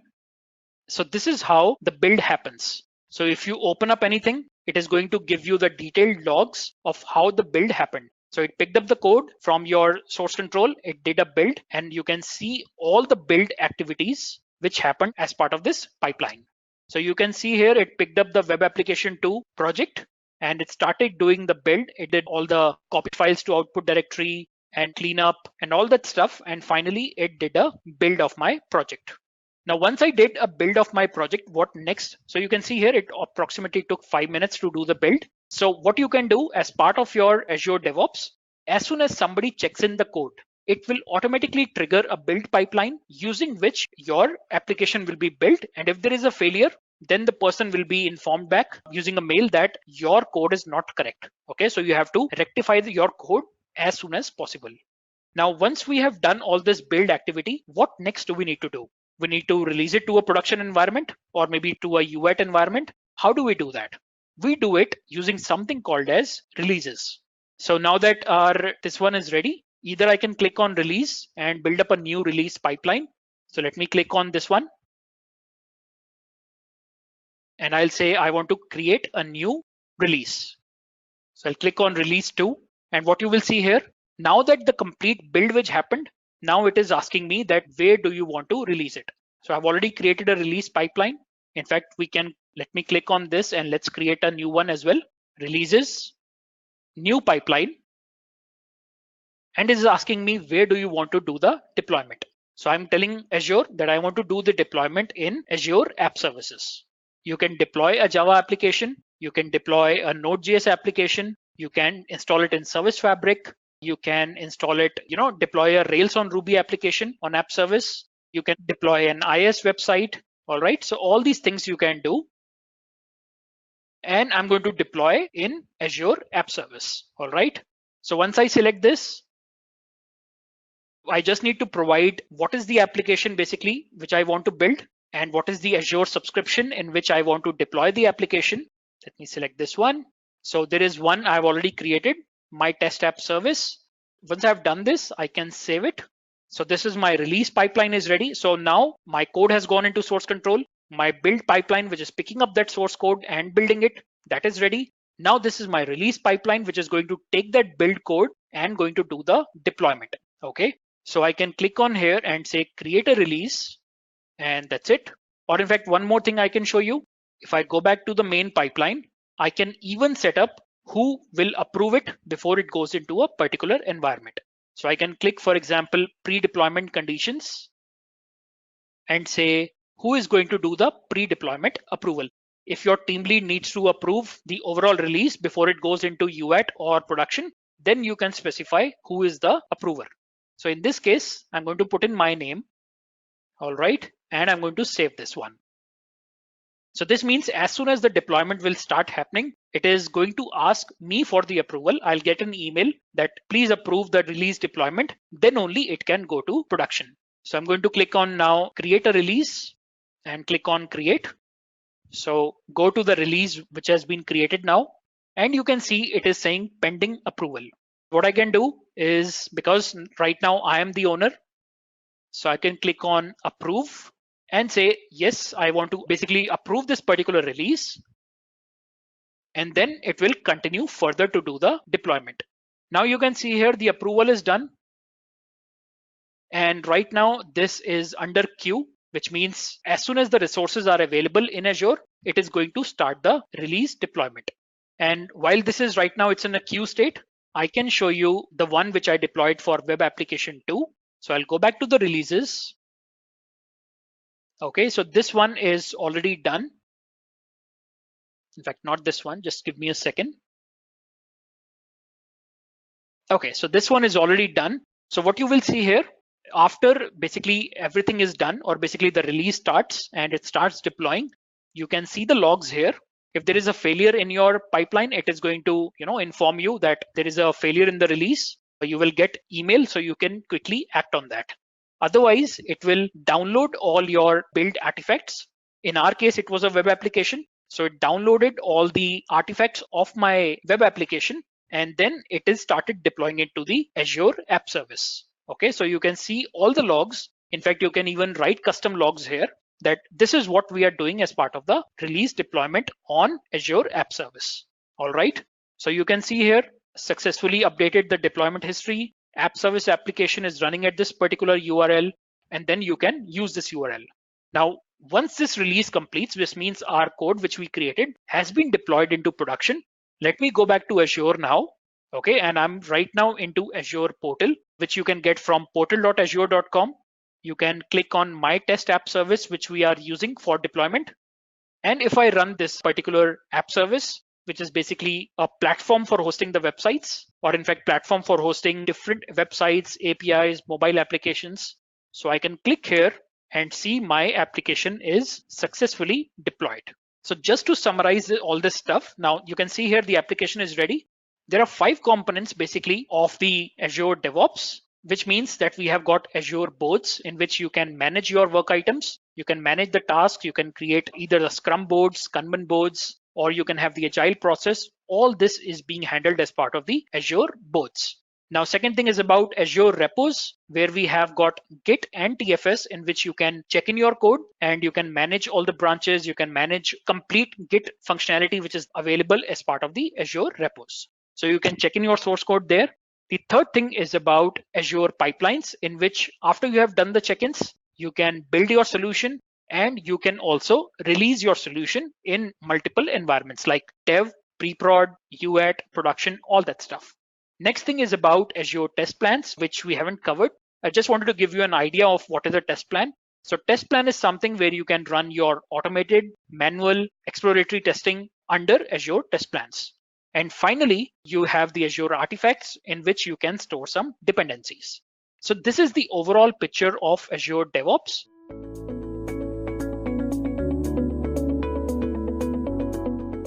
Today's topic of discussion is Azure Data Factory, which is very important from data integration and data management perspective.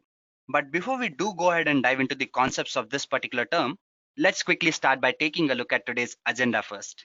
I would start things off by talking about why do we need Azure Data Factory and what it is exactly. Then I would talk about various concepts that surround this particular term. We would also understand something called as data lake, not into depth, but to some extent. And we would also understand various concepts that surround this term as well. I would discuss 2 other terms, that is data lake and data warehouse, and what is the difference between these 2 terms. And finally, I would finish things off with the demo part. As far as this demo goes, I would be talking about creating a pipeline and moving data from one source to the other. But that is for the later part. Let's start with the first topic of discussion, that is Azure Data Factory. So why do we need Azure Data Factory? Well, first and foremost, we need to understand the fact that the amount of data that is being generated these days is huge. And this data comes from different sources. Now, when we move this particular data to cloud, there are quite a few things that needs to be taken care of. Now, this data, it can come in any form because we are talking about different sources, and these different sources would transfer or channelize this data in different ways, and it can be in different formats. So when you do decide to bring this data on cloud or at a particular storage place, you need to make sure that this data is well and truly managed. Now, what do I mean by this? Well, you need to transform this data. You need to delete unnecessary part or get rid of all the things that is not needed. Now that is an after part or pre-processing part, but as far as moving this data is concerned, you need to make sure that you pick this data from different sources and bring it at one common place, then store it. And if required, you should be able to transform it into something more meaningful. Now, this is something that can be done by using traditional data warehouse as well, but then there are certain disadvantages. What happens is at times you are forced to go ahead and have custom applications that deal with all these processes individually. And this can be time consuming, and integrating all these sources can be a huge pain. Now, how do we solve this problem?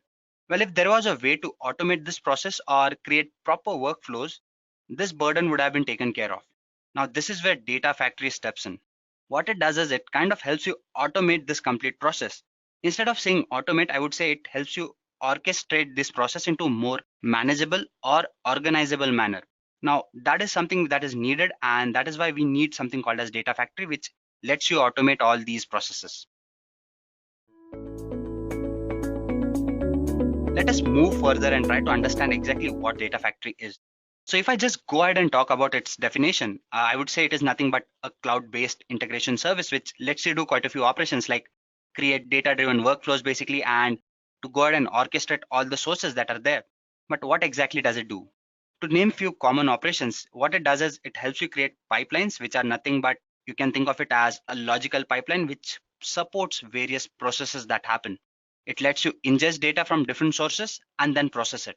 When we are talking about processing it, it also helps you go ahead and do analytics, which is very important these days because we know that the amount of data that is being generated, it can be helpful and it can help you take various good business decisions. And this is where analytics comes into picture. Now, what Data Factory does is it lets you transform this data and make it ready for something like Data Lake to use it. Now, Data Lake is something that lets you use various analytical tools or methods. Like you have something called as Azure SD Insight, maybe a Hadoop Spark, Azure Data Lake Analytics, and all these things. Now, as we move further, I would be talking about these terms to some extent, but till then you'll have to wait. For now, just understand one thing, that these are nothing but platforms or tools which basically let you go ahead and do various analytical operations. So that is what Data Factory lets you do. It lets you get in all the data, arrange it in a particular manner or order, and then supply it further for various processing or various other things that can be done with that data. So if you talk about particular steps, what does it do exactly? Well, first and foremost, what it does is it helps you collect and connect data. Now, when I say connect, I'm talking about connecting to various sources from which the data can come. Now, there are quite a few disparate sources from which the data can come. You can connect to all these resources by using your data factory. And then once you have this data, you can collect it and store it at a central place. Say, for example, your data warehouse. Then comes the process of transforming and enriching it. Now, when I say transforming it, I mean running various patterns on it, creating schemas and all those things. You can then actually go ahead and publish this data. Now, we all know that Microsoft Azure supports various other tools as well. We have one more popular data visualization tool called as Power BI, which is very good when you talk about data integration and various data visualization capabilities. What you can do is you can connect Power BI to your Microsoft Azure and publish this data, that is create various dashboards and all those things. Now that can be very insightful when you talk about it from business intelligence perspective. So yes, you can go ahead and do that as well. And then you can actually go ahead and monitor your data. That means you can take a look at all the data that you have and you can actually go ahead and analyze it in real time as well. So these are the processes which we are talking about. That is connect and collect your data, transform and enrich it, publish it and monitor it. Now that is what a data factory lets you do. So what are the concepts that surround this particular term? So when we talk about data factory concepts, we have quite a few terms to discuss, like we have pipelines, data sets, activities, and linked services. Let us try to understand these one by one. First, we would be talking about pipeline. Now, pipeline is nothing but think of it as a proper pipeline. That is, it is something which acts as a carrier in which we have various processes taking place. Now, this individual process is nothing but an activity. If you take a look at this slide, you'd understand that activities represent processing step in a pipeline. That means your pipeline can have one or multiple activities. Now, when you talk about this activity, it can be anything. It can be a single process like querying a particular data set, or it can be something like moving data from one source to the other. Then you have something called as data sets. Now, data sets are nothing but sources of data. Say, for example, my data is stored at an N location, and that N location is nothing but my data set. So in simple words, it is nothing but a data structure that holds my data. Linked services. Now, this is nothing but a law. Say, for example, I need to move my data from a particular database to a blob storage. There need to be something that connects these two things. That is a law or some information that lets a database understand that it has to move the data to a particular data source. So that is what a linked service is. It is nothing but an information that tells your data factory that is you need to connect to these particular sources. So these are some of the concepts that form a central part when you talk about a data factory. Now next we are going to talk about something called as data lakes. Now this is something that we won't be seeing in the demo part, but it is important when we talk about data warehousing, and I feel that when I move further or I create more sessions or videos as far as this topic is concerned, I would be talking about analytics and quite a few other terms as well. So this is a particular term which is reserved for those sessions and videos. But for now, I would be giving you an overview of this topic as well, because I feel that it is important when we talk about data warehousing, we need to understand what data lake is. First of all, let's start by understanding what it is exactly. Now think of it as a container or basically a storage that holds data. Yes, we already have databases, we have so many things. So how is your Azure data lake different? Well, think of it as a hyperscale repository which lets you do quite a few other things. As I've already mentioned, analytics is something that is very important. Now, when we talk about huge amount of data, there are quite a few things which you can do with it. You can use various analytical tools. To name a few, we have some here. We have our Azure Data Lake Analytics, we have SD Insights, R, Spark, and machine learning. Now, these are some of the commonly used and very popular tools which are there. What Azure Data Lake does is it supports all these tools. That means you can store data from any source and in any form at your Azure Data Lake, and then you can use these tools and terms to actually analyze this data. So that is two in one kind of an operation. In fact, it is multiple in one kind of an option basically, because it lets you do so many other things. So what are some of the concepts that one should know? First, let us try to understand some of the components when we talk about this particular term, that is your Azure Data Lake. Basically, it forms of two parts. One is your analytical part and the other one is your storage part. Now, when I talk about the storage part, the best thing about your Azure Data Lake is it does not have any particular schema. That means data from any form can be stored into this particular source. That is, it can come from different sources and it can come in different forms as well. And then you have something called as your analytics part, where you have something called as SD Insight. It lets you form those Hadoop clusters. Now, I won't get into the details of what a Hadoop cluster is, but it is a process or a way by which you can actually analyze data. So yes, you can actually go ahead and create those Hadoop clusters, take that data in and then process it as well. You can also go ahead and use Azure Data Lake. Azure Data Lake Analytics is something which is again used for various machine learning and other analytical process as well. So these are the two things which your analytics part will have. And apart from that, you have something called as Apache Spark, which is nothing but a fast computation processing thing, that is something that lets you process data parallelly and in huge amounts as well. So these are some of the basic concepts when we talk about your Azure Data Lake. And how does it actually go ahead and process the data? Well, let's see that as well. But there are certain key points which you need to understand. That is, when we talk about Azure Data Lake, the first thing it does is it lets you store data in any size and of any kind, which is very important, because what this does is it kind of takes away the barrier where people had to wait to go ahead and process their data. They had to take this data, first clean it, arrange it, organize it, and then put it somewhere from where they could actually go ahead and use it. Now, this is something you do not have to worry about here. Why? Because you can just go ahead and dump your data in your data lake and then actually take a particular schema, pick that data, and then start processing it. So it helps you save time and it lets you store data of any kind and any size. Now, the second point is all users productive on day one. That is what I mean. That is, since the data of any type can be stored here, you're not restricted. You can just start working on it from the very first day. And it is ready for any kind of enterprise. That means there is no restriction on what kind of tool do you want to use and what kind of business problem are you dealing with. So what are the types of data that your data lake stores? First and foremost, what it does is it stores structured data, semi-structured data, and unstructured data. That means all the types of data that can possibly be there as far as storing is concerned, everything is taken care of. Now, when I talk about structured data, I'm talking about data that has a particular schema. Then you have something called as your semi-structured data. Now, this is nothing but your JSON files or maybe your XML data. Even that kind of data can be handled. And when I'm talking about particular unstructured data, that is data which can be in text files and has no schema or no pattern whatsoever, even that kind of data can also be stored by your data lake. Now let us try to understand how does it actually store data. If you all know how Hadoop stores data, this would be quite easy to understand. Now we all know that what Hadoop does is it takes your data, it divides it into chunks and then processes it parallelly. Now this is what your data lake also does. Say for example, you have a particular file which has some amount of data. Now as soon as the size of the data goes about 2 GB, it breaks this data into two chunks. Say for example, I have maybe 10 GB of data. So it would break my data into 5 chunks of 2 GB each. And then it would replicate this data. That means 3 copies of this data would be made and it would be stored at 3 different locations or at same location as per the values or rules the user has set.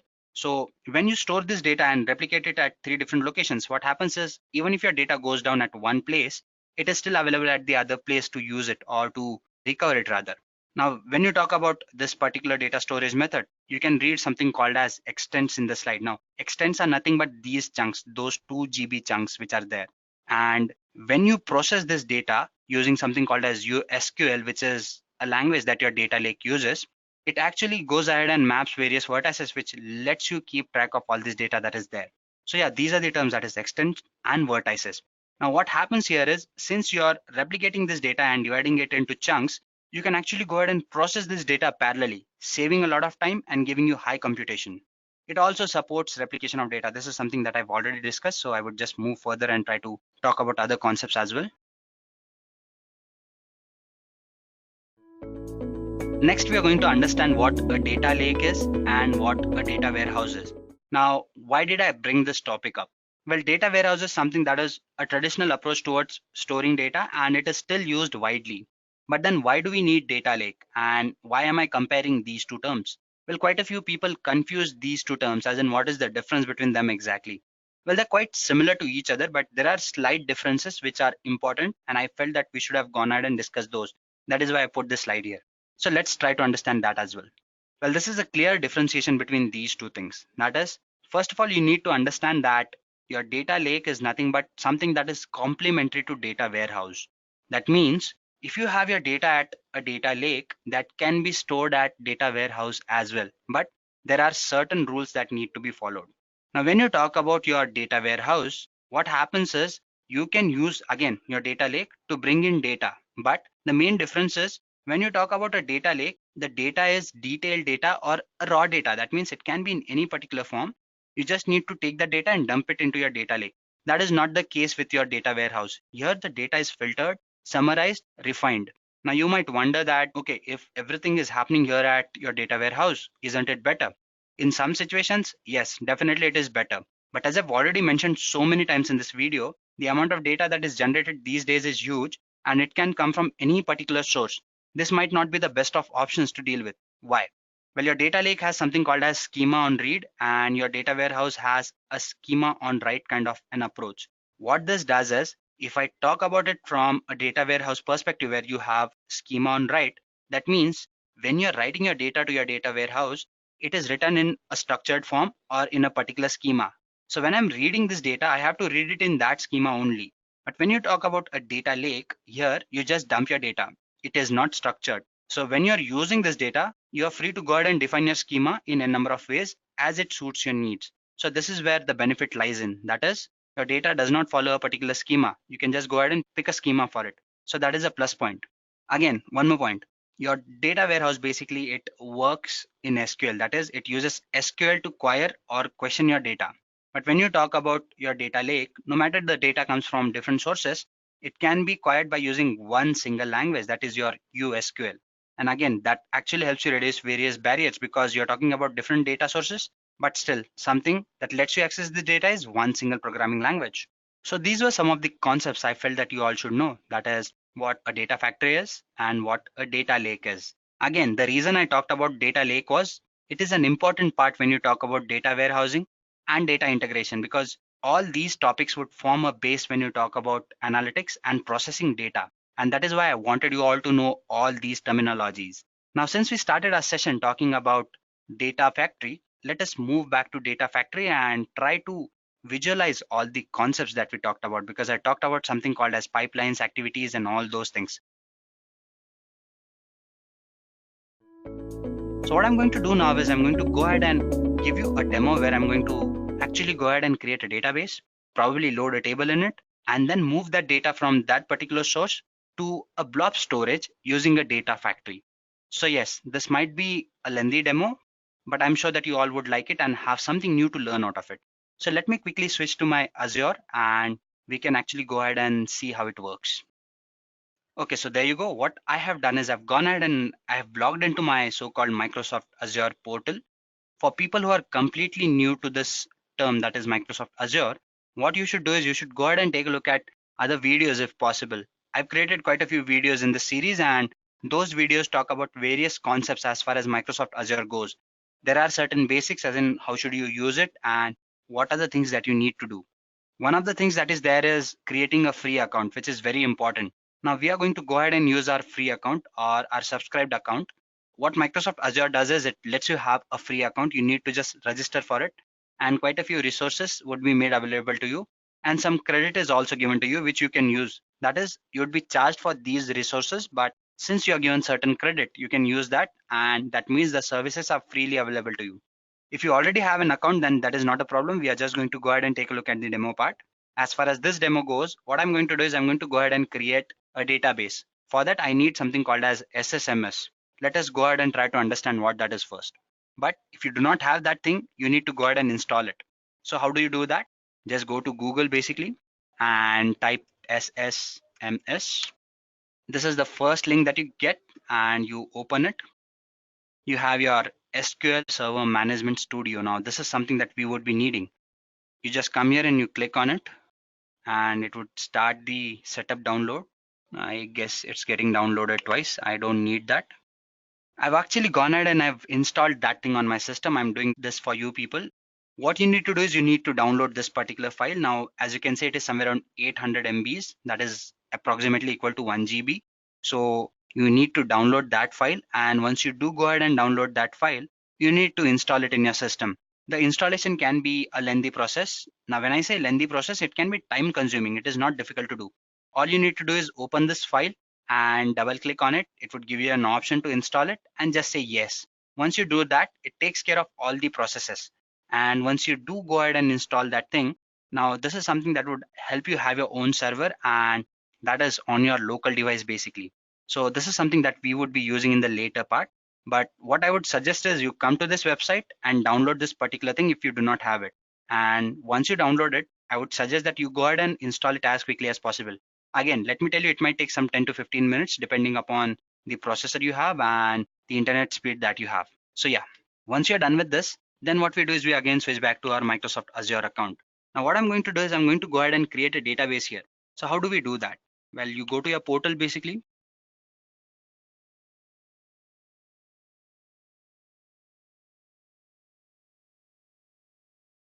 And quickly log into your so-called account.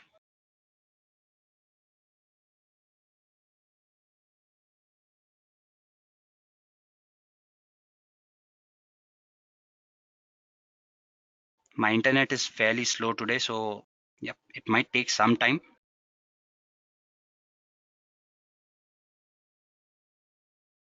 So this is how your Microsoft portal looks like. You have quite a few things to select and choose from. You can just go ahead and click on create a resource here, and it gives you quite a few options to select from. Or instead, what you can do is you can just come here and look for your so-called databases. And I select an SQL data warehouse. So it would ask for a database name, give it a proper name, say demo DB is what I would call it. And yes, the name is acceptable. My subscription is Azure 533. I would be needing to create a resource group. For people who do not know what a resource group is, it is nothing but think of it as a place where you put in all your resources basically. So it is a group of resources. Again, if you need to understand more about it, we do have a session on it, which you can take a look at it on YouTube. So I say create a new one. Say I call it demo RG, and let me just pick a blank database. I need to configure a server to it, so I would say create a new one. Let's name it say demo server, and I should give it some numbers. Probably yes, it is acceptable. And you need to create some login credentials when you do log into this server. So let those credentials be say admin demo maybe. There you go. And what password should I set? Let it be strong, and let it have a number and a symbol basically. Location South India, that does not matter a lot. You can choose the location that is there in here. You have quite a few options. There you go. I would stick to what it is there, and I would say select. Yes, so I have a demo server as well. Performance level, now it depends as per your need, as in how fast do you want it to work. Now as far as my so-called demo is concerned, I do not need it to be very fast or something like that. Let me have it to this value. Now based on the location where you've created your so-called resource, the prices would be given to you. Now this is something that I created in South India, so the price to me is in INR, that is Indian rupees, and it is 223.88 per hour. All I would do is I'll just go ahead and apply. I would say pin to dashboard and I would say create. Now the deploying might take a little longer than normal because yes, as I've already mentioned that it depends on the internet speed, and even if your internet is faster, at times it might take a longer while for this thing to happen. So what I'll do is I'll just pause the video for a minute, and once the deployment is done, I'll get back to the demo part again. So yes guys, I've gone ahead and I've done the process. That is, we have our so-called demo DB already. It took a while. I actually went back and had a cup of coffee as well. It took that long. My internet is really slow today. So yeah, let's move further and now try to go ahead and do the other thing that we are supposed to do. As I've already mentioned, you need to go ahead and install SSMS. If you do go ahead and install it, this is how it would look like. Now, since we've already created a database, we can log into it. You can go ahead and give in your credentials here. That is, I would be putting in the credentials which I've mentioned. That is demo server 1100, and then the extension, that is database.windows.net. Yes, and the name here is admin demo. I can go to options here, connect to what database. We have something called as demo DB, and that is 321 TCP IP. I say connect. It wants me to sign into my so-called Azure account. I hate this each time it happens because I've already logged in. I should have stayed signed in, but I did not, and that is costing me now. Yeah, one more thing. At times you would be logging in from your client user or your client PC, and at times you might not be an administrator. So in that case, you need to change the firewall rule and make your system accessible here.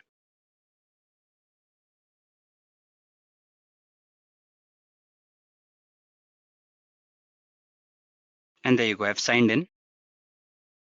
So we have our information here. That is, this is my server I used to log in, and if I click on databases, the schema is there. We have our database, that is DemoDB321. Now what we can do is we can actually go ahead and add a table to it. Now I'm not gonna go ahead and create a table, a completely new table. Instead, I'll just go ahead and maybe run a simple query which lets me have two columns. So what query should I put in? What table should I create? I'll just go ahead and pick up some query from Microsoft Azure website. Now this is something that lets you create a table with this name, and these are the so-called variables or column names that your so-called table will have. So I'm just going to copy this piece of code. If you want it, you can go to Microsoft Azure website and you can have this piece of code as well. I'll share the link, do not worry. So when I close this and I come here and I click on this, I say new query, and I simply go ahead and paste this piece of code. Now I'll just make some changes to the name just to get rid of ambiguity, say 2, maybe 3, and I would be inserting 2 records in it. So this is the changes I make here, that is insert into this so-called table, and to do that I would say execute. Okay, this should not take this long, but it is. Now once it does happen, these are the 2 records that would be there, that is John Doe and Jane Doe. There you go, one row is affected is what it says. So we have actually gone ahead and logged into my SSMS, and we have connected to our SQL server, and we've created a table there, and as far as the table goes, it has these 2 records. So what I'm going to do now is I'm going to again switch back into my so-called Azure Data Factory, that is to my Azure account, and create an Azure Data Factory basically. So how do we do that? First thing you need to understand is, in order to have a resource group or have all these resources there on your system, you need to have a storage account. Now this account is nothing but more or less a compliance or a law basically. What that law does is it lets you have your storage entities on Microsoft Azure. So let us go ahead and create that account first. It is very easy. You come to this portal. Once you do that, you just scroll down and you see storage accounts here, and I say add. When I say add, this window should appear and you need to enter in details. So what details should I give in for my storage account? Let's call it say SA for demo Now it is not accepting this name. Okay, it needs to be in lowercase. So I would say SA for demo. And there you go, it is taken. Resource manager is what I stick to. And I say V2. Location is South India. Now I've talked about your data getting replicated 3 times. That is 3 copies are maintained. And when I talk about the replication, these are the types of replications that you have. Locally redundant storage is which I'm selecting, which is the most affordable one. It is not very reliable, but since it is a small demo, I can use this. Performance should be standard. And if you see, by default, the blob storage is always hot. And when you talk about a resource group, let's go ahead and use the one that is already there. Our resource group was demo RG, if I'm not wrong. Yeah, let's select this. Pin it to dashboard and I say create, and my storage account would be created. This should happen quickly. There you go. The deployment again might take a longer while.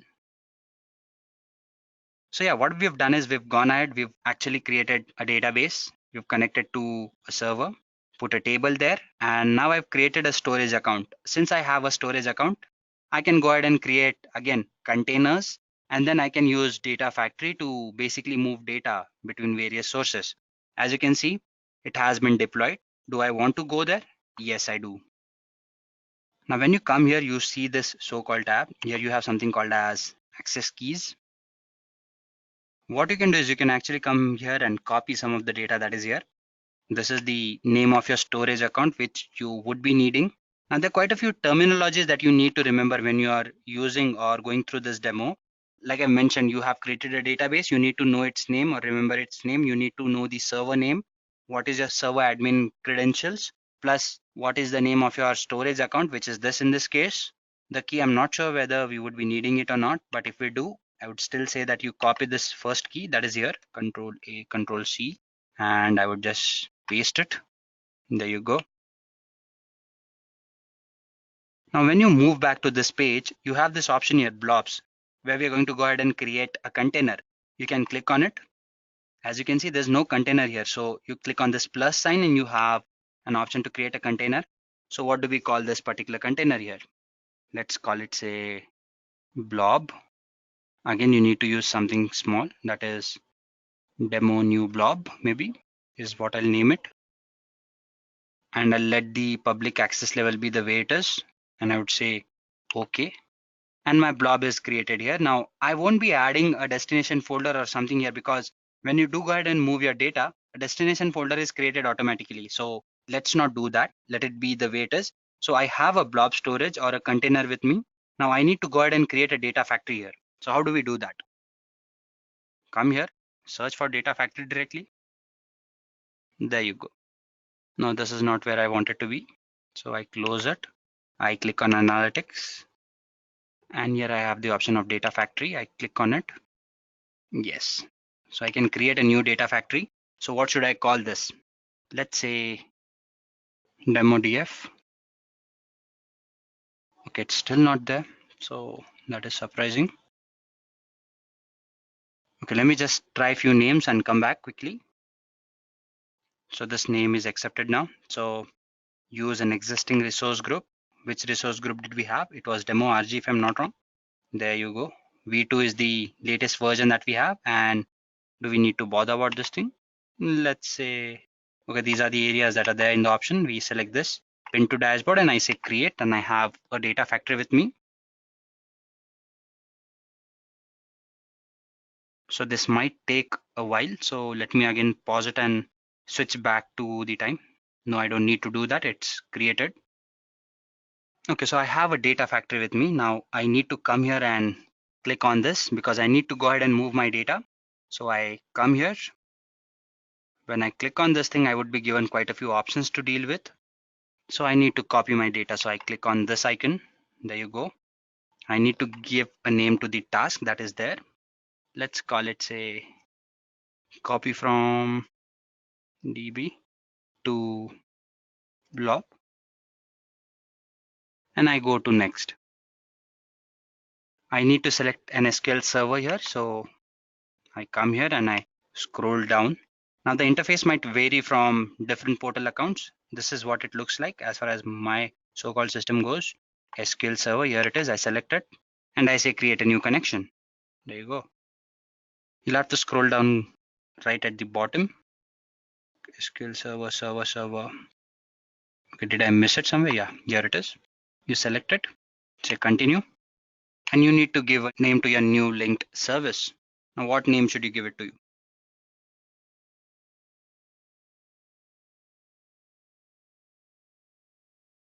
Say SQL Server Demo Link maybe.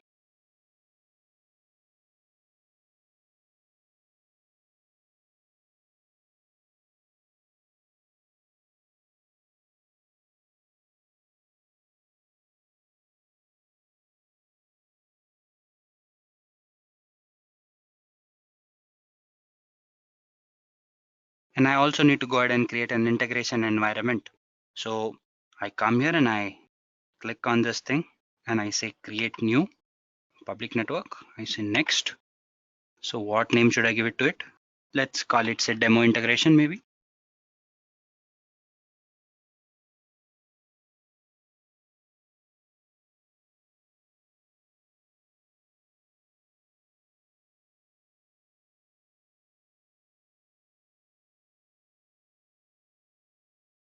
And I say finish.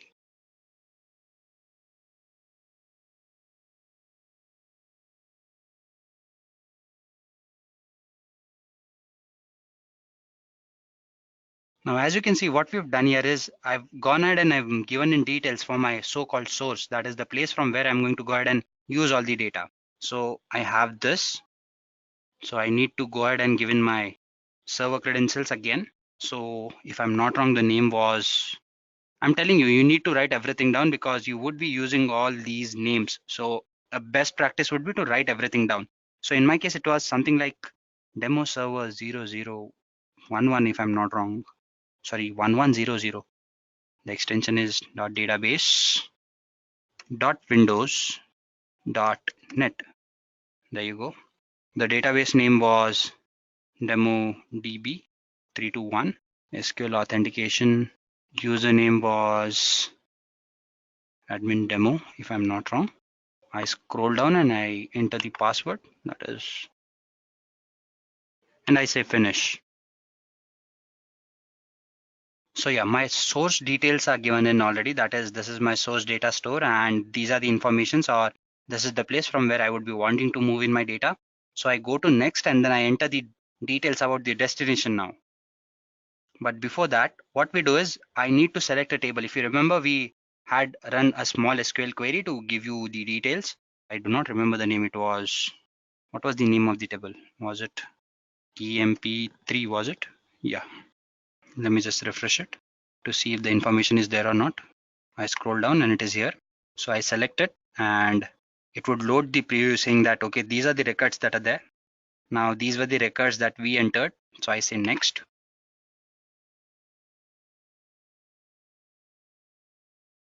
For my destination, I'll come here and I would select a blob storage now. There you go. Create new Azure blob storage and I say continue. Now I need to enter in details here as well. Let me just call it say Azure storage demo link.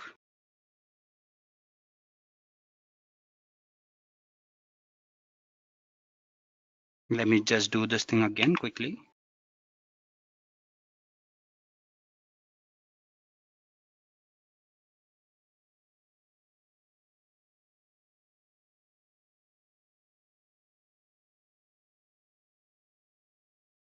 Now we need to select a storage account name as well because we've gone ahead and created a storage account here, which was for the demo part. What was the storage account? I forgot the name of it. It was storage account for demo if I'm not wrong. And I've selected that. And then I say finish. I click on next. Now this is the service that I wanted to connect to. I say next. Now I have to enter the so-called details. For that, I would be actually needing the name of my blob, which I think I've forgotten. So let me just go ahead and get the details of that as well. It was something like this, that is demo blob, and the file name was emp3 if I'm not wrong. I say next. I say next, next again, and I say next. And there you can see the data has been deployed. That is, I've actually connected my SQL server and I've gone ahead and I've moved the data to my so-called blob storage, which you can actually also do. Then you can go ahead and edit the pipeline if you want as you want, or you can just go ahead and monitor this data as well. Now it depends on your needs as in what do you want to do. You can go ahead and do quite a few things with it. That is, you can go ahead and move this data to your so-called Power BI and implement various other things on it as well. When we did go ahead and create our so-called blob storage, that is blob container, you can actually go ahead and keep that part or that so-called window open, because when you do go ahead and deploy this data, you can see all the details, that is what has just happened and how has it happened, all those things. So yes, what we've done is we've gone ahead and we've moved our data from a so-called database to our blob storage. Now, I actually accidentally went back and did not go through that step where we see the deployment, but do not worry, we can just go back to our dashboard and take a look at that thing as well. So how do we do that? I have this so-called storage account here. Now inside that storage account, we have our blobs where we moved our file. Now this was the blob where we moved the file, and then this was the file that we moved. So yeah, our deployment has succeeded. That is, we've moved our data from a so-called database to our so-called blob storage. And as far as this demo goes, that is what our aim was. I hope that I did throw a sufficient light on following concepts, that is our data factory and how do you go ahead and create a data factory and use it as a pipeline basically.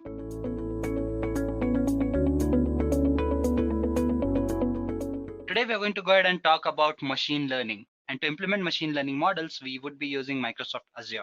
Before we do get into the details of these topics, let's take a look at the agenda of today's session first.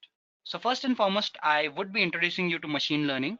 Now, it being a very vast topic, we would be first taking a look at some of its fundamentals, and then we would be switching to Microsoft Azure, and we would be seeing how machine learning can be implemented by using Microsoft Azure. Finally, I would finish things off with the demo part where I would be talking about Azure ML Studio that lets us carry out machine learning processes. I hope this agenda is clear to you guys. So let's move further and get started with the first topic of discussion, that is, what is machine learning? Well, if you go by the definition, it is nothing but the process where you teach a machine to take in some data, analyze it or understand it, and based on that data, give in some valuable outputs. Now, this is a very generic definition, but to give you more simpler an example, I would say that it is something similar to how we human beings learn. I mean, when we are born, we have no idea about anything that happens around us, right? I mean, we do not know what shapes are, what colors are. But as time progresses and as we hear people talk, we see stuff happening. When we learn to write, we actually go ahead and understand these things, as in what shapes are, what colors are, what people are, and all those things. So a machine learning process is very similar to this. I mean, what happens here as well is you provide in some valuable data to your machine and you train your machine with that data again and again, or with new data as well.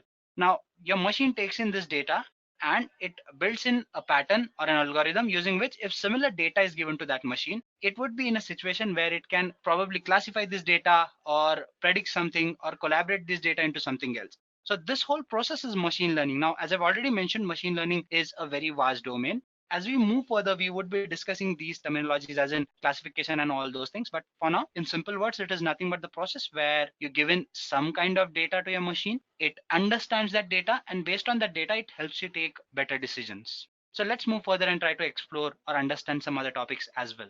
So what do we have next? Well, let's take a look at some of its fundamentals. If you talk about machine learning, we need to consider two important points, that is supervised learning and unsupervised learning. Now, these are two important classifications if you talk about machine learning. We also have something called as iterative learning as well, but we won't be getting into the details of that. As far as this session goes, we would be sticking to supervised learning and unsupervised learning. So when you talk about supervised learning, it is nothing but a process where you actually go ahead and teach a machine to predict something based on the information that you already have, or you at least know the target variable to be more precise. Now, what do I mean by this? Well, in this case, you actually know what your final outcome should be like, or you at least have the parameters that help you govern your final output. When you talk about unsupervised learning, that is something you do not know. Let's stick to supervised learning for now and consider this example. Suppose you have some data set where you have information, as in you have some data where you know that certain values or certain records are for ducks and certain values are not for ducks. So what you do is you pass in this data to one of your machine learning algorithms, or you build a model around this data, and when you pass in a new value to this so-called model, that model should be able to predict whether that value is for duck or it is not for duck. Now, in this case, this value is not meant for ducks. So the answer should be not duck, because we can clearly see from the image it is a piglet. So that cannot be a duck. Now, this is a very simple example of supervised learning. What we are doing here is we know that what kind of output are we expecting. We are expecting an output where we know either it's duck or it's not duck. So our target variable is fixed. I mean, we know what we are researching for or what we are analyzing the data for. Now, these kind of algorithms are called as supervised learning algorithms, or this process is called as supervised learning. So yeah, this is a part of machine learning. Now, important point to note here is your data is labeled. Now, that is what I mean by the target variable, which I just talked about. You know what your final value is, and that is why your data is labeled. You know what you're trying to predict or what your final outcome is. So this is a very important point to consider. Your data here is labeled and you know your final goal, as in what are you trying to achieve. If you talk about the next method or next approach, that is unsupervised learning, here you do not have labeled data. That means you do not have a final target variable. In this case, your final target variable or attribute, it can be random or it can vary, or once your model ends, you would be reaching there, but that is something which is not consistent. That can vary depending upon the needs that you have. Let's take an example to understand this a little more. Now, as you can see, we have some pictures, or on the screen you can see certain species of animals and birds. So if I want an algorithm to classify these pictures or these records into their clusters, this would be more or less an unsupervised algorithm. Let's take a look at it first. So as you can see, we can pass in this data to our unsupervised learning model or build a model around this data. Once that is done, it should be able to classify my data into different clusters. Now, as you can take a look at the clusters, you can see that it has classified my data into ducks and something that is not ducks. Now, you might wonder as in, okay, this is similar to what happened in supervised learning, right? But in supervised learning, that is what my target was. I knew that I wanted to predict whether it's a duck or not. In this case, that might not be the case, because say for example, I have this data where I have animals and birds, and I do not know what animals and what birds are there. There might not be ducks in it, right? There might be just mice, there might be just rabbits and all these things. Or you might want some extra clusters as well. For example, I want to segregate birds, I want to segregate animals. Now, in this case, my final output is varying. It can differ, right? I mean, I might expect different outputs out of it. So since I do not know what my final output is, I do not know what clusters are getting formed here. So that is why this kind of algorithm is called as unsupervised learning, where this is more or less similar to your black box testing kind of a process, where you do not know what your final output is, but you do run in your algorithm and then you expect a more organized output that would lead you to better decision making. An important point to note here is the data here is unlabeled. I hope these algorithms were clear to you guys. If you do have any doubts, do let me know about those as well. We would be getting back to you on those doubts as well. But in simple words, this is what supervised and unsupervised learning is. Now let's move further and try to understand some other things as well. If you talk about different machine learning algorithms, you have these classifications here. First, we have supervised learning, and in that, we have something called as regression and classification. Now, these are two of the most popular algorithms or two popular branches of machine learning algorithms. If you talk about regression, it is a process where you try to find out relationship between two or more variables. Suppose I have to detect, as in if I smoke, would I be having cancer, or what is the probability of me having a cancer? Now, this is an example of regression because I'm trying to compare cancer with smoking, right? So I'm trying to find out a relationship between these two. So these kind of algorithms are called as your regression algorithms. And then you have something called as classification. Now in classification, you basically classify your data into groups. Consider this example. I need to classify my particular data set or information into different segregations or into different parts like male population, female population, and all those kind of stuff. So these kind of algorithms are called as classification algorithms. And if you talk about regression and classification, you have quite a few advanced algorithms as well. Say, for example, you have random boost, XGBoost, and these kind of algorithms, or not random boost, sorry, random forests. So you have these kind of algorithms, which are advanced level algorithms. Now, we won't be getting into the details of those algorithms, but those are important as well. So once you are thorough with what regression is, what classification is, I would suggest that you do go ahead and explore those algorithms as well.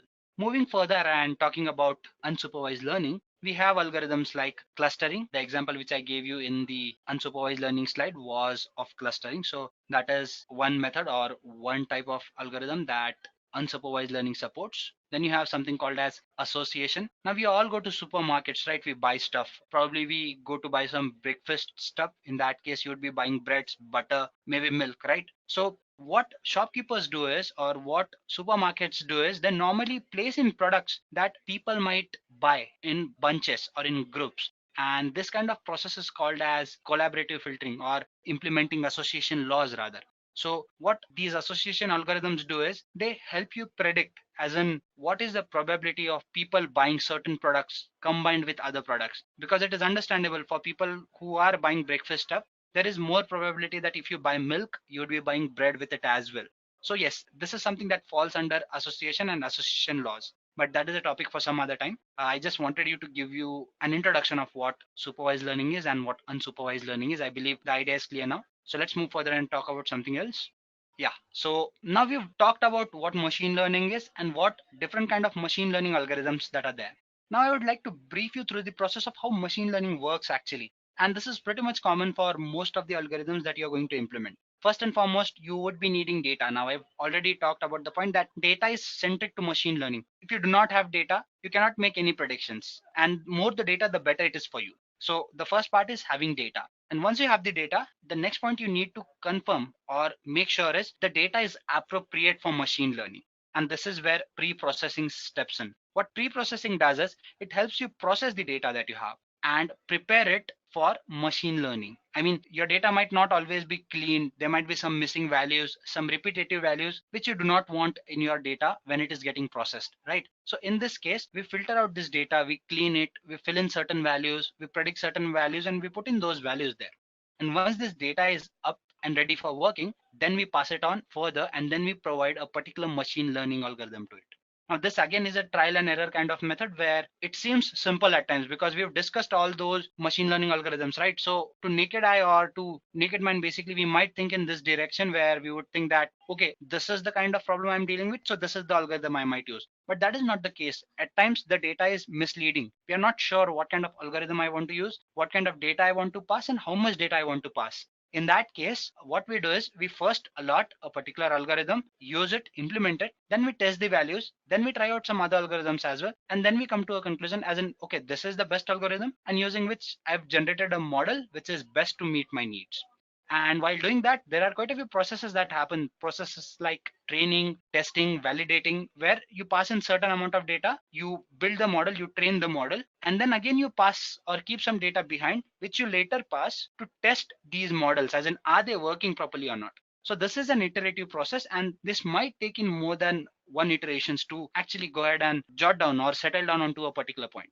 So once your algorithm is selected, once your machine learning model is built, you can actually go ahead and deploy this model into your environment or real-time working where it would be able to predict the real-time data or the data you provide your so-called algorithm, right? So this is how the whole process of machine learning works. Now, the processes which I talked about, pre-processing, then implementing various algorithms, training, testing your data. Now, this again, they look simple, or when you listen to them, they seem pretty easy, as in training the data and all those things. But once you start implementing these things, it is fairly difficult.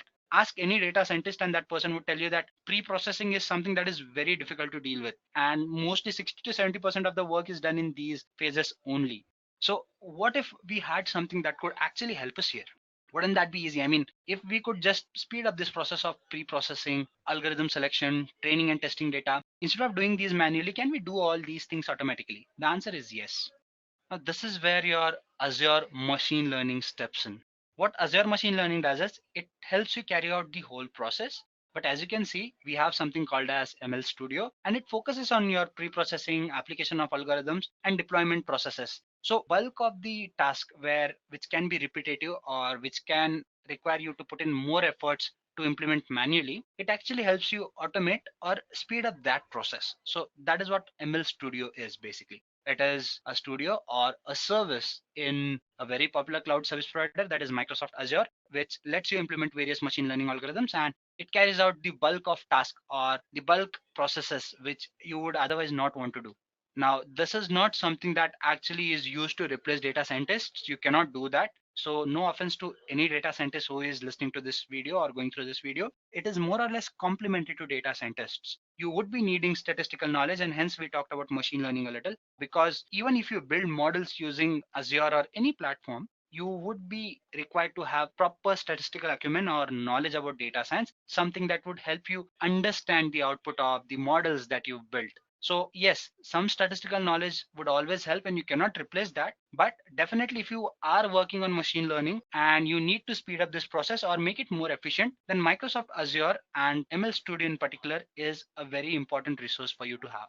So what I'm going to do now is I'm going to switch into the demo part, and we would be building a model so that we can discuss some of this stuff that I've already talked about. And we also get to see how Microsoft Azure works in real time, right? So let me just switch to the Azure portal or console that we have at our disposal. So guys, what I've done is I've gone ahead and I've switched into my Microsoft Azure portal. For people who are completely new to Microsoft Azure, you can actually avail certain services that Microsoft Azure offers you for free for 1 month. Now, during this period, you can avail certain credit for US citizens or people who have an account in US region. They can actually avail up to $200 of usage where you can use certain services. Now, these services are chargeable.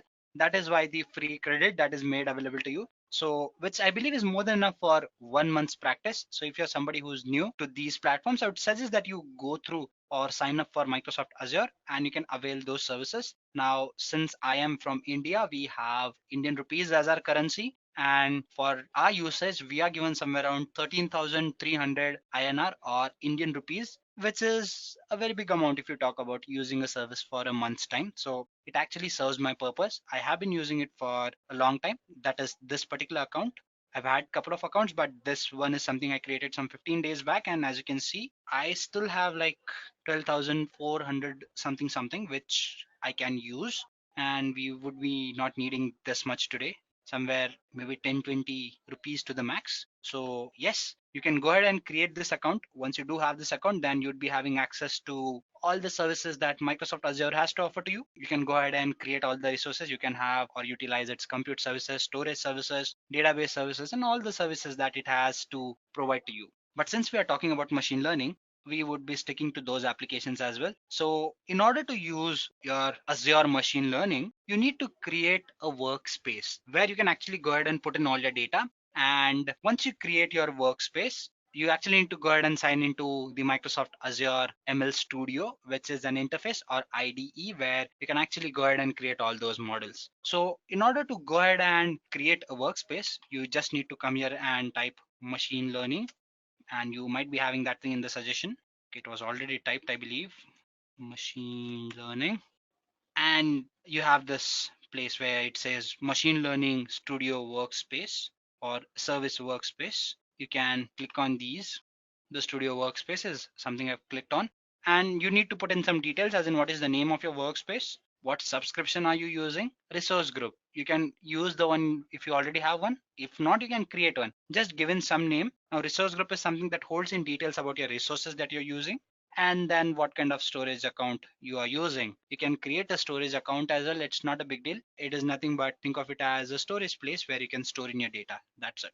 So you do go ahead and put in these details and then you say create. Before that, you have to put in what pricing tier are you using, and you'd be entering the region where you want your workspace to reside. Now, what cloud does is it stores your data in particular locations on the globe, right? So you can choose the location that is closer to you or closer to your business, depending upon your needs. For now, I'm gonna stick to the basic one that is here because we are just creating a simple demo. In fact, I'm not gonna go ahead and create a workspace because I already have my own workspace. But you, I would suggest that you put in these details and create one. Once this workspace is created, you can actually just open it, and at the bottom you would be seeing an option called as machine learning studio. Else what you can do is you can type in this URL and you would be redirected to this page where you have to sign in with your Microsoft Azure portal account.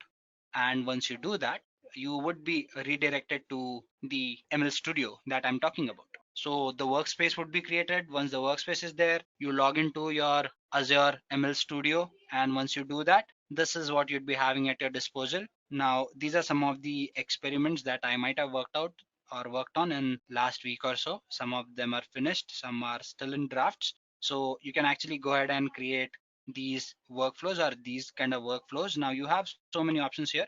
What are the projects that you create? Experiments, which we just saw, different web services that are made available to you. You can actually go ahead and create web services as well. You have your notebooks. Now you might not always go ahead and start from the scratch, right? You might have your code written in maybe R or some other language like Python. So you want to import that code, you can do that as well, or you can use the existing notebooks which Microsoft Azure has offered to you, where you have ready to use codes or ready to use models as well. And then we have data sets. Now again, you can import your data sets that you have. There was one financial sample data set which I imported recently. You can actually go ahead and use sample data sets as well. Now you can see there are quite a few data sets that are made available here, which you can use and implement your own algorithms or implement the algorithms that Microsoft Azure has to offer to you, right? So you can do that as well. So it pretty much depends upon what do you want to do and what kind of processing do you want to do. As you can see, if you come here, you have some, this is somewhere you can see your trained models as well, as in the work you've done or some models that you've implemented. So you can have that here.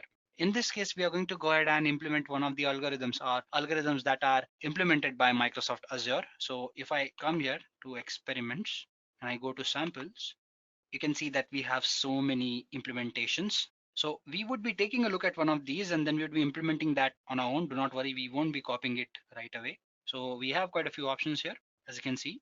Okay, let's just go ahead and do one thing. Let's build our own model here. So for that, we need to go to experiments, or rather we can come down here and say new, and I say add a blank experiment.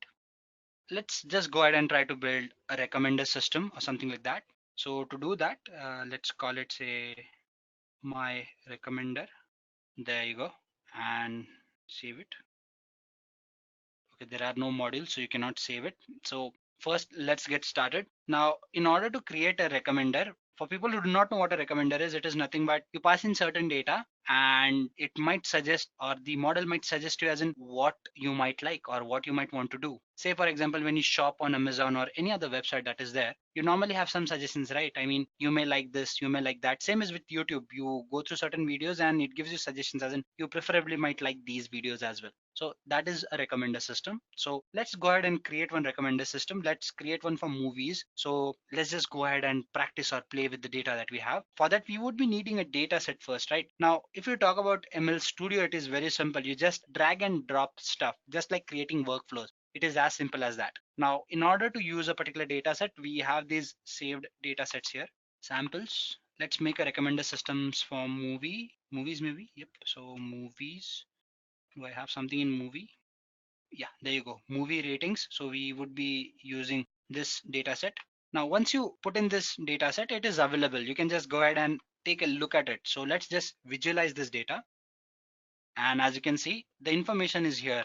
It has certain values like user ID, movie ID, ratings, and timestamp. Timestamp is something that people do not use frequently, but yeah, these are things that are important to us. We have factors like your ID, that is your movie ID, user ID, and rating. It's somewhere around up to 10. So I believe it has started from 0 or 1 maybe. So we have ratings from 1 to 10, which we would be using. So this is the data that we've just visualized, but at times this data is not as simple and as managed. It might have some missing values and you might be required to play with it or make some changes to it. You can actually go ahead and put in some factors here as well. Now here you have so many options that are made available to you, right? So you can actually go ahead and process your data a little, manipulate your data a little, like you can take a look at statistical analysis and all those things. But this being a clean data, we do not need to do that. So we're just going to stick to the recommender system part here. So we have the data set now. I need to select the columns that I want to use. So I'm going to project certain columns out of it. So for that, we have a module here called as project columns. Okay, I don't see it here. I believe they've changed the name. Select columns to, okay, so this is the one. They've changed the name. It's called as select columns in dataset. So we drag it and place it here. And we hold on to the circle that is there on the previous module or the tab we had, and we pull it down so we can connect these two. Now they are connected, and but since I've connected them, there's an error here. It says value required. Now I need to pass in some values as in what are the columns I need to focus on, right? So I would be clicking on this icon here or tab which says launch column selector, and it gives me options. So I'm gonna put in certain rules. Now what are the columns that I want? First I would say that get in all columns. and just exclude the ones that I don't want. So what are the columns that I do not want? Timestamp was something that won't be very handy, so I'm gonna remove that. So I would be excluding that and I would be saying okay. Once you do that, the error is gone. So we have the data set, we've selected the columns. Now next phase is I need to go ahead and pre-process the data, but data is already pre-processed, so I don't need to do that either. So in this case, I would be going ahead and splitting my data into two parts, my training data and my testing data. Training data is something that we would be passing on to the model, and we would be training a model based on the data. And test data is something that we would be holding back, and then we would be using that testing data to test our models or to predict the outcome or to see whether the model is working fine or not. So to do that, we need to split our data. So come here. This process is easy. Just go ahead and type in the words that you need to do, and it gives you modules to do that. So split data, I just pass in the data. So I've gone ahead and I've created or I've pulled this split data module or tab into my workflow. So yes, the data would be split, and it would be split in this fraction 0.5. That is, we would be using 0.5% data to test. That is half of the data to test and half of the data to train our models. So there you go. I won't be tinkering with these factors. Those are good enough for me. So let's just move further. Now there's an option here where you can zoom in or zoom out your model to fit in the screen. So the data is split now. Next job is to train your data. So train your recommender system. Do we have option to, yeah, train Matchbox recommender. So we select this and pull it here. Now what we do is we pass in one of these branches here, first one, and the split data is passed on to this training module or tab. Now I'm not too good with the nomenclature, that is why this confusion. Let's call it tab. So yes, so I've pulled in this data into the tab. So this is something that would get trained here, and I need to score it as well. So once I come here, I select this first, and it shows me the details as in, okay, how many traits of the data that I have that I want to use to build this recommender system. Let's just say 10. Okay, 10 is fine. I don't see too many problems with it. Maybe let's do it 20. Number of recommendations, I want, okay, no, this can also stay to 5, no problem. Training batches, 4 is fine. So we just move further, and next what we do is we just go ahead and score the data that we have. So I say score, and I pick in this thing. So again, to this I would be passing in my training data here, and I would also be passing in my split data, that is the testing data. There you go. So the data that has been trained, that would come here, and also the testing data would be here. So I have this score where I need to give in the details as in what are the predictions that I'm looking for. Now I basically want prediction where I would be wanting related items, right? If I watch this movie, what kind of movie I need to watch, right? So this is what I would be entering here. So once I enter related items, it says what are the maximum number of related items to find from an item that you have. Let's say I want just one item. There you go. And so it would give me one related item to the movie. So if I pass in a particular movie to this recommender, it should suggest one movie that I might like watching. So that is what I'm talking about here. So one related movie, you can have more than one as well. So that is up to you. So we've done this. Now next is I built a model, or I've actually gone ahead and put in a tab for training and scoring. Next, I need to evaluate this data, right? So I say evaluate or test rather. So it says evaluate your recommender. You get in here, and this time you take in this value, that is your score, and you put it here in this column. We passed in one of these threads here. Next is we take in the split data and we enter it here. There you go. This is fine. I would be saving it here just to be safe. Once you save this data, okay guys, so the connections that we pass in, these are important. In which port are you passing in what value? So this might hold, and this is more or less an experimental kind of a stuff where you might actually go ahead and put in some wrong connections and you might get in some errors. So you actually need to go ahead and troubleshoot some of those at times, not always. So we've actually gone ahead and we've almost built a model. Now we need one more table here, or one more data set, that is movie IMDb titles. Let's place it here. Okay, it has gone somewhere. Yeah, so I place it here. There you go. And whenever we have a new data set, we always visualize it to understand what it has. Okay, this should not take this long, but for some reason it is. So I have this data set where I have movie ID and movie name. So I would be using this data set for my recommender, where it has some IMDb titles, which is not the actual IMDb, that website which we have. It is a sample data set that is created. So we have this data set here. Now that we've seen the data, I'm gonna go ahead and use a command called as edit metadata, and I'm gonna place it here.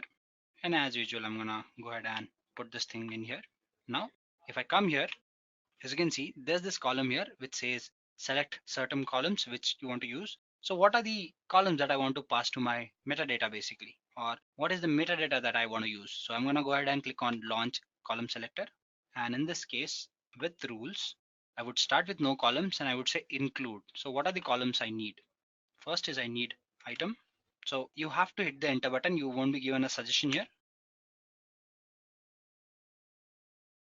Okay, for some reason it is not taking in this value. Let me see what is wrong.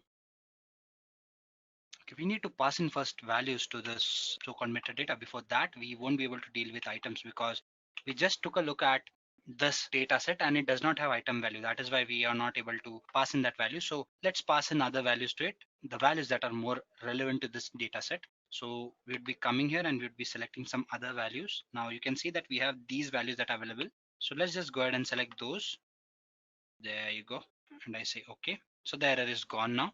Now we have a metadata which is made available to us, and I have a model which is up and running here. Now I need to put in joins here. Now if you all know what joins do is, they basically help you select data from one table to the other. So we have two tables here or two data sets. So I want to combine the data that these two tables have. Now I won't be getting into the details of joins and all those things, but we would be using them here for the general reference sake. So I have these two data sets here and I want to predict or compare the table with the table that is here. So what I'm going to do is I'm going to build a model or create a join that lets me compare the movie names from one data set with the other, or give me recommendations from one of the two data sets, right? So for that, I would be needing a join here. So let's just come here and say join. Okay, before we get into this thing, there is one more important point. My edit metadata data type, it has to be string. There you go. Now I need to pass in values to this tab as well. So for that, I would be needing a score from here. So I would be taking this and I would be placing it here. There you go. And one from the metadata to this joint. Now, what are the values that I want to pass in here? Now it should be item, I believe. So as I've said, hit the enter button. There you go. And you say okay. And columns from R or the other table, what do you want from here? I would be saying maybe movie ID. There you go. I say okay. What kind of join do I want? I want left outer join. Now again, I won't be getting into the details of these joins. Don't keep the right key columns because that is the reason I'm using this join. There you go. I would be needing one more join here and I would be pulling it here because the first join would just give me the movie ID, but I just don't want the ID. I want the movie name as well, right? So I'd come here, I'd pull in this thing and I would pass it to this data set and edit metadata. There you go. Again, if I come here, it would ask me for values. I would say, give me related items if you have any. And here, I want the movie name. We would say save. If we missed out on one thing, we need to come here first and remove this left outer join and now save. We are bound to have some errors, guys, so stay tuned. Now this thing runs, it would run it tab by tab or module by module, and then everything would be executed. So this might take a couple of minutes. Once the module or the tab is executed, it shows a green tick on it. As you can see here, we have ticks here and here. This might take a longer because we have increased the number of iterations to 20 in the slide or in the tab when we were working on it. So the whole processing might take a little longer than normal. Okay, it says related item not found. Let's see why is that happening. Launch recommender selector. Yeah, this is the one that is the related item one. Probably there is no related item variable in the dataset that we generated. Now, as I've told you in the first model, I'll show you where. First, let me select this for now and let me say, okay. Here in the score match box, I had passed in number of related items, right? It was one. So by default, it was given a name called as related items one. So that is something which we are passing in here or something that we would be displaying. So there you go. So what we've done is we've actually gone ahead and put in all the stuff that we wanted to. Let's just see whether it runs. And once it runs, I would be explaining this again to you people. So do not worry. First, let's run it.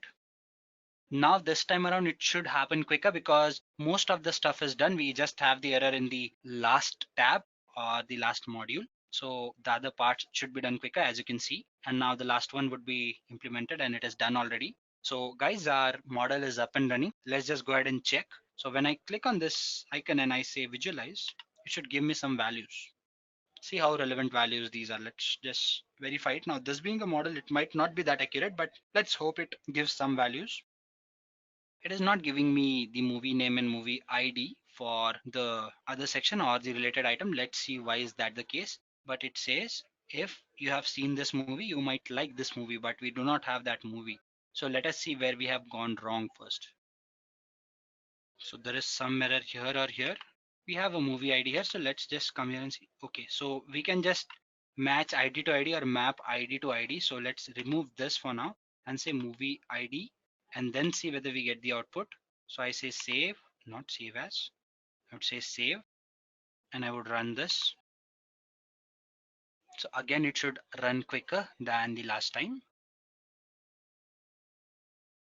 There you go. Now let's just see what is the output that we get. So I say visualize.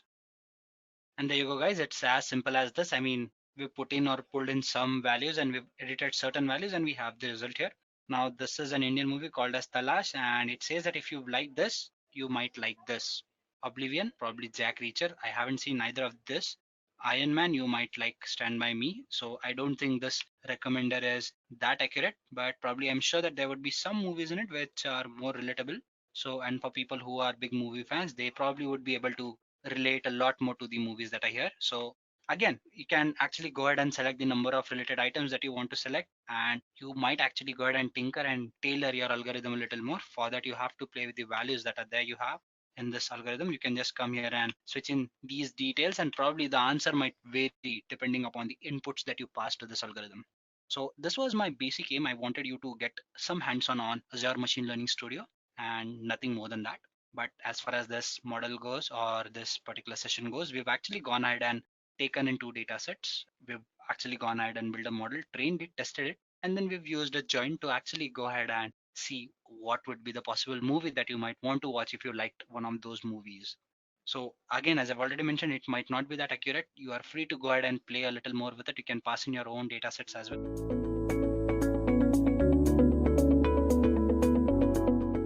In today's session, we would be discussing yet another interesting topic that touches up on cloud computing domain. Today's topic of discussion is Azure IoT. Before we move any further, let us take a look at the agenda or the offerings of today's session first. So I would start this session by talking about what is IoT, that is Internet of Things. Moving further, we would understand what is IoT on Azure, that is a cloud platform. Then we'll talk about Azure IoT components and their users. And finally, I would finish this session by discussing or giving you a slide or a smaller demo. I believe this agenda is clear to you guys. So let's not waste any time and quickly get started. So what exactly is IoT? Now, IoT has many definitions. I mean, because the domain is so wide, or I should say, there are so many things that you can do with IoT that to define it in one single way would not make a lot of sense. I mean, you can think of it as an approach that lets you collect data. It is an approach that makes your devices smarter. It is an approach that basically helps you connect devices. Now, to keep it simple, we all are social beings, or most of us are definitely. I mean, we need some social contact, right? So, what we do is we basically communicate with people. We tell them what we feel like, or what is happening in our day to day life, or we take in inputs from them in similar manner, right? So, in a way, we are actually exchanging information, we are actually exchanging data. What about devices? I mean, devices do store data, they do have information that might be useful to human beings, but how do you collect this data? How do you make use of this data? Well, yes, you have devices that let you collect data for you. There are devices that are smart and they do a lot of things that you'd want them to do. But what internet has done is it has enabled you to connect these devices with each other. And that has actually simplified the process of collecting data and also making these devices interactive and social in one way or the other. I'm sure this is not making a lot of sense for now. Let us move further and try to understand this topic a little more. Now, when you talk about the rise of internet, what you'd notice is these days there is a lot of data that is generated online. I mean, the amount of cell phones being used these days, the amount of applications that run on these cell phones, the shopping you do, the food you order, the remaining stuff, the browsing and stuff like that you do, and the amount of work that you do here. I mean, it generates huge amount of data. Now, this data can be very useful. I mean, you also have analytics, data science in the market these days, and what it does is it basically lets you collect this data and use this data in a number of ways to serve the customers better, to basically make better medicines, to make better machinery and stuff like that, right? So that is what data science has done, and that is what internet has done. But what this also means is a burden on human beings to collect this data. I mean, you need some way or the other to collect this data. And when it comes to human beings, yes, we are the sharpest beings on the earth, but the problem here is the human accuracy. At times it can go down or it cannot be as accurate as the machine is. So you need to create machines that let you collect this data. So what internet has done here is, if this data is huge and the amount of data that is being generated is huge because of internet, it has also given you a solution. The solution is Internet of Things. What it does is it lets you connect different devices together, and by doing that, these devices are smart enough and they can collect this data for you, so that your only job is to go through this data or use this data. And that is why these devices are becoming more smarter day by day. Now, to give you a very simple example, if I go home and basically what I do is I remove my wallet, I remove my bike or car key, and I keep it on the desk that is close to my door, or I rather hang it on the hanger that is there. So what mostly happens is, when I leave my home, there are chances that I forget my key, I forget my wallet, right? What if there were smart devices that would tell me that I have forgotten my key once I leave the door? Wouldn't that be nice? So that can be done. I mean, you have sensors these days. You can have sensors on these devices, on the keys, on the wallets that you work on, or on the wallet that you have. So basically, what these devices would do is they would basically sense the fact that you have moved out of the house. And once you cross a particular range, probably what it would do is they would throw in an alarm with some device that you have with you. So now this seems little impractical, but or seems little complicated to do. But the simple achievement out of this is you get notified no sooner you miss out certain things at home. And this application can be used on the longer run to solve different kinds of problems. Now, this is one of the applications of IoT. Internet can be used here, different sensors can be used here, different devices can be used to connect with each other. Now, this was about hardware devices. Basically, can connect applications with each other which reside on particular hardware. So this is one very basic application. There are a lot of things that you can do with IoT. So as you can see in the image, what IoT is doing is it is basically helping you connect different applications, different businesses, different services together. And the fact that all these things are connecting with each other, there is live data with you, and that would help you solve a lot of problems. I mean, you can do better weather predictions with IoT. You can do better traffic predictions with IoT. You can better figure out as in what kind of data a person is using. You can figure out what kind of exercise routines a person follows. So all these things can be dealt with IoT. You can prepare better medicines. You can gauge how basically medicines are administered and what kind of effect are they having on that particular individual. So IoT is a great boon for humankind if used wisely. So that is what IoT is. I believe by now you've understood what IoT is. Let us move further and try to understand the other topics that we mentioned in the agenda. So guys, next on this list is IoT on Azure. I mean, why should you use IoT or Internet of Things on a platform like Microsoft Azure? First, let us try to understand Azure in a bit. Now, when you talk about Azure, I can think of this power consumption analogy.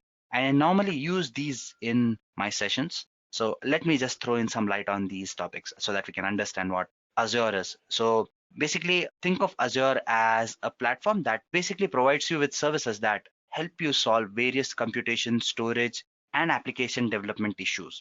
How does it do that? If you take a look at this power consumption analogy, what you would notice is when electricity flows into your house, you basically consume the electricity, and at the end of the month, you pay the bill for the units of electricity that you've consumed, right? You do not have to worry about how does this electricity flow in, who manages it. And once this electricity goes down, all you have to do is you have to call the power suppliers and they take care of it, right? You do not have to worry about managing the units you've consumed. All you have to do is take a look at the bill and pay the bill. So basically what is happening is someone else is taking care of all the things that are related to power consumption. All you do is you outsource this work to someone else, you use the services and pay for the services that you've used. It is very simple and very realistic in real life. When you talk about software development, there are a lot of constraints that one has to face. I mean, buying servers, hosting applications, maintaining, monitoring those applications. What if you were given solutions, ready to use solutions, where you had to worry about just the data that you have and take or deal with better business insights and stop worrying about all these issues? Wouldn't that be nice? When you talk about Microsoft Azure, it does exactly that for you. It provides you with cloud computing solutions, or it provides you with a platform that solves various issues that are related to your software development. So it is similar to the power consumption. I believe it is making some sense. In this case, your Azure is basically your electricity provider in terms of software services, right? So that is what Microsoft Azure is. It is a cloud platform that provides you with various services that concern computing and software development. And you can actually go ahead and rent these services and use them for a particular time duration when you want to use them. And you can get rid or release those services once you're done using them. So this is what Azure is. And why should you use IoT on Azure? Well, Azure is one of the leading cloud service providers. And that is why when you talk about Azure, what it does is it basically provides you with various integrations, various services that would help you implement IoT services on top of it and with ease. To give you a simple example, now this is an image I directly picked up from Microsoft Azure's website, if I'm not wrong.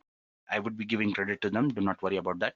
But this is a very simple example, and this is what it demonstrates. I mean, you have an IoT hub, which is an IoT service that is basically giving data to your stream analytics, which can be visualized by using different Azure tools. Now, when you talk about Azure services, there are services for everything, for your data visualization, machine learning, data warehousing, data lakes. You have application creation, PaaS service creation, instance or virtual machine creation, storage, security, and everything is taken care by Azure.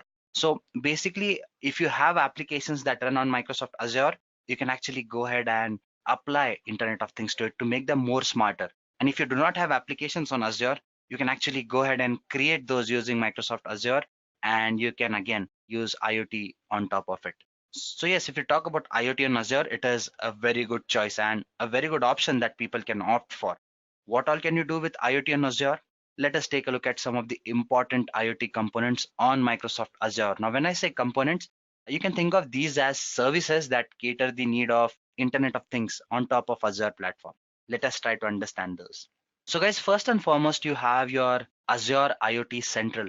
Now, when you talk about Microsoft Azure, as I've already mentioned, it is a cloud platform. So if you've learned cloud platform to some extent, you have three services. You have infrastructure as a service, platform as a service, and software as a service. Now, as you progress with these services, IaaS is basically a service that provides you with basic infrastructure on top of which you can choose everything that you want to do. That means you can basically have a basic layer on top of which you can choose what operating system you want to use, what binaries to use, what applications to run, what programming languages to use. So it is a basic infrastructure that you can have. When you talk about PaaS, it is basically platform as a service where a platform is given to use, where you have ready to use templatized applications. And when you talk about SaaS, it is software as a service where a complete software is given to you on rent, which you can use. Say, for example, Gmail. I mean, you do not have to sit and code Gmail, right? It is a ready to use application. You do not worry about it. I mean, its security, its management, its maintenance, everything is taken care by someone else. So cloud provides you with these kind of services. Now, when you talk about Azure IoT Central, think of it as a SaaS kind of a service. I mentioned Gmail, right? So what it does is it provides you similar services, or it provides you a service that basically lets you create a similar software as a service kind of applications for IoT platforms. So that is what Azure Central is.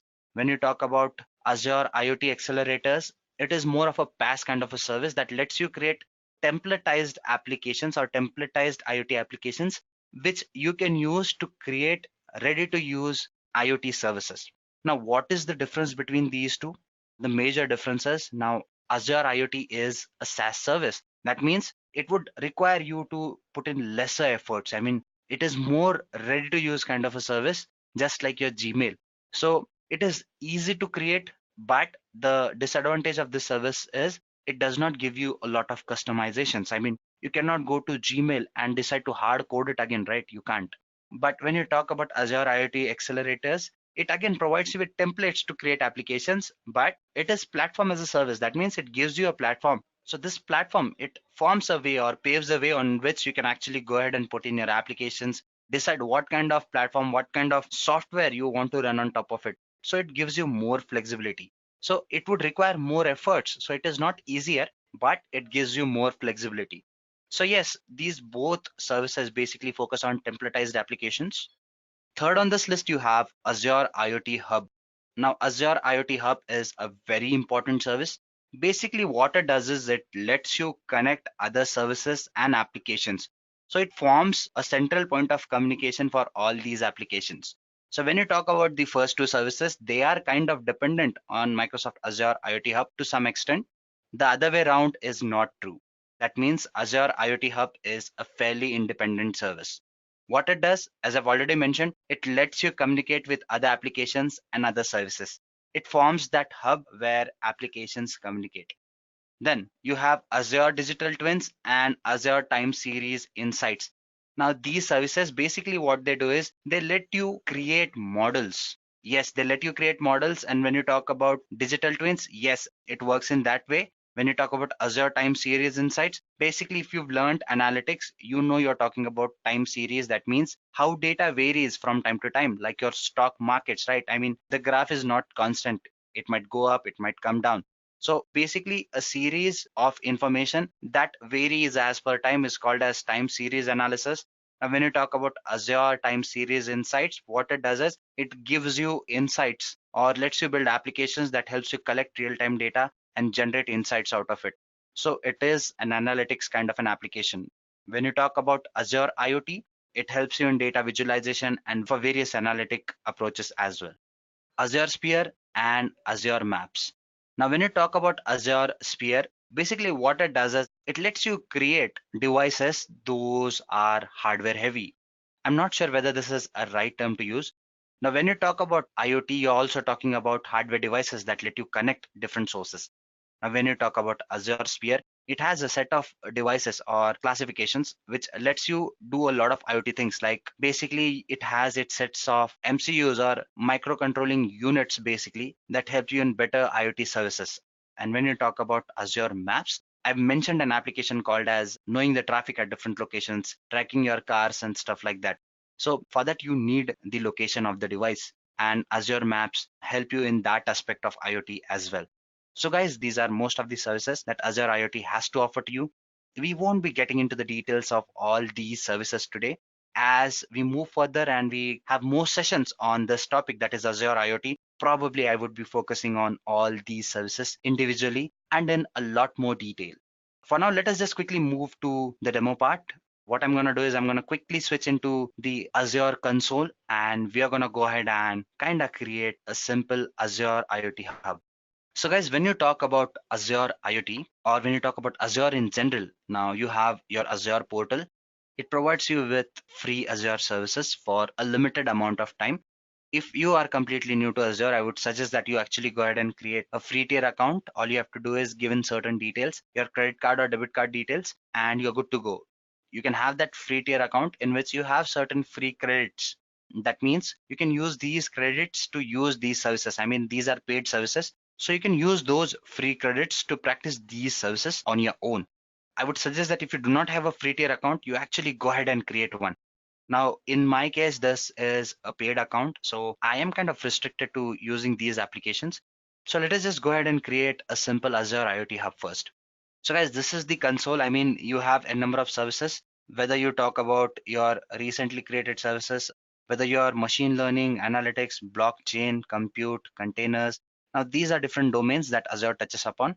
Our concern today is Internet of Things. So let's just click on this icon and go to Azure IoT Hub.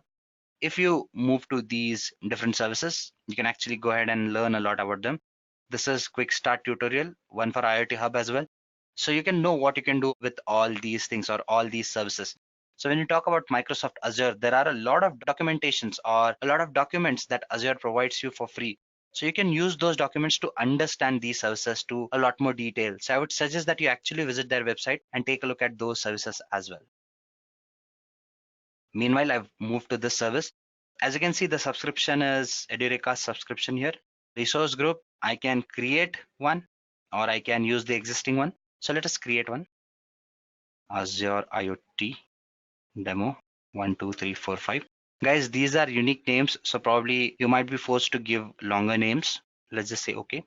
You can choose the location where you want to create this IoT hub. When I say location, what Azure does is it has data centers in different parts of the world. So you can choose the data center that is close to you, or you can choose the data center that is close to your business. And accordingly, you can take a call on which region do you want your data to based in. Based on that, you can choose a region. There are certain services for which all regions are not available. So you would want to visit those particular services and decide accordingly. In this case, I'm going to stick to West US. I mean, it's a simple application, so I do not want to put in too much effort or time into it. Let's just name our application as in my first IoT hub. It's not available is what it says. Let's say 134422221. Yep, now it is available. So you can just review it first, right? You can go to previous. Actually, you can take a look at the size and the details you want to enter. Pricing tier, it is S1 for me, that is standard one. I won't be getting into the details of pricing. Let's ignore that for now. Cost per month for this device is 1652 INR, that is Indian rupees, and it supports 400 messages basically. Number of units for the hub, for now let it be 1. You can change it accordingly, and you can actually go ahead and decide what tier you want to use again. So let's just move to free tier for now so that we don't get charged a lot. And let us just move ahead and say review and create. So this is the information. This is the subscription. Mine is pay as you go. This is the name, region, and the name. I just go ahead and say create. So guys, creation at times might take a while, not long, but a minute or two. So there you go. The deployment is in progress already. It is giving you all the information that you need. And once it is done, you can avail information on other things as well. Also guys, if you are new to Edureka or to our YouTube videos, I would suggest that we do a lot of stuff. I mean, we have our live sessions mostly on Tuesdays, Wednesdays, Thursdays. We have our podcast sessions as well. You can actually go ahead and visit our podcast channel where one of our associates, he works on great sessions. Then you have live sessions, which I've already mentioned, and there are quite a few other channels like DZone, Medium, channels on IGTV, and other places as well. So our presence on social media is huge. You can stay connected to all these media to learn about new technologies. I mean, we upload content on all these platforms every day, and especially we started with YouTube. So if you are looking for such content on YouTube, like on regular basis, you can actually go ahead and subscribe to our YouTube channel so that you can avail these videos like every day. And also make sure that you click on the bell icon so that you get notified to these videos on regular basis, because there are a lot of resources that I believe would help you in a lot of ways. I would be dropping in the links for the other channels that I mentioned in the description so that you can actually go ahead and probably sign into those channels as well, like Telegram, DZone, IGTV, Medium, etc. As far as this application goes, the process is still underway. Let us just quickly refresh it and see whether the application is created, whether it's up and ready. No, it's still underway. So there you go, guys. The resource is created. You can click on this icon. You can see the information is here. That is, you can have your operation details by clicking on this thing, and you can get the details about it. You can copy the details as well. You can go to the resource as well, which is here. So, and based on this information, you can actually go ahead and decide what kind of access do you want this device to have. Pricing and scaling, all these things can be taken care of. Other information that you need a way to provision millions of devices, go ahead and see how these things work. So guys, this is how you actually go ahead and create a basic IoT hub. In the following sessions that follow this session, probably we'll be creating a lot more content related to these topics, and I believe these topics would help you a lot more. As far as this session goes, guys, I probably believe this is the end of it. Before that, I would suggest that you actually go ahead and delete the resources that you have.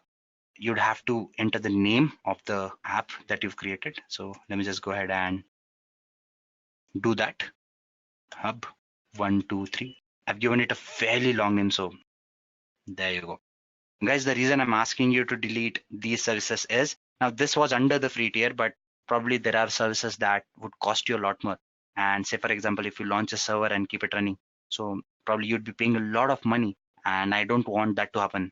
So I would suggest that you always follow this practice where you delete the resources that you've created. And once you do that, it is certain that you won't be charged. Now you can see that if you go to this deployment, the resource won't be found because I've deleted it already.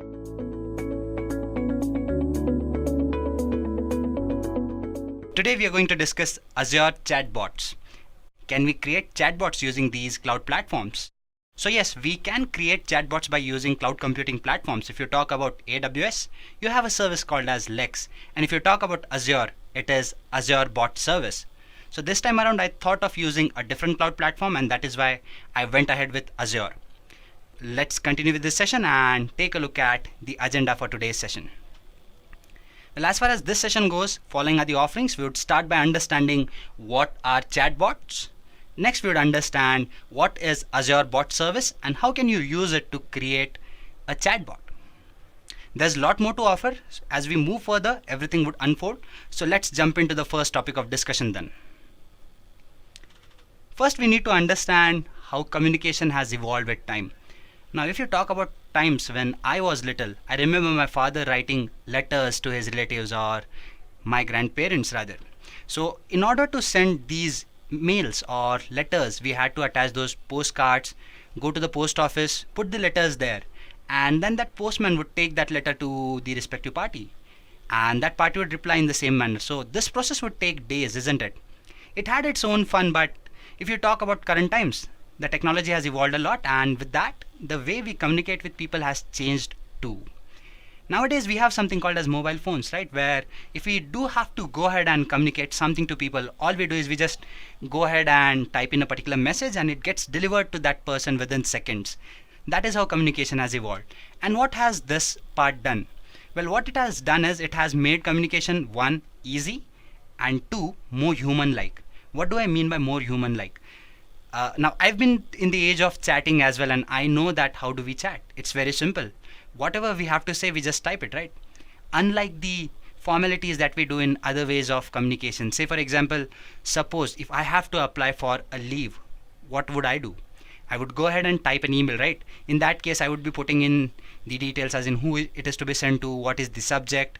Then I would put in the details. Then I would ask for a leave and all those things. I mean, this also is pretty much organized, but then it is too complex, isn't it? If you talk about chatting, it's very simple. I'm not well, I won't be coming today. As simple as that. Imagine if we could just go ahead and do this in every aspect of our life. Wouldn't that be easy? Can that be done? Definitely it can be done. Nowadays, what people are doing is they are trying to attach communication or implement communication everywhere in such a manner that you can easily communicate with people or with different resources and get the desired result out of it. One of the ways to do it is chatbots. Let's try to understand what chatbots are and how do they contribute to this concept. Well, if I were to define chatbot, it is nothing but a software that lets me communicate with a human. Now, suppose I am an individual and I have certain requirements.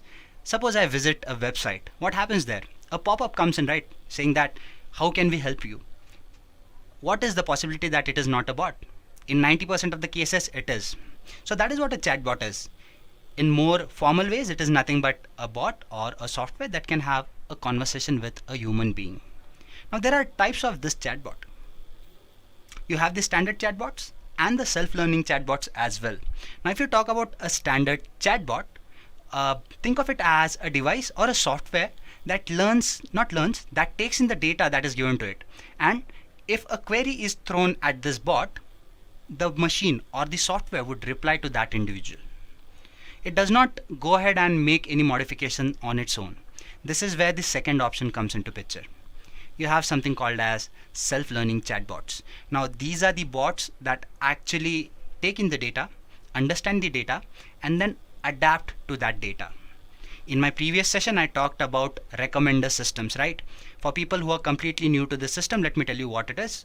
Now, basically, recommender systems are nothing but those are devices or softwares rather that give you suggestions. Now these suggestions are given based on the inputs that you provide. Think of it as your YouTube channel, right? I mean, where you put in a particular song and you play that song. When you do play that song, if you take a look at the suggestions list, you'd be having a song that either relates to the song that you played or the song that you might have played previously. So what has happened here is your so-called recommender system or the software, it has learned from the preferences that you have given or the browsing history that you have. It also takes into consideration the preferences of other people who chose similar data, and based on that it gives you an input, right, saying that okay, these are the songs that you might like as well. Similar is the case with a self-learning chatbot. What it does is, given the data you provide to it, it learns and it makes the discussion more interactive. To give you another example, suppose you are a policy holder, and let's assume that there is a criteria that unless you are 18 years of age, you cannot buy a policy at that particular place. Now also imagine that you have this imaginary child or a kid who has turned 18 this year. Now if your data is with this chatbot or with this organization, your chatbot would understand what your data is, and next time if you try to converse with it, it might give you a suggestion saying that okay, your son recently turned 18, would you like to buy a policy for him as well? So that is what a self-learning chatbot does. It basically goes ahead, it understands the data and it adapts to the data, and based on this adaptation, it rather gives you a suggestion saying that okay, this is what would you like to do this as well.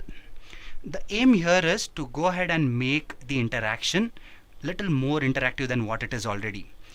That is why the reason why this is happening is because as an individual we like to have discussion with people. That is how we human beings are. We like to communicate, and the aim of chatbots or these softwares is to make the conversation as interactive as possible.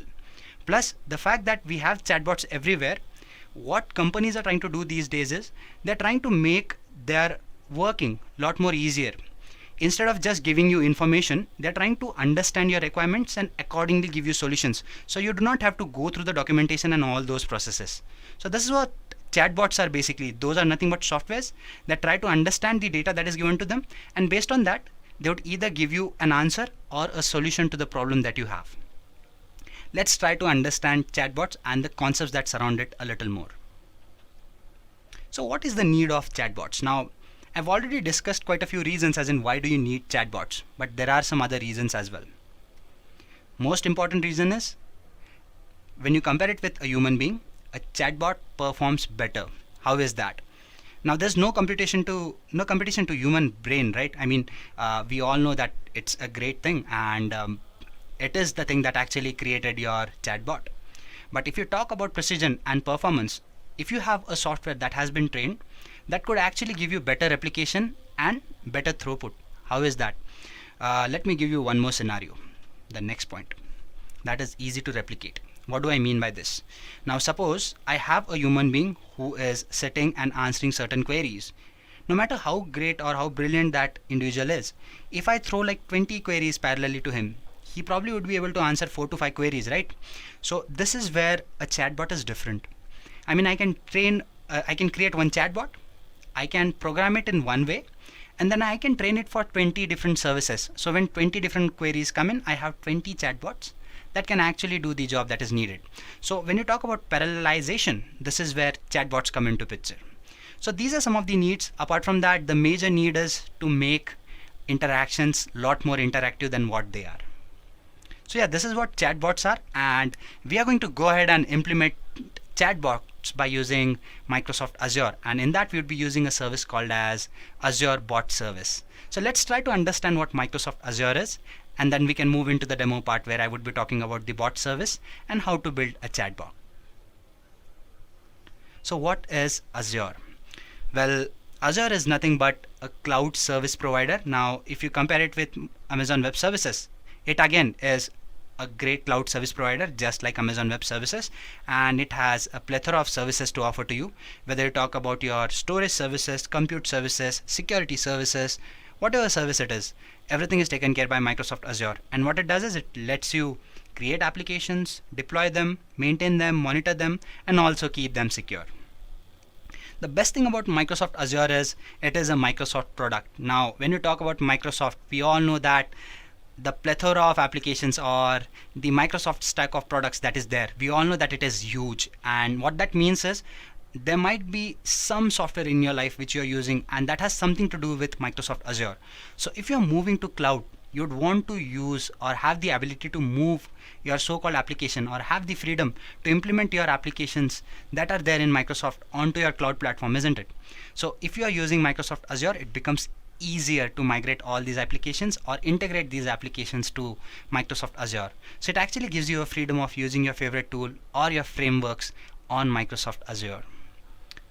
So yeah, that is what Microsoft Azure is, and as I've already mentioned, it is a very popular cloud service provider. In this case, we would be using Microsoft Azure bot service in particular, and using that we are going to go ahead and create a chatbot. So that is what we have for the demo part.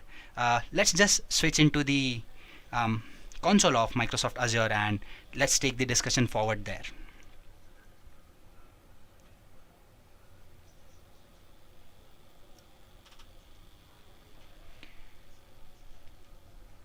So yeah guys, let me first give you a scenario as in what are we going to do now. Now when I talk about creating a chatbot, what is going to happen here is first I need to create a chatbot, and in order for that chatbot to work, what I'll have to do is I'll have to go ahead and create some source or some data source from which my chatbot would learn, isn't it? I mean, it needs some data, right?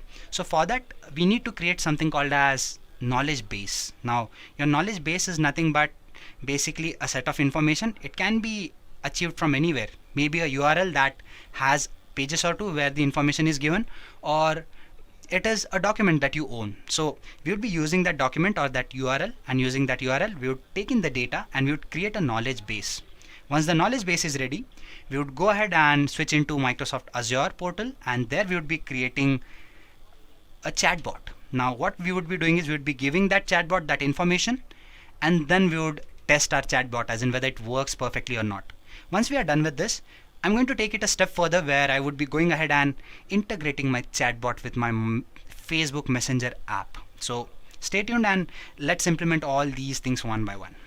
First and foremost, let's start by creating our knowledge base. For that we have to go to this URL, that is Q&A Maker. Bear with me guys, if my internet is a little slow, it might take a little longer than normal. So this is what we have here, that is www.qnamaker.ai. Now if you come here, you can create your knowledge base. If you click on this icon, it would say create a knowledge base. Okay, I have to sign in every now and then, that can be irritating. So I say sign in. No, I don't keep it signed in, that is why it asks me every now and then, but that way I feel it's safer. There you go. Might take a minute or two, probably lesser than that. First it would check whether I have any knowledge bases that are there with me already. If not, it would ask me to create a newer one. So that is how it works. Guys, Microsoft Azure at times takes a little longer time to load. That depends on various sources. I won't get into the details of that. So if that happens, don't worry, I would be keeping you engaged and we'll be discussing something meanwhile. So there you go, we have this thing here. I say create a knowledge base.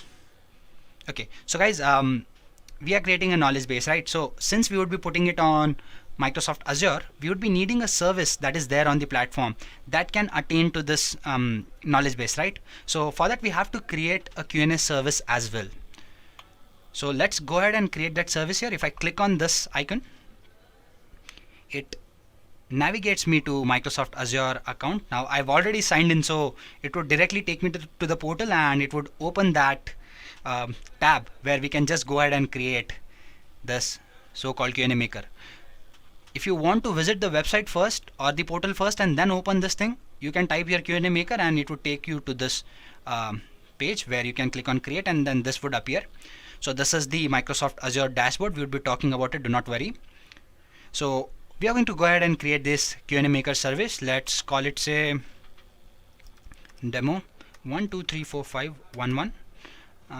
Subscription, it's Azure 533 standard. What is the payment tier I want? Keep it standard again, and location is West US. Let me prefer that. Now your chatbot service is not available everywhere, so you would be wanting to be careful while you select the regions. Okay guys, um, resource group, now it by default takes the name of my Q&A maker name and it replicates the name. You can actually go ahead and use an existing resource group if you have one. If not, let it create one. So what is a resource group? Basically it is nothing but, think of it as a container where certain resources are put in by Microsoft Azure. So when you do create a service, along with it, it has to have a resource group attached to it. So each time you have a service, either create a new resource group or use the one that you already have and that suits your needs. In this case, we would be creating one. Once you do that, come here and select this thing. Demo 1 2 3 4 5, everything is okay. West US is the region, West US is the region again.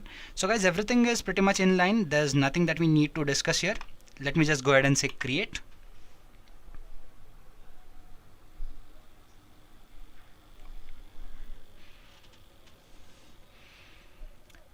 Yeah, so it would just go ahead and create this thing. Once this thing is created, we can actually go back and then select this.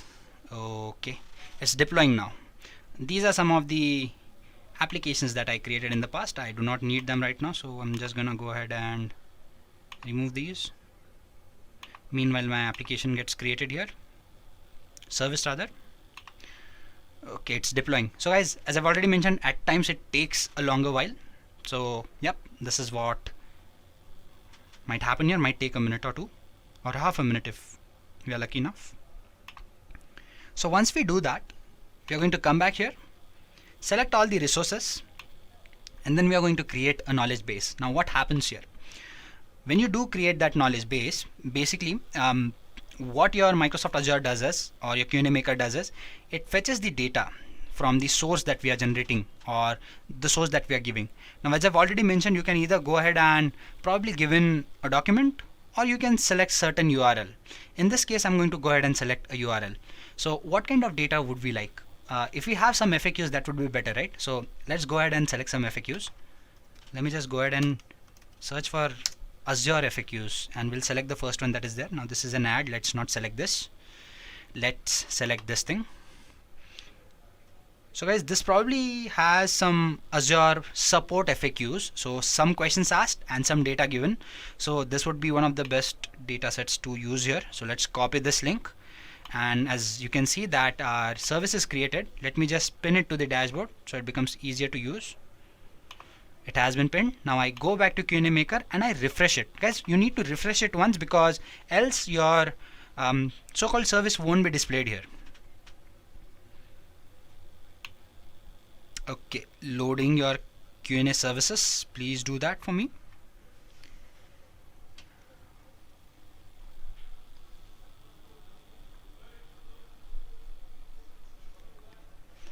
Okay, so it has been refreshed. Now let me select the by default account that I have, my subscription name, and the service which I just created.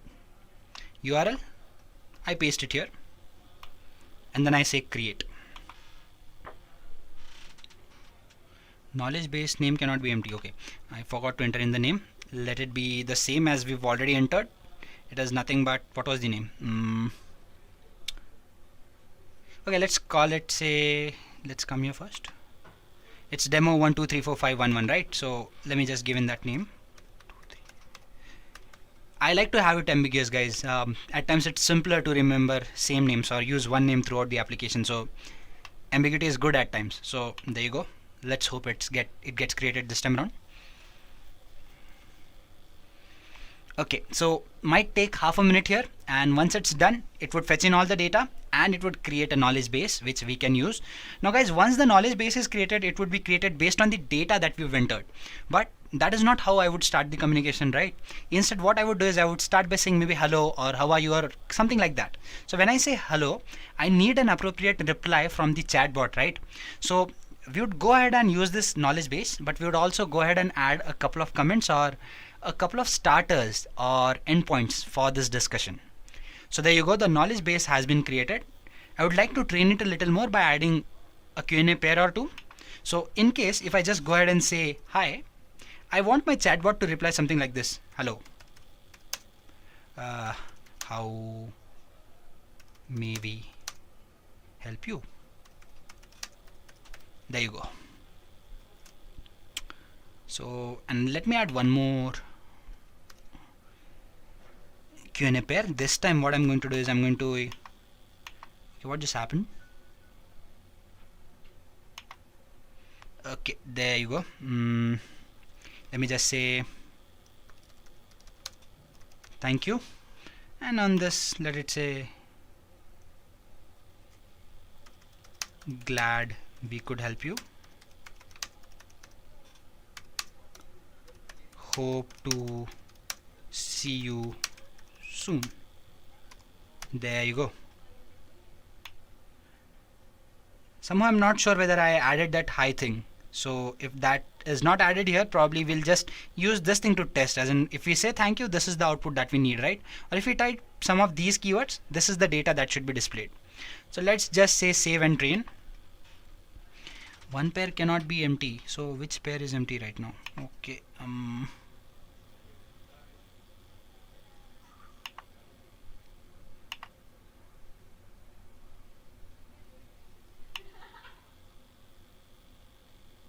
is there something that is empty here? I cannot see anything that is empty.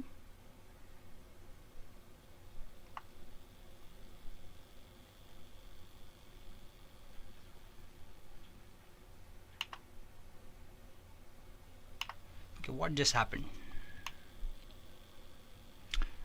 The problem is we added hi and hello, right? I just cannot see where did it go, or could not see where it go.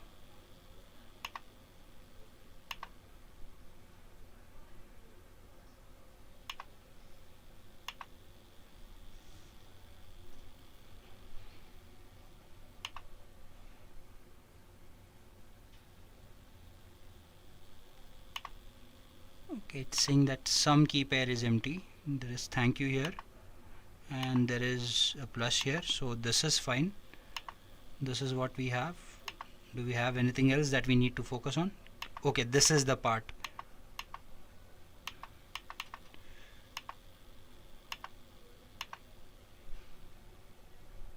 Let me just refresh it, guys. That way probably we would be able to edit it better.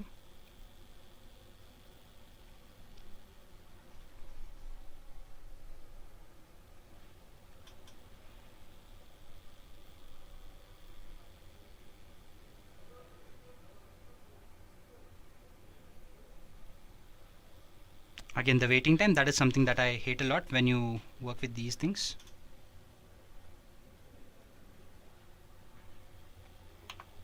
Add a Q&A pair. Let's say hi, and let's just say hello. How can we help? Question mark, and let's see whether we can save it now. Okay, now there shouldn't be any problem here. So hi and hello has been added. So I believe we can test our so-called knowledge base based on the data that we've entered here, right?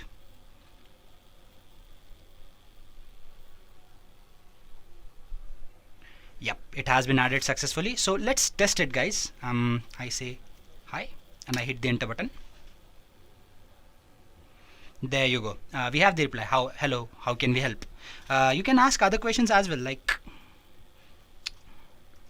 do you provide support? So if it can actually go ahead and parse this data, or rather segregate this data, it would give you an answer. There you go, it has the answer. It has used the database that is there, and it has given in the answer that suits in best for this keyword. So guys, test is complete. Now let's just go back and publish this knowledge base. For that I would need to refresh it once, and once it gets refreshed I can just go ahead and publish it. So guys, once we are done publishing this thing, okay, we have this option here, publish. Okay, so it might take half a minute. So once it gets published, now we are going to go ahead and create a chatbot, and we are going to integrate, or we are going to give this knowledge base to a chatbot. So if we again test it and put in certain queries, it would give us the reply for the questions that we've asked. So there you go. Now this is something that we would be needing. It is nothing but sample HTTP request. That means once I try to connect with my chatbot, there are certain credentials that I might be required to enter, like the host ID or the authorization endpoint and all those things. So let this thing be open, and let's just switch to the dashboard part. Now here I can create my chatbot. For that I need to click on create a resource. There you go. I say AI plus machine learning, and I get this option where I say web app bot. There you go. So let's create something called as demo 1 2 3 4 5 6 1 1. Again, subscription is Azure 533. It has created a resource group central. No, I want West US. I scroll down. What is the bot template? Well, it is built in basic C#. I would click on this thing and select Q&A, that is question and answer form, and I say select. There you go. I scroll down. East US again. I want West US, maybe West US 2, and I say create.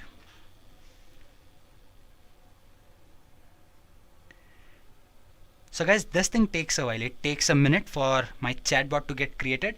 Now once the chatbot gets created, next job is to take this chatbot and connect it to the knowledge base and move the whole thing to my Facebook Messenger. Now this is where I would be asking the questions. That is, I would be creating an application on my Facebook Messenger, and on that I would be putting in this chatbot. So if I do throw in these queries, my Facebook Messenger would reply. That means the chatbot would reply using my Facebook Messenger. For that we need to integrate our chatbot with the Facebook Messenger. So how do we do that? For that we need a Facebook account. While this thing works out, let's do that. Now this is a sample account that I've created. This is an anime which I used to watch once, so I've taken this template. This basically deals with different benders who can bend different elements. Now you don't need to get into the details of what those elements are. I've just used this theme, and based on that I would be creating a page to which I want my chatbot to react to, and I would also be going ahead and creating an application as well. Why are we creating all these things? Once the bot is ready, you would understand all the stuff, as in why we are here and what are we doing here. Meanwhile, just create a page first. Let's say create, and let's call it, say, okay, let it be business brand. Call it, say, metal bending. Don't get into the details of what this title is. It's a random title. And category, we are here for education, so let's stick to that. I say continue.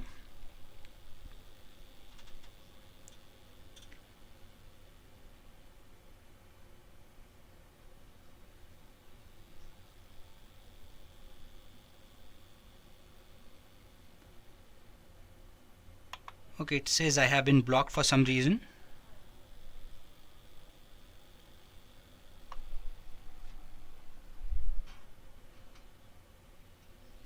The thing is, I happened to create this thing twice today. That is why probably they blocked me, as in for creating this page.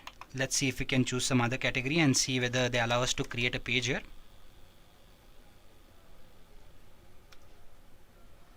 Arts and entertainment, maybe now.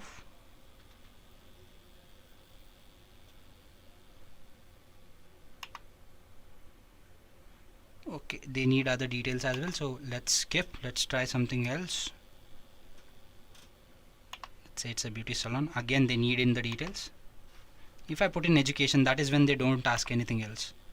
Okay, education website. Let's say continue, and let's hope that they let us create one. Okay, no, I have been blocked, so I doubt that I would be able to use this thing. Let me just quickly switch into some other account and see whether I can go ahead and try to do it with some other account.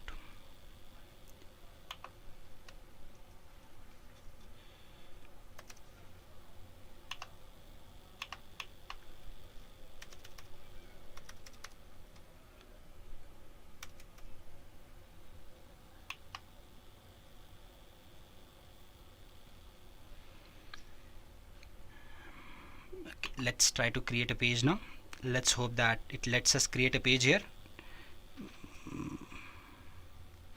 I say create, and I say create a page. Let's call it, say,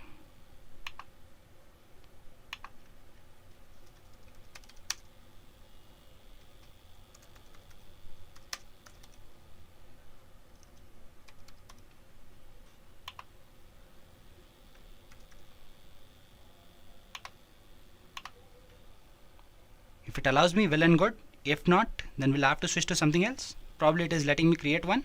So that's a good sign. We can go ahead and use this thing. Skip. And I say skip.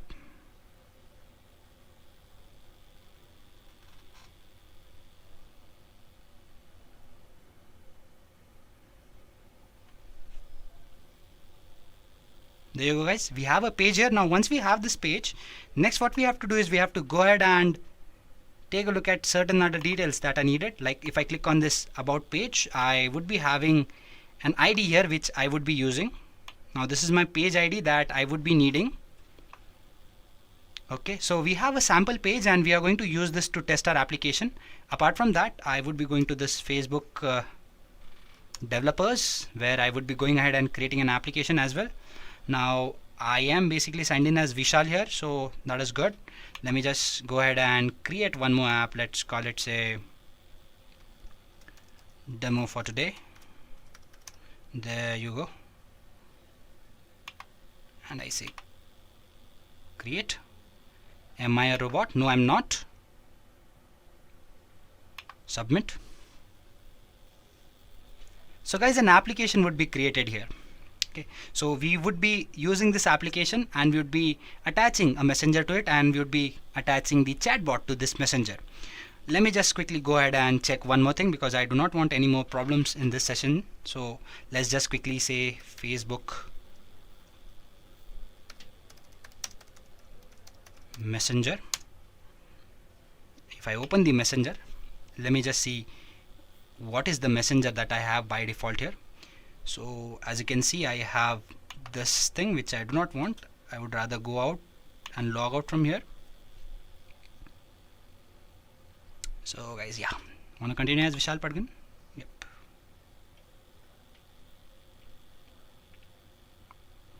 There you go. Now we should be good to go. So yep, we are here, and guys, by the time I believe our application is up and ready, pin it to the dashboard. Now guys, we have an application on Facebook, we have a page on Facebook, and we have our demo bot up and running, which we can use. So let's just open this thing and see what it has to offer to us. Now guys, these are the resources that we have at our disposal, and apart from that, we have quite a few other things that we can do. We can test our web chat here, we can take a look at the analytics that is there, and what are the different channels that we can use to use this chatbot. So we are going to take a look at all these one by one. But first and foremost, what I'm going to do now is I'm going to go ahead and connect the knowledge base to my chatbot. How do we do that? We come here and we click on application settings. Once I open that, I would be entering the details that we have here, the connections or the endpoints. There you go. So I have to scroll down, and these are the 3 fields that I need to enter here.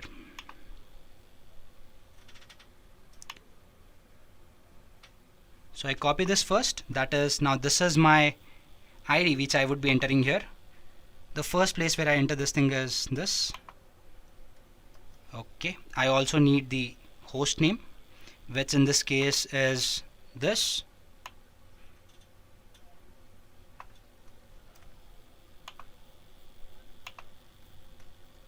Okay, and apart from that, we have this data.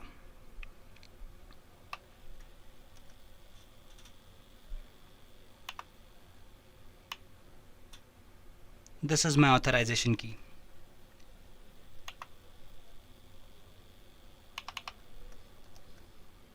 Okay, so let's just verify it. We have the knowledge base ID, which is correct, host name is correct, and the authorization key is also there. So let's just save it. Yes, so it has successfully updated this thing. So I can just come here and I can say test it in chatbot. So if I just say hi, it should give me a reply.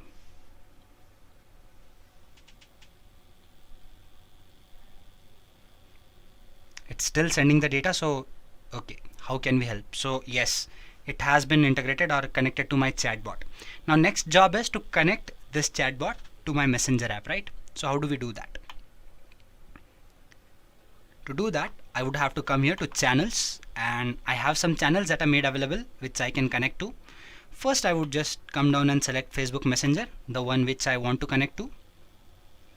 And as you can see, this is the reason we created the app and all those things, because we need to fill in these details as well. For that, I would come here to my page and I would copy this page ID. Guys, there's too much to and fro of information here, so keep an eye on that, as in what I'm copying where. This is the page ID.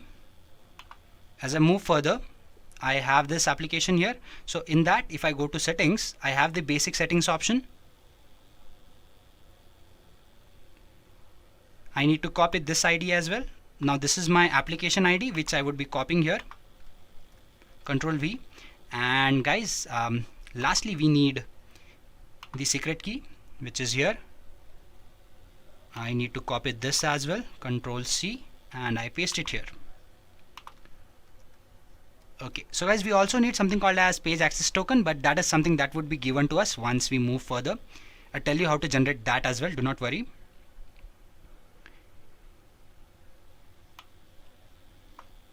Yeah, so guys, now we are at our application. One small change that we need to make here as well as we move to the advanced setting, and in that we say yes to this thing. At the bottom we have allow API access. I say yes. And I say save changes. There you go. Next, we move to the dashboard, and now we configure our messenger to with the chat box. And how do we do that? We scroll down here on the dashboard and we select this option, setup. Okay, so there are certain things that I need to take care of. I need a page access token as well.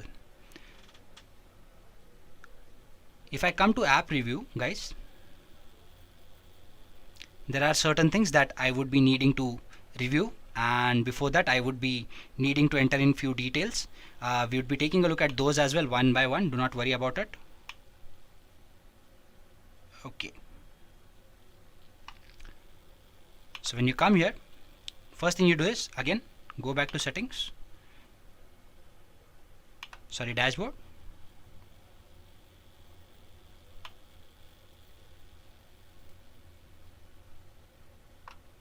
Yeah, here.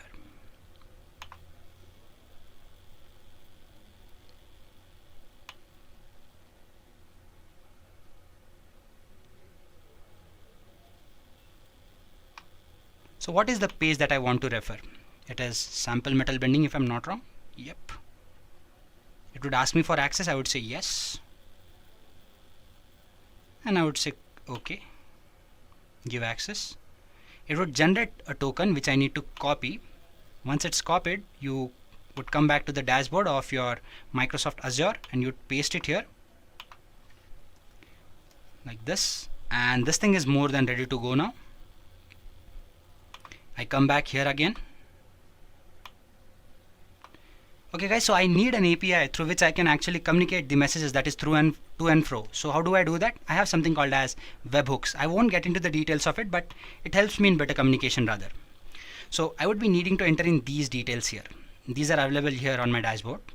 If I scroll down, I need this thing one, copy.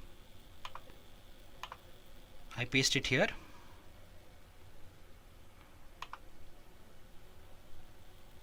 Copy.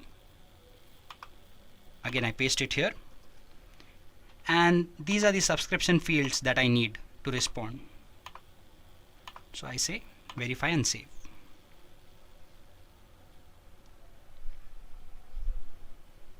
There you go. Select a page here, again sample metal bending, subscribe. So my webhooks are done now. My next job is NLP, sample metal bending. I say yes, and add all these to submission.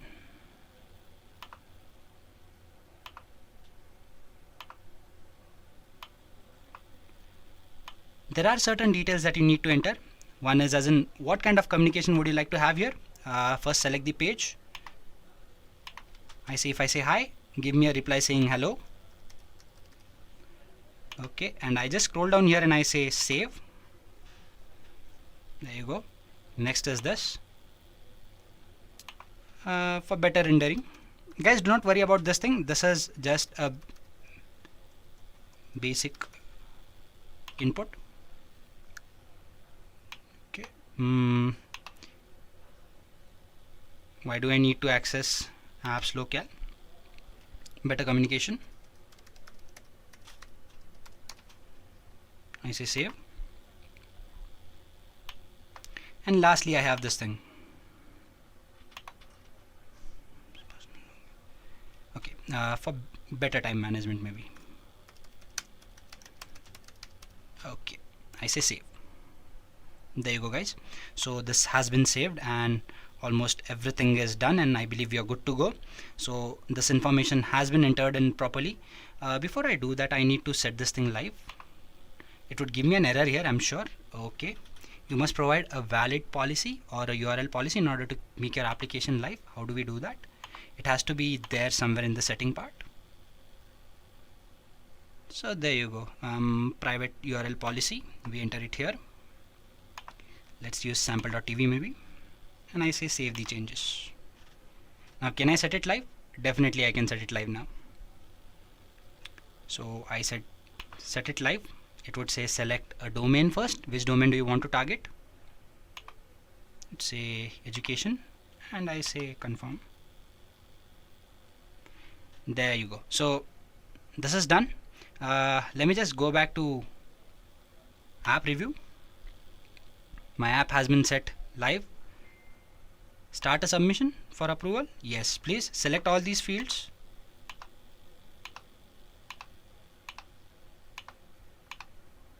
And I say add 7 items. There you go.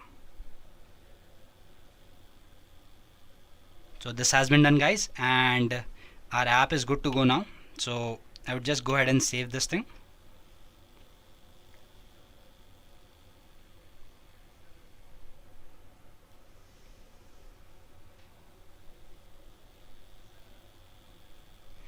Okay, so if we just go back to the channels, we would see that our Facebook Messenger has been added. So if I do put forth a query, that would be replied into my Facebook Messenger, or my account would reply, that is my chatbot would reply using my account. So for that, okay, this refreshing takes a while at times. So we should see the Messenger app here. There you go. If I click on it, I get this at my disposal. And if I type hi this time round, I should get a reply.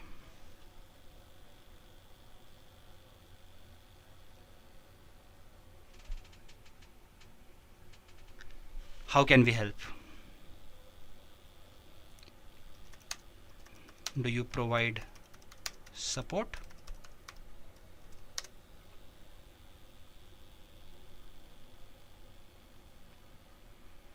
So there you guys, we've successfully gone ahead and we've actually integrated our so-called application with our application on Facebook. That means our chatbot is replying using our Facebook application. So that is a plus, and that is what I wanted you all guys to see. So what we've done is we've gone ahead and created a chatbot. We've created an application on Facebook, and we've combined these two so that if I can throw in queries onto my Facebook, or if somebody comes in and throws in a query, my chatbot would reply on that page as well. So we've successfully done that, and this was the aim of this session.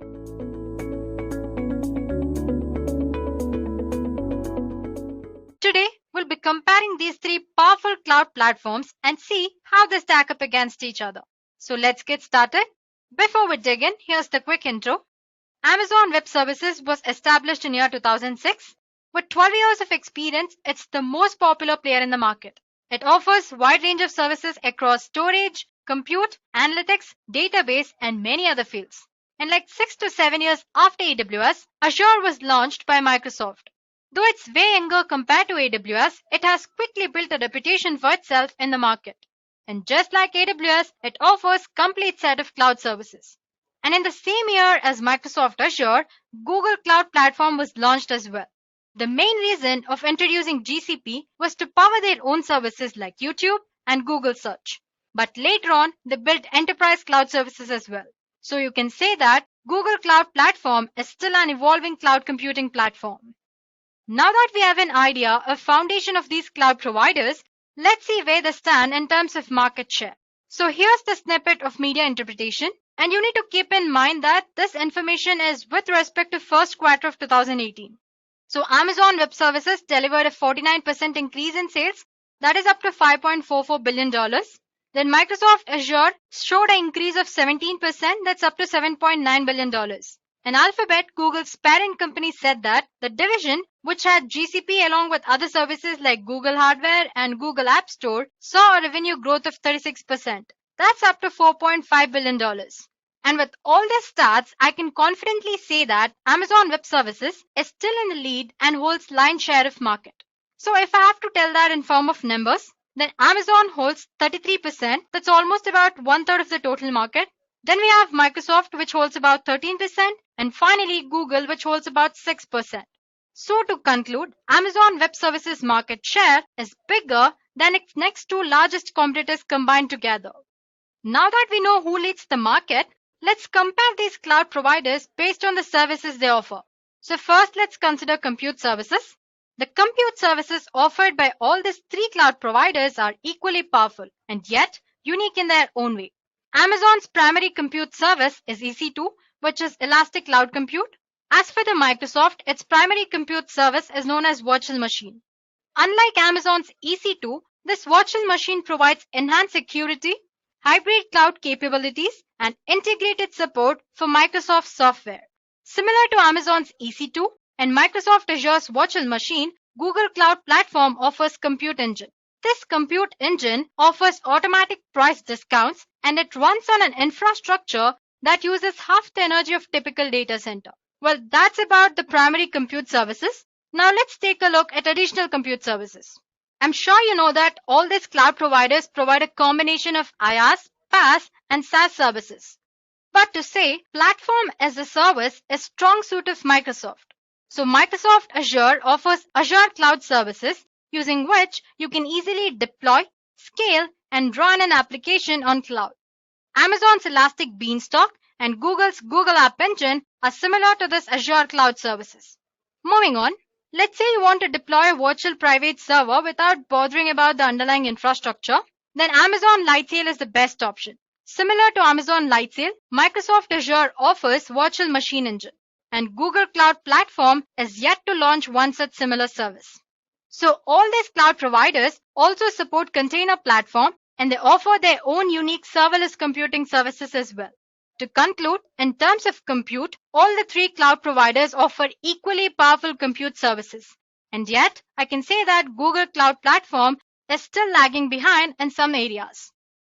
Now moving on to storage services, AWS offers a long list of storage services.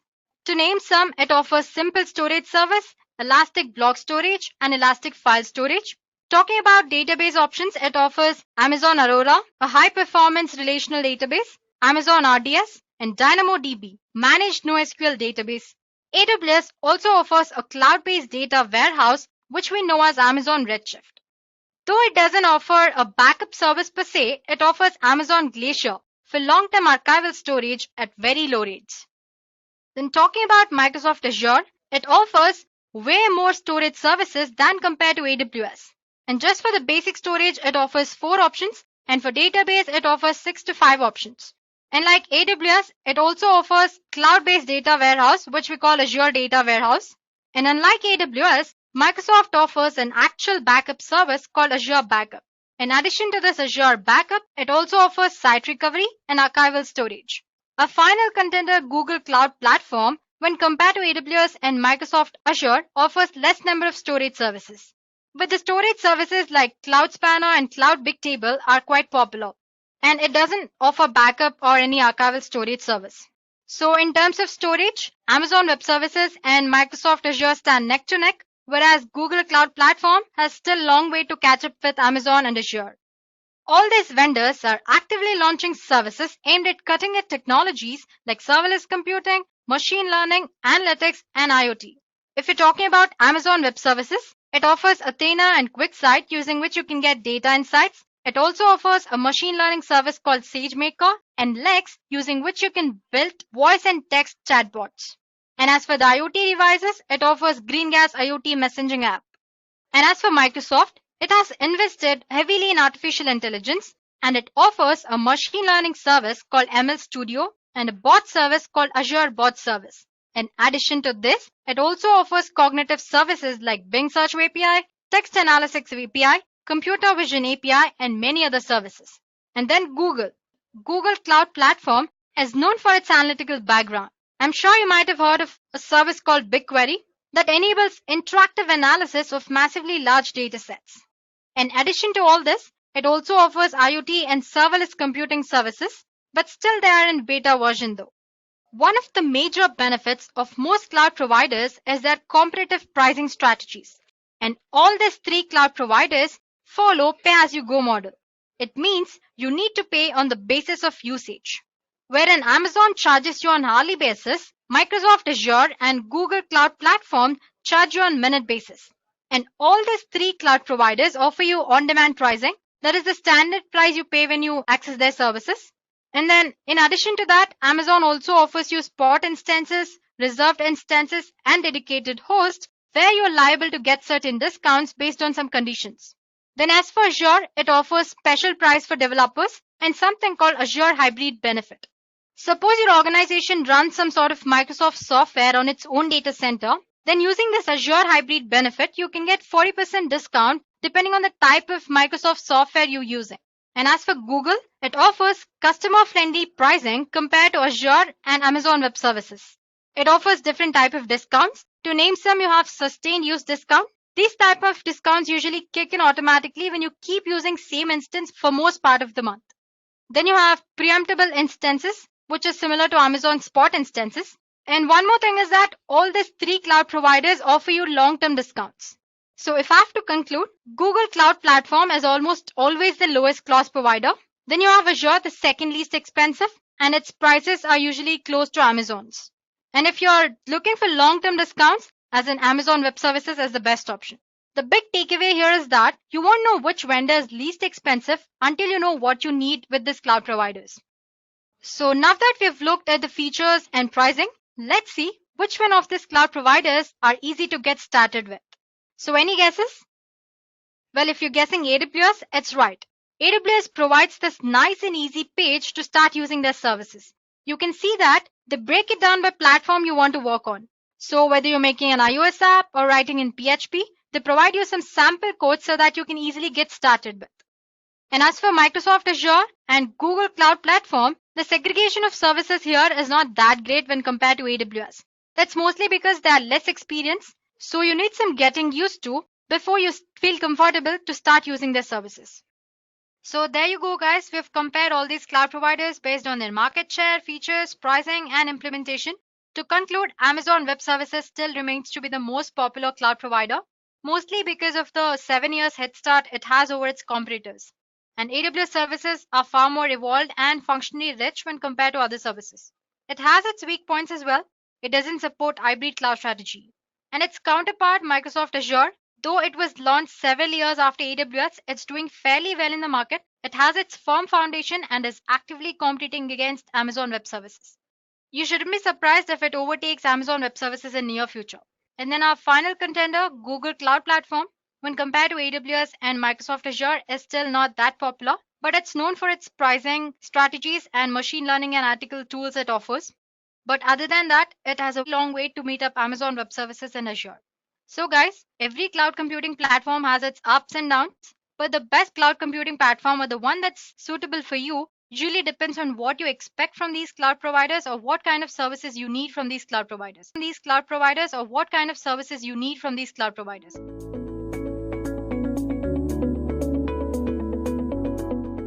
Today I'm going to give you top 10 reasons as to why one should go ahead and learn Microsoft Azure. So let's not waste any time and quickly get started. The first reason on my list is security. Now, when you talk about cloud service providers, people normally have their doubts whether these platforms are secure enough or not. But Microsoft Azure puts all these debates to rest. It uses something called a security development lifecycle.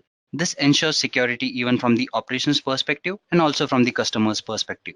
Plus, they have more than 50 compliance programs which ensure that all these stringent policies are implemented and they're thoroughly taken care of.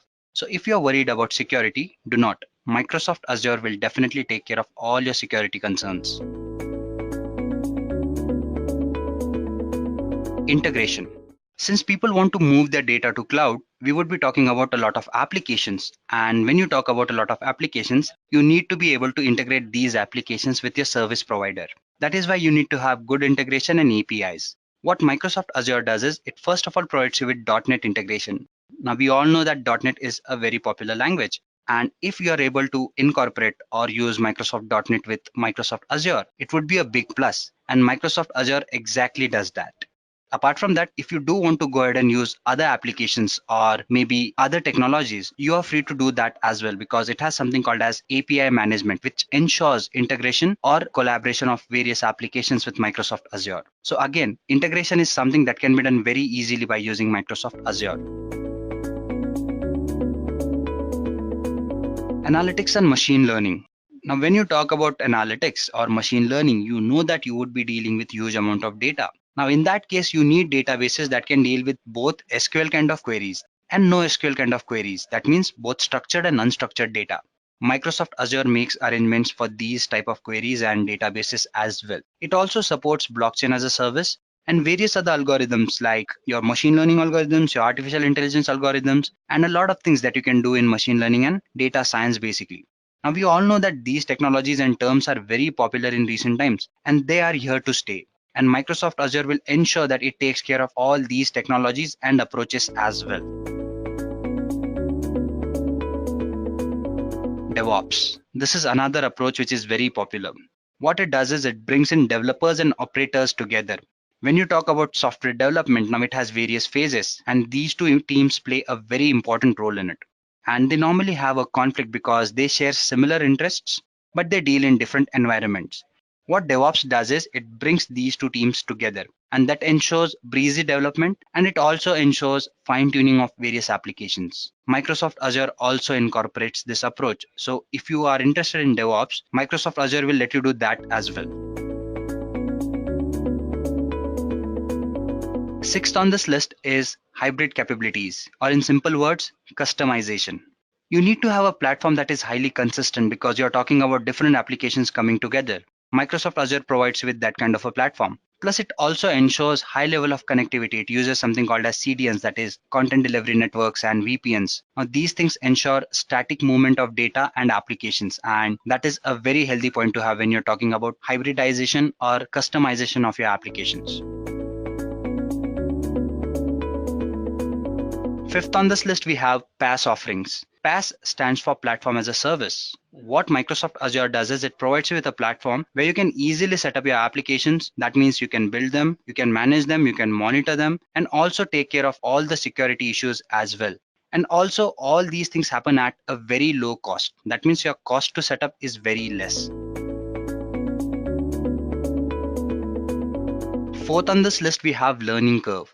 If you wish to incorporate a particular technology or a service provider, it should be easy to learn. And that is the case with Microsoft Azure. It is fairly easy to pick up and understand. Plus, we have a lot of documentations and study groups that let you go ahead and learn Microsoft Azure. The next point on this list is scalability.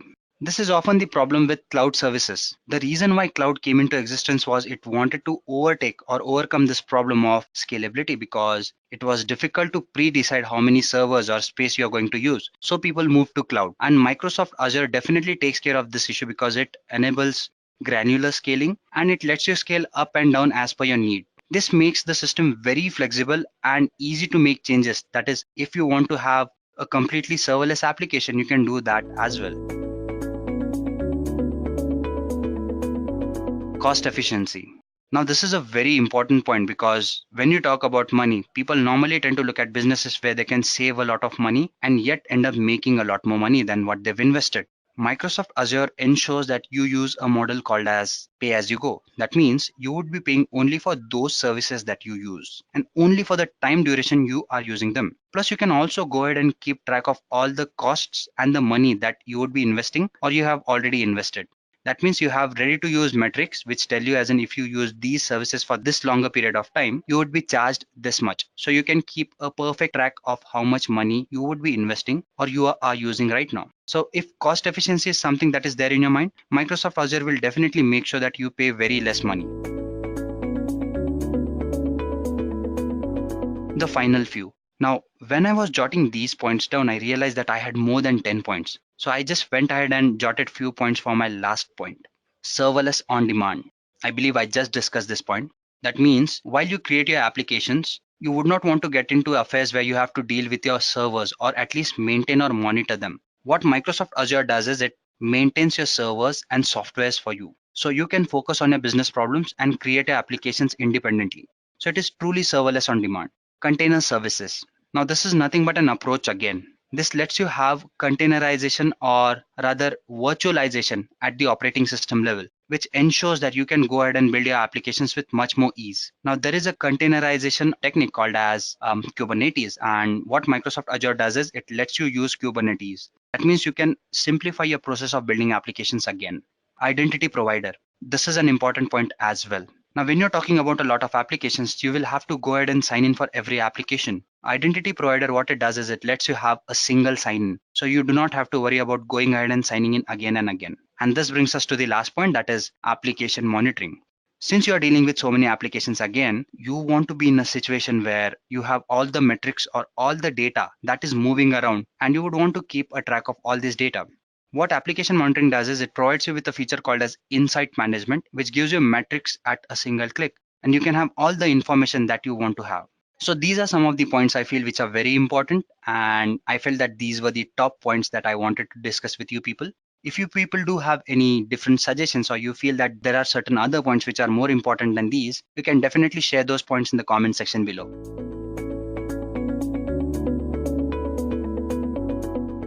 We will talk about few Azure interview questions. So first of all, we need to understand what exactly Azure is and what's the reason behind us understanding and talking about these interview questions. So Azure is a pretty hot topic these days. It's a part of Microsoft Cloud. A lot of people who are listening to this particular webcast would have been might have heard of AWS is there. Then we talk about Google Cloud is there. There's one from Microsoft which we are talking about. So there's a huge potential as far as cloud is concerned, and the market is huge. The market is hot these days.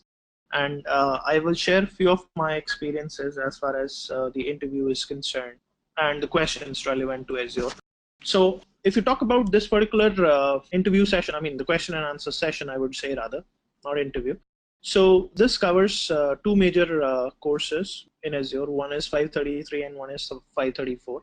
So 533 is for admins and 534 is for architects. So when you talk about admins, the people who are responsible for managing and doing the run and maintain every day on Azure. So the questions in this particular slide would focus on that. And at the same time, few things related to the architecting part, right? So there is another course also from Microsoft itself, which is 532. We will not focus much on 532 because that talks about, I would say, programming.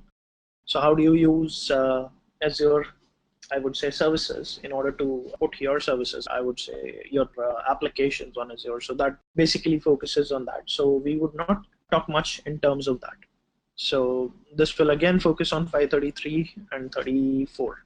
So let's just start with the interview questions. So now when you talk about cloud computing, a lot of different people have different definitions of cloud computing. So now, cloud computing is something which is not very new technology, I would say. The terminology is new, but the technology is not. The first product I would say which was talking about cloud was my Hotmail, which was designed and developed by Sabir Bhatia. So I'm sure a lot of people listening to this webinar would be aware of that particular name. So what he did was he designed a mail server. So in that particular mail server, I used to go ahead and access my mails, right? So that mail server was in the cloud, and then I was connecting to that mail server remotely to access my mails. So that makes it a cloud product, right? So now when you talk about cloud computing these days, the definition has changed. But as far as the working is concerned, it remains pretty much the same. So now when you talk about this, we talk about that we use and pay, right? So pay per use is the kind of model what we talk about. So we basically use and then pay only for that amount of, I would not say data, but I would say services which we use. So there's an explanation down there in the slide. It talks about it is the use of servers on the internet to store, manage, and process data. The difference is instead of using your own servers, you're using somebody else's server to do the task and pay them for the amount of time for which you use them, right? So this is what the idea is. So Paper uses the model which we focus on when we talk about cloud computing these days, right? So this is what cloud is. This is what a basic definition of cloud is. If you search the internet, you will have more than, I guess, 100 plus definitions on cloud. Now, as far as definitions on cloud are concerned, it's up to you which one you would like to adapt and which one you would like to go with. But then it works with a single model, which is pay per use. So when you use, you pay. If you don't use, you don't pay. And end of day, you're using somebody else's resources. No, you're not using your own resources, and you're only paying for their resources, what you use. Okay. Now, talking about different types of services, which we talk about as far as my cloud is concerned. So there are three major things what we talk about, which is IaaS, PaaS, and SaaS. And there are other things like somebody has talked about DAS, database as a service. Then you talk about SES. So that is for my mails. But then majorly we categorize these into three types. One is IaaS, PaaS, and SaaS. So IaaS talks about infrastructure as a service, and you get the hardware in that from the cloud provider as a service. So say, for example, you want to go ahead and deploy a machine, deploy a server. So basically, when you talk about that particular scenario, you are basically putting a server in IaaS, which is my infrastructure as a service. So you get complete control on a virtual machine, which is there in the cloud, hosted by Microsoft, Google, or AWS. And then you can just go ahead and put in your resources onto that particular machine. So this is how it works. Right? Simple enough. Then you talk about PaaS, platform as a service. So in this, you don't get access to your machine, or in other words, you can say you don't get access to the underlying layer, but you get complete access to the resources or the services, right? So it's more like my platform on which you publish your applications or you put your application. There are a few examples. So I talk about my web apps, my mobile apps, which are in Azure. Then you talk about the last type of service offered in cloud. So this is my SaaS. So when you talk about SaaS, you get software as a service in Azure. So you don't need to worry about infrastructure. You don't need to worry about platform. So you basically are getting the end product, which may be running on the infrastructure, which may be running on the platform. So for example, when you launch a VM on Azure, if you talk about OS, you're not buying the OS. And if you talk about PaaS, you're not buying the service. So you're just basically paying for the software which is running on either IaaS or either PaaS. So this is what we get as far as my types of cloud is concerned. Now let's just jump on to another question. Now, what are the different cloud deployment models? So explanation talks about three models which we have. One is my public cloud, one is my private cloud, and one is my hybrid cloud. So let's just take this with examples. So I am a general user, I'm a home user. I want to go ahead and put a website. So I decide that my website will be hosted on my cloud, right? So I want to go ahead and deploy a VM on the cloud, and I want to put my website over there. So I go to Microsoft website, Azure website, I sign up there, and then maybe you can say provision a machine. Once I provision a machine, I put IaaS on top of it. Once I put IaaS on top of it, I will just go ahead and move my resources. When I say move my resources, move my application on the cloud. So what I'm trying to say is a general basic end user who is sitting at home can log into the cloud, get a machine, and then use a machine, right? So this is what my public cloud is. So it's available for the public, right? Then you talk about the private cloud. Now, as far as private cloud is concerned, it's owned by the enterprise, okay? And only enterprise people will have access to it. So organizations like Accenture, or maybe Wipro, or maybe Capgemini, Cognizant, so all these people own a private cloud, right? So the idea is that the resources are owned by them, and hence their people are the ones who will go ahead and access that. But then at times what happens is they give access to their private cloud for their customers also. Now you might have a question that why do I build a private cloud? Because end of the day, I'm spending a lot of money on infrastructure, I'm spending a lot of money on air conditioning, electricity, and I'm spending a lot of money on licensing also. So why can't I just go ahead and work on public cloud? Why do I need to go ahead and implement a private cloud? Now, basically, when you talk about a private cloud is built for automation. So that is one of the most important things. And the second important part when we talk about is that when you talk about private cloud, it gives me more control over the resources. Whereas when you talk about public cloud, I do not have control over the resources because everything is owned by the vendor, right? Now, talking about hybrid cloud, so I'll give you an example for this also. I go to Amazon, and Amazon is my public cloud provider, and I tell them that I need a private cloud. So would it be possible for you to host a private cloud for me? So Amazon says yes, and they dedicate a list of resources for me, only for my organization. So now when you talk about Amazon, Amazon is hosting a public cloud, but then they also are capable enough of hosting a private cloud for my organization. So that makes it a hybrid cloud. So this is what hybrid cloud means. So these are three different ways of how I categorize these cloud models. Now, few other questions. Now, the question says I have some private servers on my premises. Also, I have distributed some of my workloads on the public cloud. What is the architecture called? When you talk about this kind of scenario, so we talk about my virtual private network. So these are my options, basically, virtual private network. Then we talk about private cloud. Then we talk about my virtual private cloud, and then you have hybrid cloud. Okay. Again, so just read the question carefully, and then probably I'll just jump on to the next slide, and we will talk about the answer and the explanation. So again, I would say I have some private servers on my premises. Also, I have distributed some of my workloads on the public cloud. What is this architecture called? Okay. So now it says hybrid cloud. So when you talk about this type of architecture would be on a hybrid cloud. Why? Because we use both public cloud and the on-premise server, which is on the private cloud. Now let's just jump on to the next question. So we have a few general Azure questions. Now, these are Azure specific. The questions which we did talk about previously were just general cloud questions, right? So if you are giving an interview for maybe Azure, maybe AWS, or maybe Google, so those 4 questions are something which I would say, go with any of these scenarios, any of the interview which you would do. Okay. Now these are specific general Azure questions. So when I say specific general Azure questions, so we talk about only Azure in here. Okay. So the first question talks about what is Microsoft Azure and why is it used? Okay. So as I initially said, that Azure is my public cloud from Microsoft. So let's just see how it works. So we have a definition on the next slide. Okay. So as discussed above, the companies which provide cloud services are called cloud providers. And of course, I did explain you this in the previous slide. I mean, the first slide which we talked about. So I explained you about Google. So that is a cloud provider. I explained you about AWS. That is a cloud provider. And then I talked about Azure, which is a cloud provider. So now Azure is from Microsoft.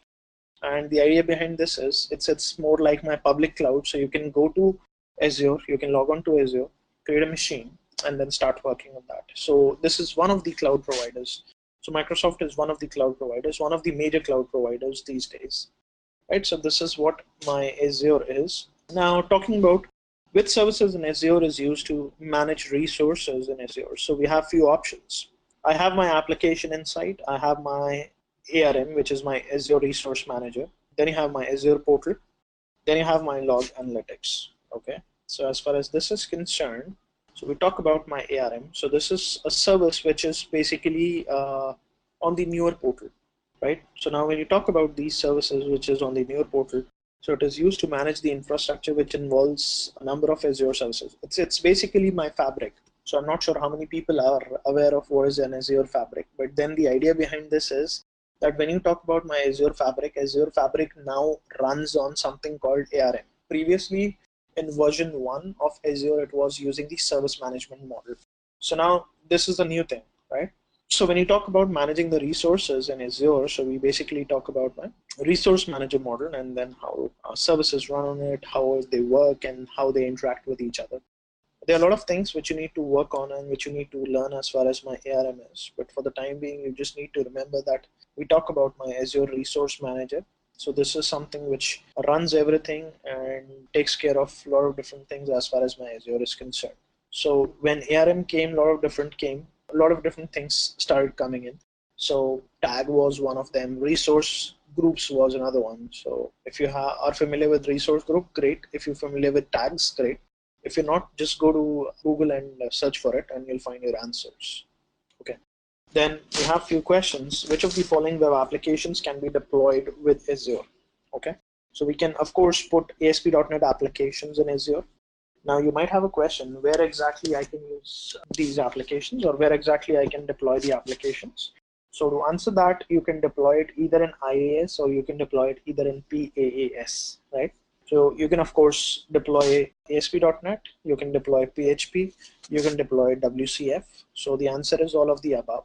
But then it's very important for you to understand that if there is an application which is on Java, so that may have few problems when you deploy it on Azure, right? Because of course Azure is majorly designed for Microsoft services. Okay. Now when you talk about these Microsoft services, Java is not a Microsoft product, so it's more like it's not that friendly when you compare it with other services which we are running in the cloud. Okay, specific to Microsoft Cloud, of course, I would say. Okay, jumping on to the next one, then few other questions.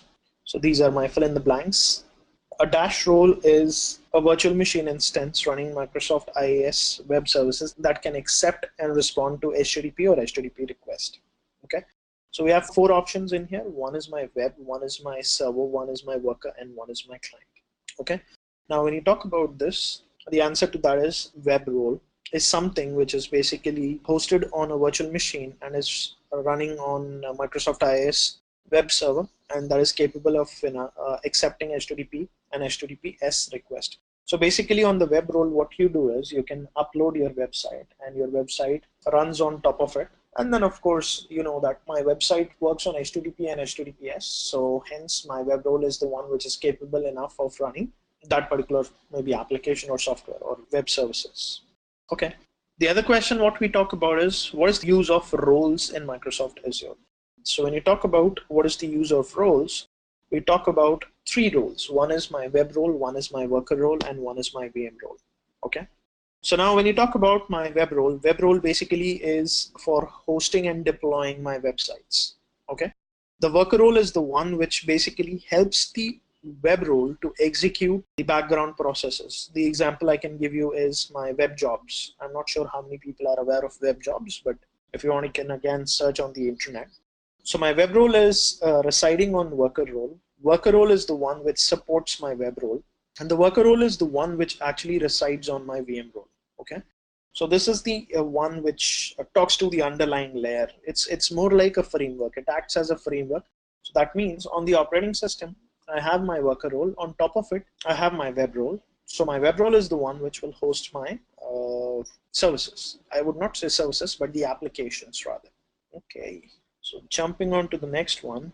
Now the question says, is it possible to create virtual machines using ARM in a virtual network that was created using classic deployment? And of course, I don't think so. It's possible. So let's just see. This is not supported, as I said, because ARM is something different, and previously the classic portal was using a different model of deployment. So it used my classic model of deployment, which was basically for service management. And if you're aware of the two portals, you'll see there's a huge difference in how classic portal was and how the new portal is. So there's a huge difference in terms of that also. So it's not possible. Jumping on to the next question, what are virtual machine skill sets? So scaling up, scaling down. So if you're not aware, if I have more number of requests coming in, my virtual machines have the capacity and capability to scale up and scale down based upon schedule and performance. Okay. So in other words, what I can say is if my CPU is spiking to 100%, or not 100%, I would cap it to 90. So if my CPU is spiking to 90 and my requests are still coming in for accessing that portal, the web portal, maybe you can say, which is running on this particular machine. So my scale set is intelligent enough to scale one more instance and then load balance the traffic between the two instances which are now deployed running the same set of application. Okay. So this is what my skill set does. It automatically auto scales, I would say, rather the workloads, right, based upon the performance and the schedule. Now how this schedule thing works, So say for example, if starting from morning 9 to evening 9, you have more number of visitors on the website, so you can scale more number of instances for your website. And after 9 p.m. at night, you can minimize the number of instances, right? So this is how my skill set works. Okay, jumping on to next question. Are data disks supported within skill set? So now, first of all, when you talk about this, yes, of course, my data disk are supported in scale set. Okay. So when you talk about this, a skill set can be defined as attached data disk configuration that applies to all VMs in the set. So there are a few types of data disk examples which I've given over there. So one is of course my Azure files, which is my SMB shared disk. And then you have my OS drives, then you have my temp drives, then you have my Azure data services like the blobs are there and tables are there and cubes are there. And then you have my external data services such as remote databases. So all of these are supported. All of the disks are supported, which you see over there. Talking about availability set. So do skill sets work with Azure availability set? Now, first of all, you need to understand what is an availability set. Availability set is basically grouping of servers so that I can load balance the information among those servers. So that is done for high availability. And there is something called fault domain and update domain as far as high availability is concerned. So fault domain says that if I have two VMs in same availability set, both the VMs will share the common power source and common network.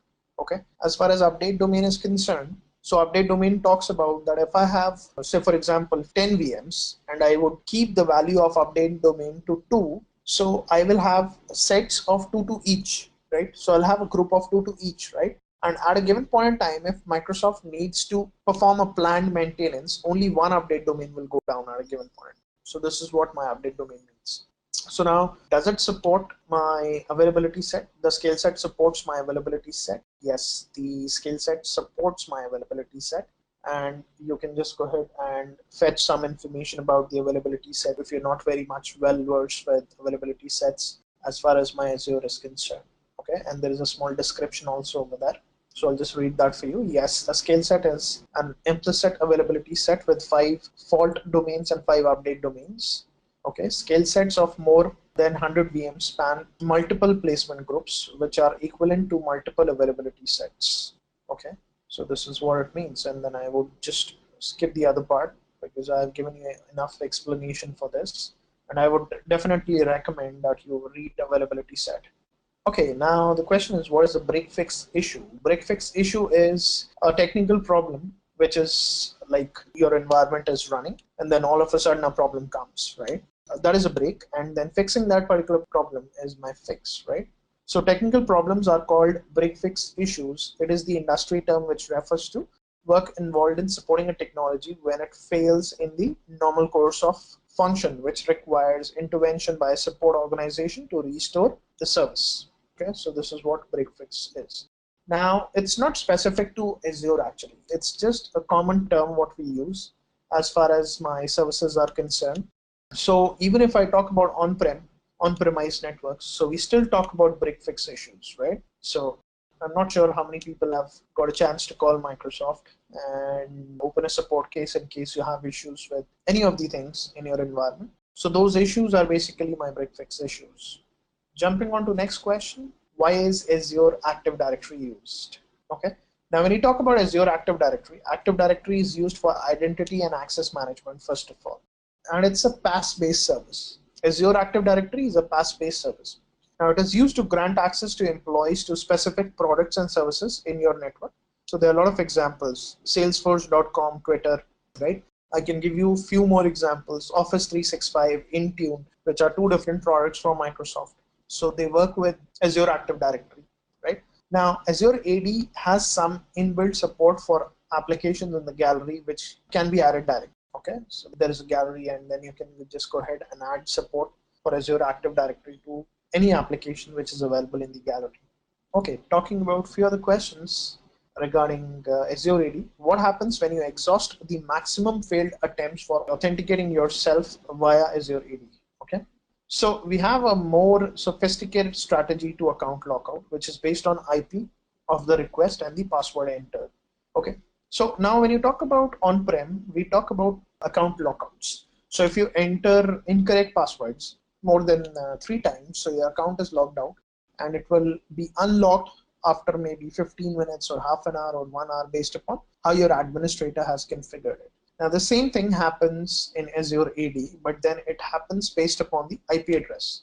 Okay, so it will go ahead and track the IP address of the request and the password entered, and the duration of the lockout also increases based upon the likelihood that is in the attack. Okay, so this is how it works when we talk about maximum failed attempts for authenticating yourself. Okay, jumping on to the next question. Where can I find a list of applications that are pre-integrated with Azure AD and their capabilities? So when you talk about this, my Azure AD has around 2600 pre-integrated applications, and all pre-integrated applications support single sign-on. Single sign-on lets your organization credentials to access your apps. Some of the applications also support automated provisioning and deprovisioning. So there's a gallery, you can just go to the gallery and then you can get a list of applications which are available for using my Azure AD. But of course, that is not the complete list of applications which are available, which you can use as far as this is concerned. There are a huge number of applications which are supported by Azure AD. Okay. Of course, single sign-on is one of the components of Azure AD. So probably in case you're not aware of single sign-on, you can just go ahead and do some research on that. Now, talking about the next question, how can I use applications with Azure AD that I'm using on-prem? Of course, you can do that. Now, my Azure AD gives you an easy and secure way to connect to the web app that you choose. You can access these applications in a way you can access your SaaS-based applications in Azure AD. So you don't need to have a VPN installed. Okay, you can just go ahead and install a component, and then you are ready to go. You can use the applications which are there on-prem. A few examples I can give you is you can use your SharePoint, you can use your web apps for which the servers are installed on your premises, and you would like to use Azure AD for authentication. So you can do that for sure.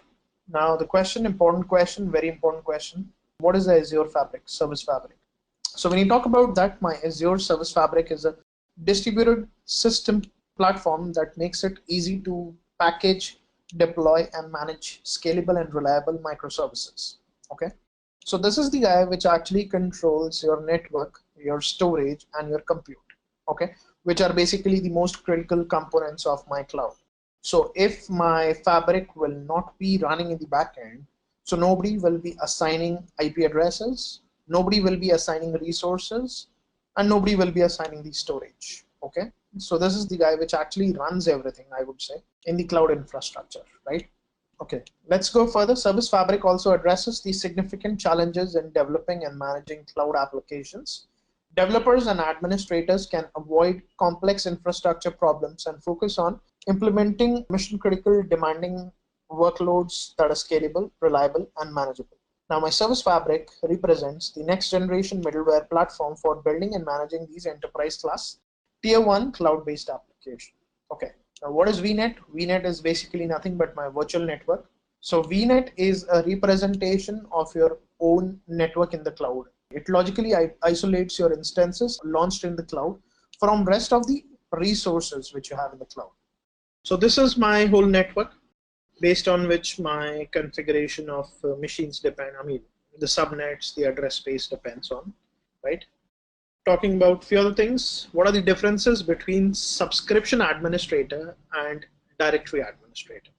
So when you talk about the subscription administrator is the one which is responsible for the complete subscription. Now, by default, only one subscription administrator role is assigned in Azure. A subscription administrator can either be a Microsoft account or either can be your work account. And that guy has control over the complete Azure portal and the services which run on that. Okay. If you want, you can just go ahead and sign up more accounts, which are basically subscription administrator, and these people are my co-admins. Now, as far as the Azure AD is concerned, so the account which we set up over there for identity and access management, so we talk about my Azure AD administrator, the directory administrator. So let's just read this. Azure AD has a different set of admin roles to manage the directory and identity related features. These admins will have access to various features in Azure portal or the Azure Classic portal, and the admin roles determine what they can do, like create or edit users, assign administrative roles to others, and so on. So this is what my Azure AD administrator does. Are there any scale limits for customers using managed disk? Managed disk eliminates the limit associated with storage accounts. Now, first of all, you need to understand what is a managed disk, right? When you create a machine now, these days, you will have an option over there that you want to use managed disk or unmanaged disk, right? So when you select managed disk, Microsoft manages, I would not say Microsoft, but then the Azure Fabric manages all your disk, right? So a disk which is assigned to VM will be managed by Azure. Okay, so this is what my managed disk is. Now, using my managed disk, I basically eliminate the limit associated with my storage account. However, the number of managed disk per subscription is limited to 2000 by default. Okay, so you can have 2000 managed disk in Azure subscription. Now, talking about what is the difference between service bus queues and storage queues. Now, the Azure storage queue is simple and the developer experience is quite good. It uses the local Azure storage emulator and debugging is made quite easy. The tool for Azure storage queue allows you to easily peek at the top 32 messages, and if the messages are in XML or JSON, you'll be able to visualize their content directly with the Visual Studio. Furthermore, these queues can be purged of their content, which is especially useful during the development process, the QA efforts basically. And as far as my service bus is concerned, so the Azure service bus queues are evolved and surrounded by many useful mechanisms that make it enterprise worthy. They are built into service bus and are able to forward messages to other queues and topics. And they have built-in header message queue and messages that are timed to live, that has control. Hence, messages don't automatically disappear after 7 days. So if you talk about this, probably you'll have to go ahead and read about what is a service bus queue and my storage queues. So I talk about my storage queues, which are a part of my storage itself. If you're not aware of storage, storage has 4 types of storage. One is my blob, one is my files, one is my queues, and one is my tables, right? So you need to have more information of what my storage queues is. Okay, now talking about what is Azure Redis Cache. So Redis is an open source in-memory data structure store used as a database. And then you talk about cache and a message broker. So when you talk about my Azure Redis Cache, that is based on the popular open source Redis Cache. It gives you access to secure dedicated Redis cache managed by Microsoft and accessible from any application within Azure. It supports data structures such as strings, hashes, lists, sets, sorted sets with a big range of queries, bitmaps, hyperlogs, and indexes with radius queries. Okay. Another question we talk about is why does not Microsoft Redis Cache have an MSDN class library reference like some of the other Azure services? Now, of course, when you talk about this, this is an open source, one very important thing. Now, my Microsoft Redis Cache is based on the popular open source Redis Cache and can be accessible by a wide range of Redis clients. And that is the reason we cannot just go ahead and put it into MSDN. Okay. So simple enough, just remember that. Because each client is different, there is not one centralized class reference on MSDN. So we cannot just restrict it, maybe you can say, right? So this is the reason we do not have any MSDN class library for my Redis cache. What is my Redis databases? So Redis database are just a logical separation of data within some Redis instances. The cache memory is shared between all the databases, and actual memory consumption depends on the key values stored in the database. For example, a C6 cache has 53 GB of memory, and you can choose to put all 53 GB into one database, or you can split it into a multiple set of databases. Then you have another question, why was my client disconnected from the cache? Okay. Now when you talk about this, the following are some common reasons for cache disconnect. Now my client side causes the client application was redeployed. The client application performed a scaling operation. In the case of cloud services or web apps, this may be due to auto scaling. The networking layer of the client side changed. Then you have transient errors occurred in the client or in the network node because of the client and the server. The bandwidth threshold limits were reached. CPU bound operations took more long to complete, and then you have my server side issues also, few of the server side issues also. On the stand cache offering, the Azure Redis Cache service initiates a failover from the primary node to the secondary node. Now Azure was patching the instances where the cache was deployed, and this can be the Redis server updates or general VM maintenance. Then you have what is Azure Search. So simple enough, Azure Search is a cloud search as a service solution that delegates server and infrastructure management to Microsoft, leaving you with a ready-to-use service that can populate with your data and then use to add search to your web or the mobile application. So it works with REST API or .NET SDKs, of course. Few other questions. My web app still uses an old Docker container image, and I have updated the image on Docker Hub, which is basically the new portal what we talk about. So we are basically talking about container services. Do you support continuous integration deployment of custom containers? Now, first of all, for private registries, you can refresh the container by stopping and starting the web app, or you can change or add a dummy application setting to a force and refresh of your container. So this is what you can do.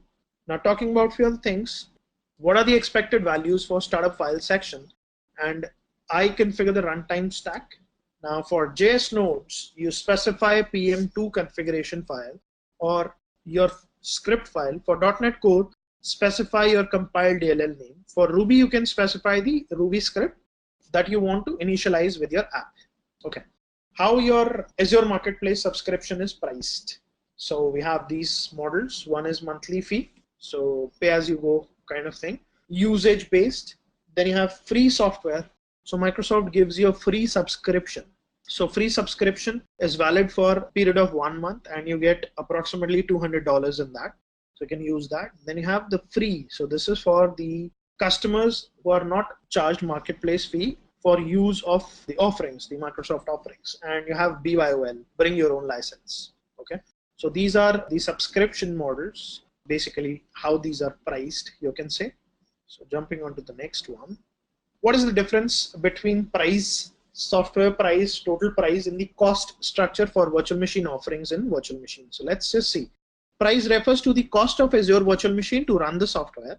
Software price refers to the publisher software running on the virtual machine.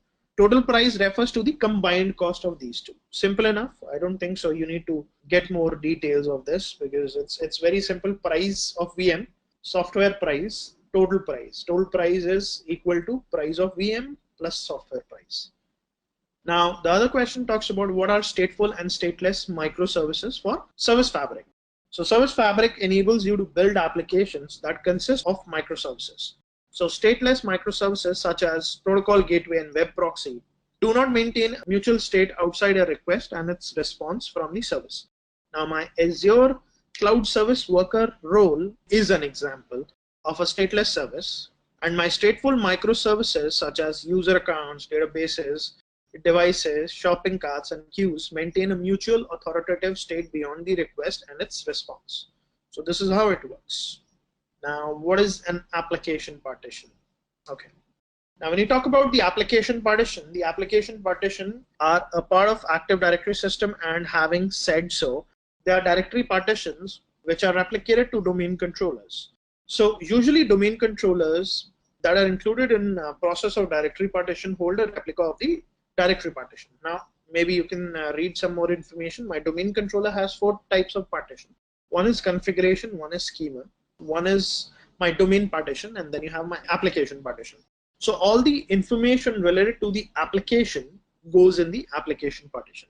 So it actually again has nothing to do with the cloud, but then it's always good to know, because if you're designing and developing an application on the cloud, you can just go ahead and put that information in the application partition on the Active Directory server. But then it's very important for you to understand that we should have an Active Directory server up and running fine in the cloud. Okay. So these were few of the questions what we talked about as far as my interview questions are.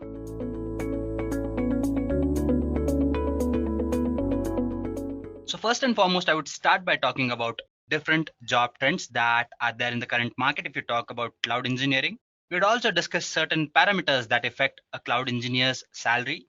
Then we would get into the details of job descriptions that are there in the market that different companies require in order to hire a cloud engineer.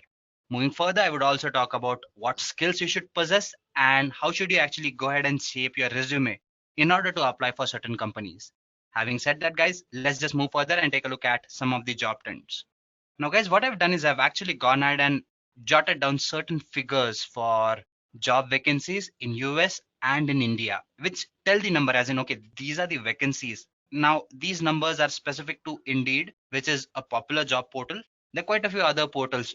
So this number might not be consistent, it might vary. But as far as Indeed is concerned, these are the numbers and these are the vacancies. So guys, now these are certain factors here. I would like to lay stress on quite a few other pointers as well. To do that, what I've done is recently I've written an article on this particular topic, which talks about job trends and salaries in particular. So I would like to refer that blog and walk you through that blog so that we can discuss some of these pointers in little more detail. So let me just quickly switch to the blog part. So yeah, guys, this is the article that I've written recently.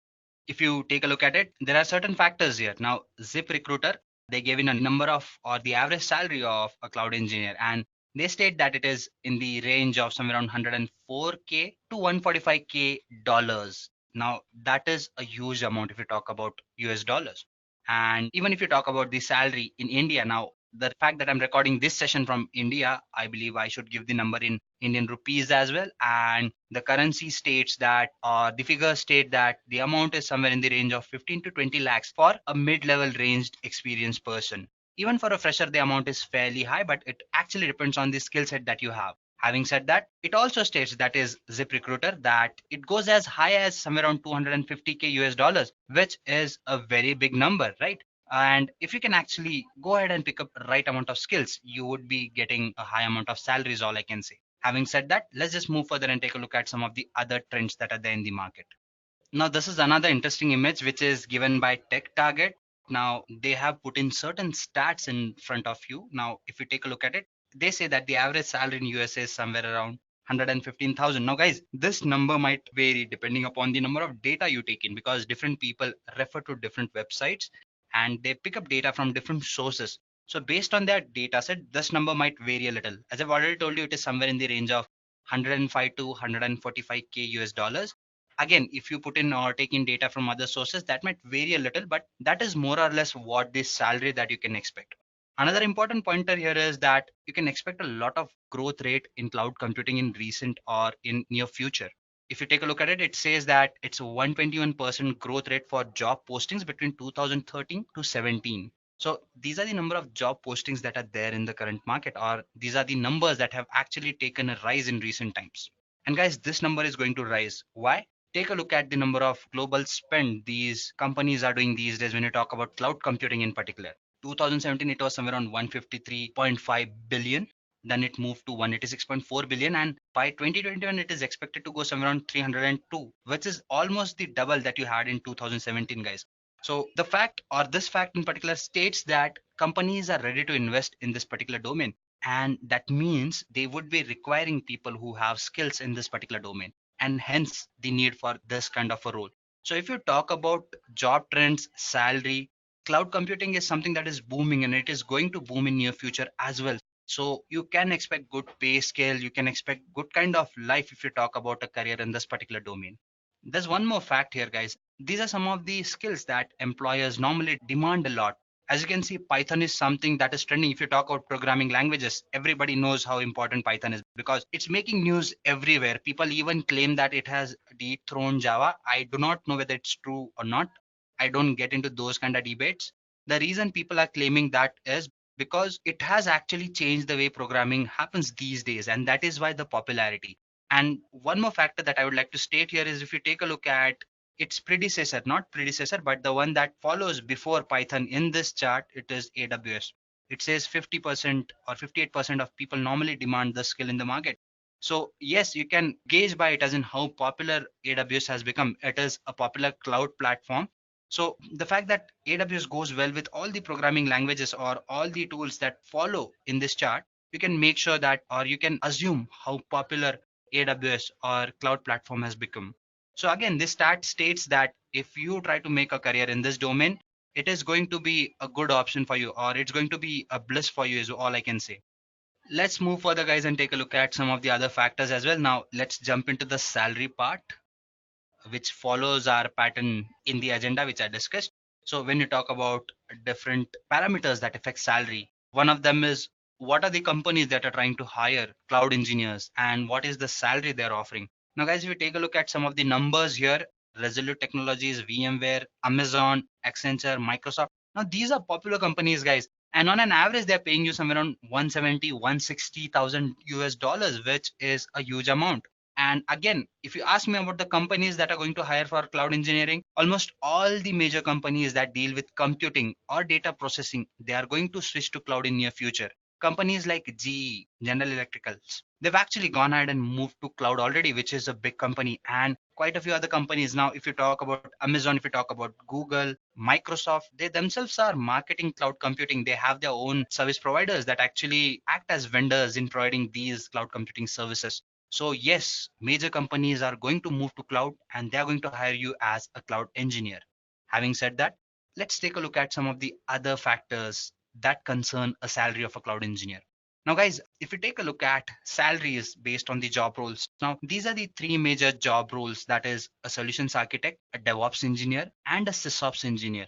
And these are the average salaries. I do not agree with these numbers that much. Numbers can be deceiving at times. Probably solutions architect is one of the most demanded cloud jobs. I mean, it is the most popular cloud certification, no matter what vendor you talk about. Solutions architect is something that people demand a lot. So these are some of the job roles. Now, apart from these job roles, there are various other job roles as well, but more or less they follow this particular category or these three categories.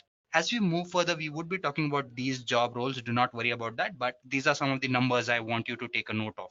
Again, guys, based on the location, your salary might vary, and these are some of the positive numbers that are there. Again, I've used Indeed as a source here, if I'm not wrong, because most of the data that I've picked from it is a combination of Indeed, Payscale, and a couple of other websites that are popular when you talk about job trends. So yes, when you talk about Indeed, these are the numbers that they've given, as in based on the states or the location in USA, these are the salaries which people can claim on an average. You have numbers for India as well. Now, these are three of the major states that recruit. I know Delhi is one more state, but their numbers are similar to Maharashtra mostly. So, yep, you can take that into consideration as well. And I'm sorry, Delhi is not a state city, which popularly hires a lot of engineers as well. Delhi, Gurgaon, in that domain or in that region in particular, the salaries are similar to what you get for Maharashtra, guys. So, yep, these are the three states that the website shows numbers for, guys. And Karnataka, which is the IT hub of India, you can see the salary goes as high as this. This is the average salary. Maharashtra in particular, this is what, which is very closely followed or follows very closely to Karnataka. Tamil Nadu too has a lot of requirements for cloud engineers. And as I've already mentioned, if you go to the Delhi part of the country, yes, there too people are looking for these skills as well. It's not that the other parts of the country are not looking for people with these skills. It's just that these are the major hubs and they come into the reckoning when you talk about the stats or the data. There are other regions and states where people are normally hiring cloud engineers there as well. I constantly go through or do market research a lot when you talk about cloud engineering in particular. And yes, I've seen requirements in other states as well.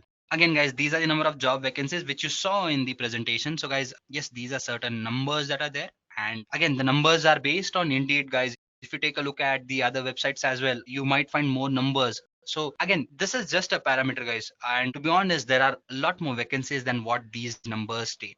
The problem here is people are not skilled enough to actually go ahead and get these jobs. So yes, if you are rightly skilled, definitely these jobs would be yours. Salaries based on experience, again, you can see mid-level has the most number of salaries, guys. Why is that? Because cloud engineering mostly is a branch where you would be expected to have certain skills that you've learned while you've worked.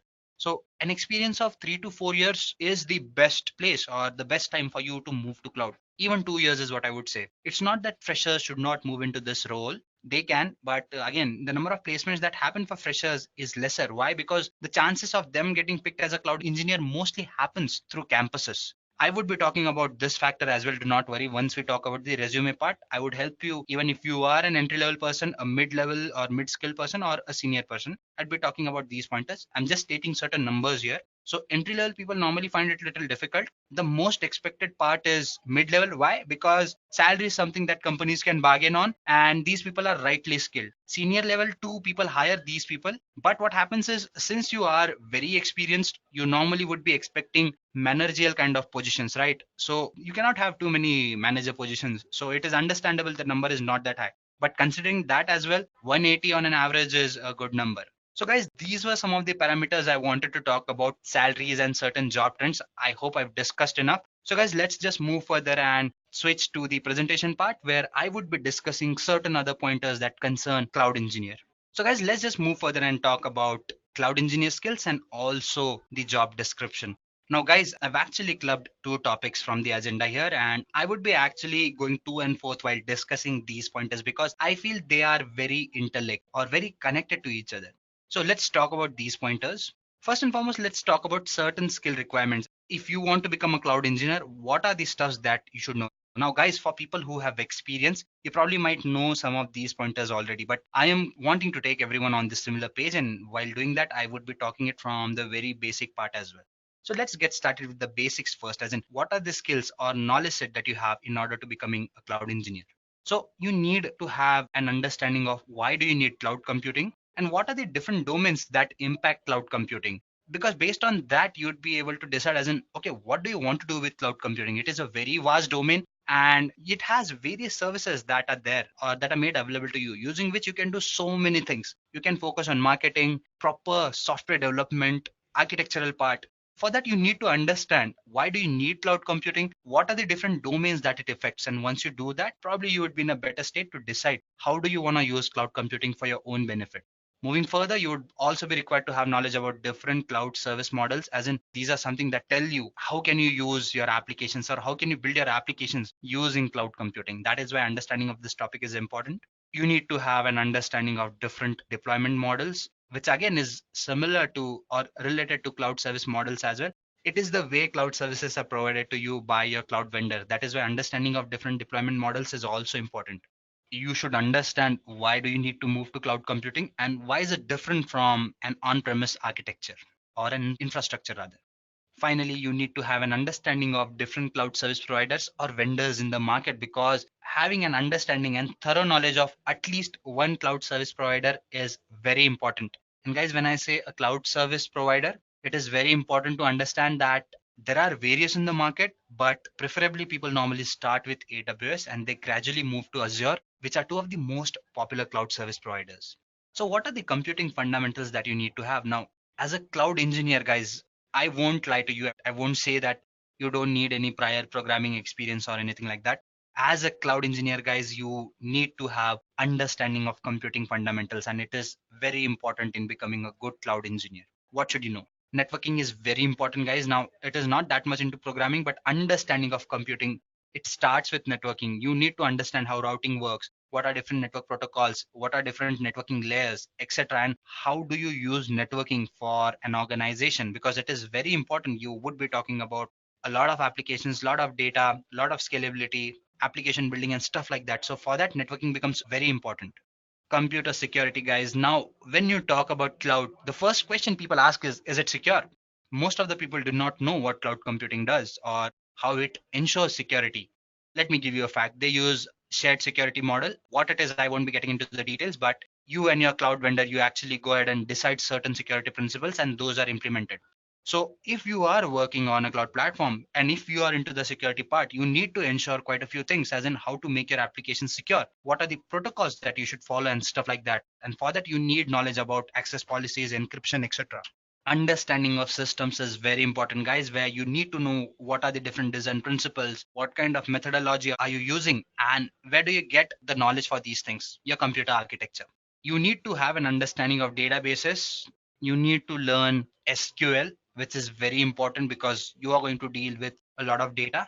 And guys, since you're talking about cloud platform, you would be dealing with different kinds of instances or virtual environments, and for that, understanding of Linux fundamentals is very important. So these are some of the basics, guys, which you should understand.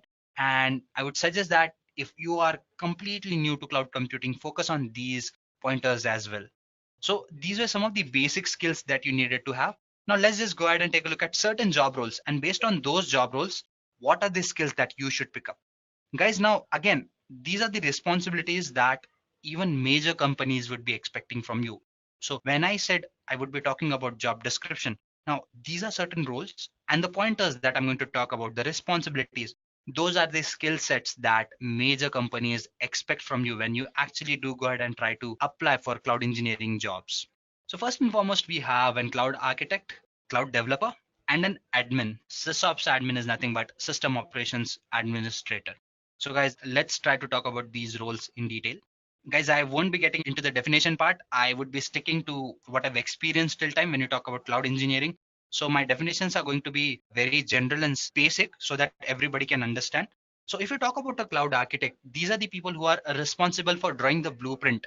I mean, they actually design your application, as in this is how it looks. So their part is designing, planning stuff like, okay, when I actually go ahead and build an application, this is how much I might be expected to probably scale, or these are the current softwares, or these are the current programming languages that I would be needing. They also take into consideration when it comes to migrating your application, which already exists on premise. So they need to understand what are the parameters that affect the current application on premises.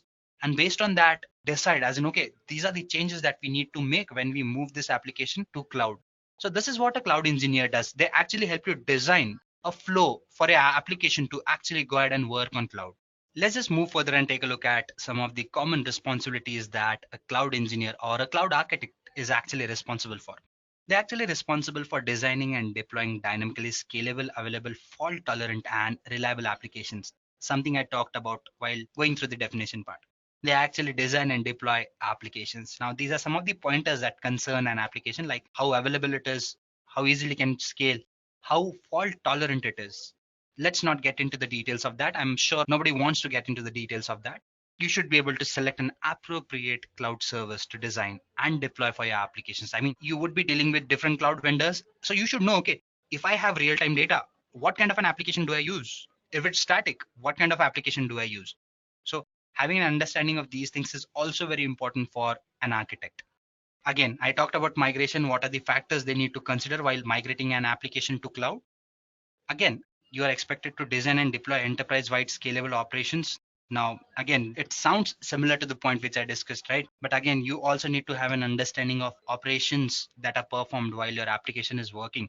Now, this is something that is important when you talk about the deployment process and dealing with the customers part, because based on that, your operations team has to put in certain inputs and it is designed properly at the beginning. Your workload gets reduced here. So this is where cloud architect again comes into picture. Implement cost control strategies to ensure maximum cost optimization. Money is something that is very important. And if you plan your applications properly, as in, okay, in case of using a particular kind of a service, if I use the other one, would it be cost effective? This is the decision again your cloud architect should be able to take. Okay, moving further, we have the cloud developer. Now, we have already designed our application with the help of an architect. Next is building an application. Who does that? Your developer. So they need to have strong understanding of programming. Apart from that, let's move further and take a look at some of the pointers, as in what are the other things they need to be concerned with. Expertise in at least one high level programming language. I'm sure it's more than one, but yeah, you should know the basic programming fundamentals so that you can understand how the coding works. Skills for developing, deploying, and debugging cloud applications. API, CLI, SDKs, it is very important, guys, because you would be integrating a lot of applications. And for that, understanding of how application protocol interfaces work is very important. Now, command line interfaces are something that you would be working on with a lot as well. So having an understanding of those also helps. Application lifecycle management, which is very important. Ability to use continuous integration and pipelines for deployment. Now, this is something both developers and the admins do. So you need to have an understanding of how these pipelines are created, how they work, and how do you deploy your data continuously.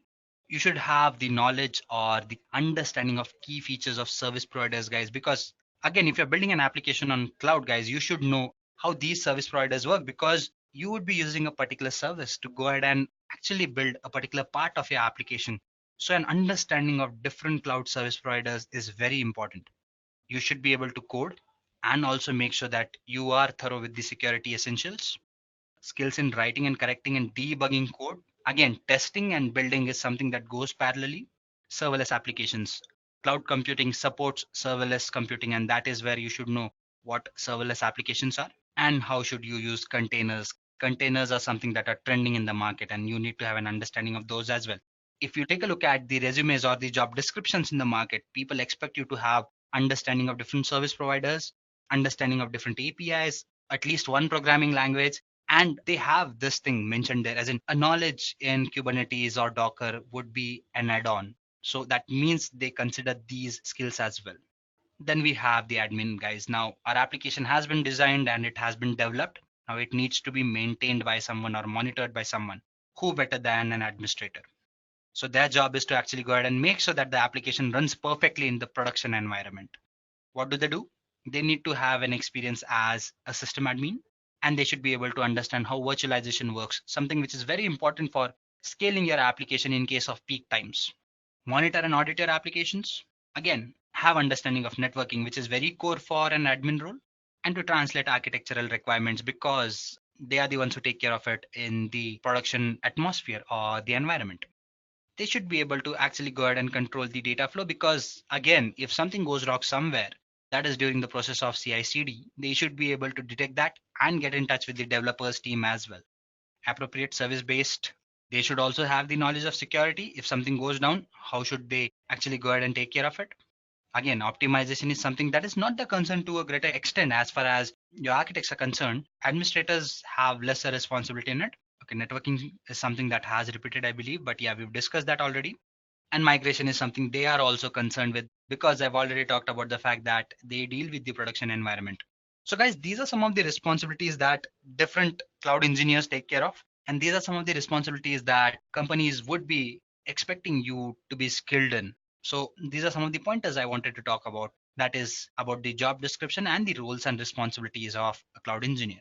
Having said that, as far as this particular session goes, guys, I would be resting it here and here. Thank you. Bye-bye. I hope you have enjoyed listening to this video. Please be kind enough to like it, and you can comment any of your doubts and queries, and we will reply them at the earliest. Do look out for more videos in our playlist and subscribe to Edureka channel to learn more. Happy learning!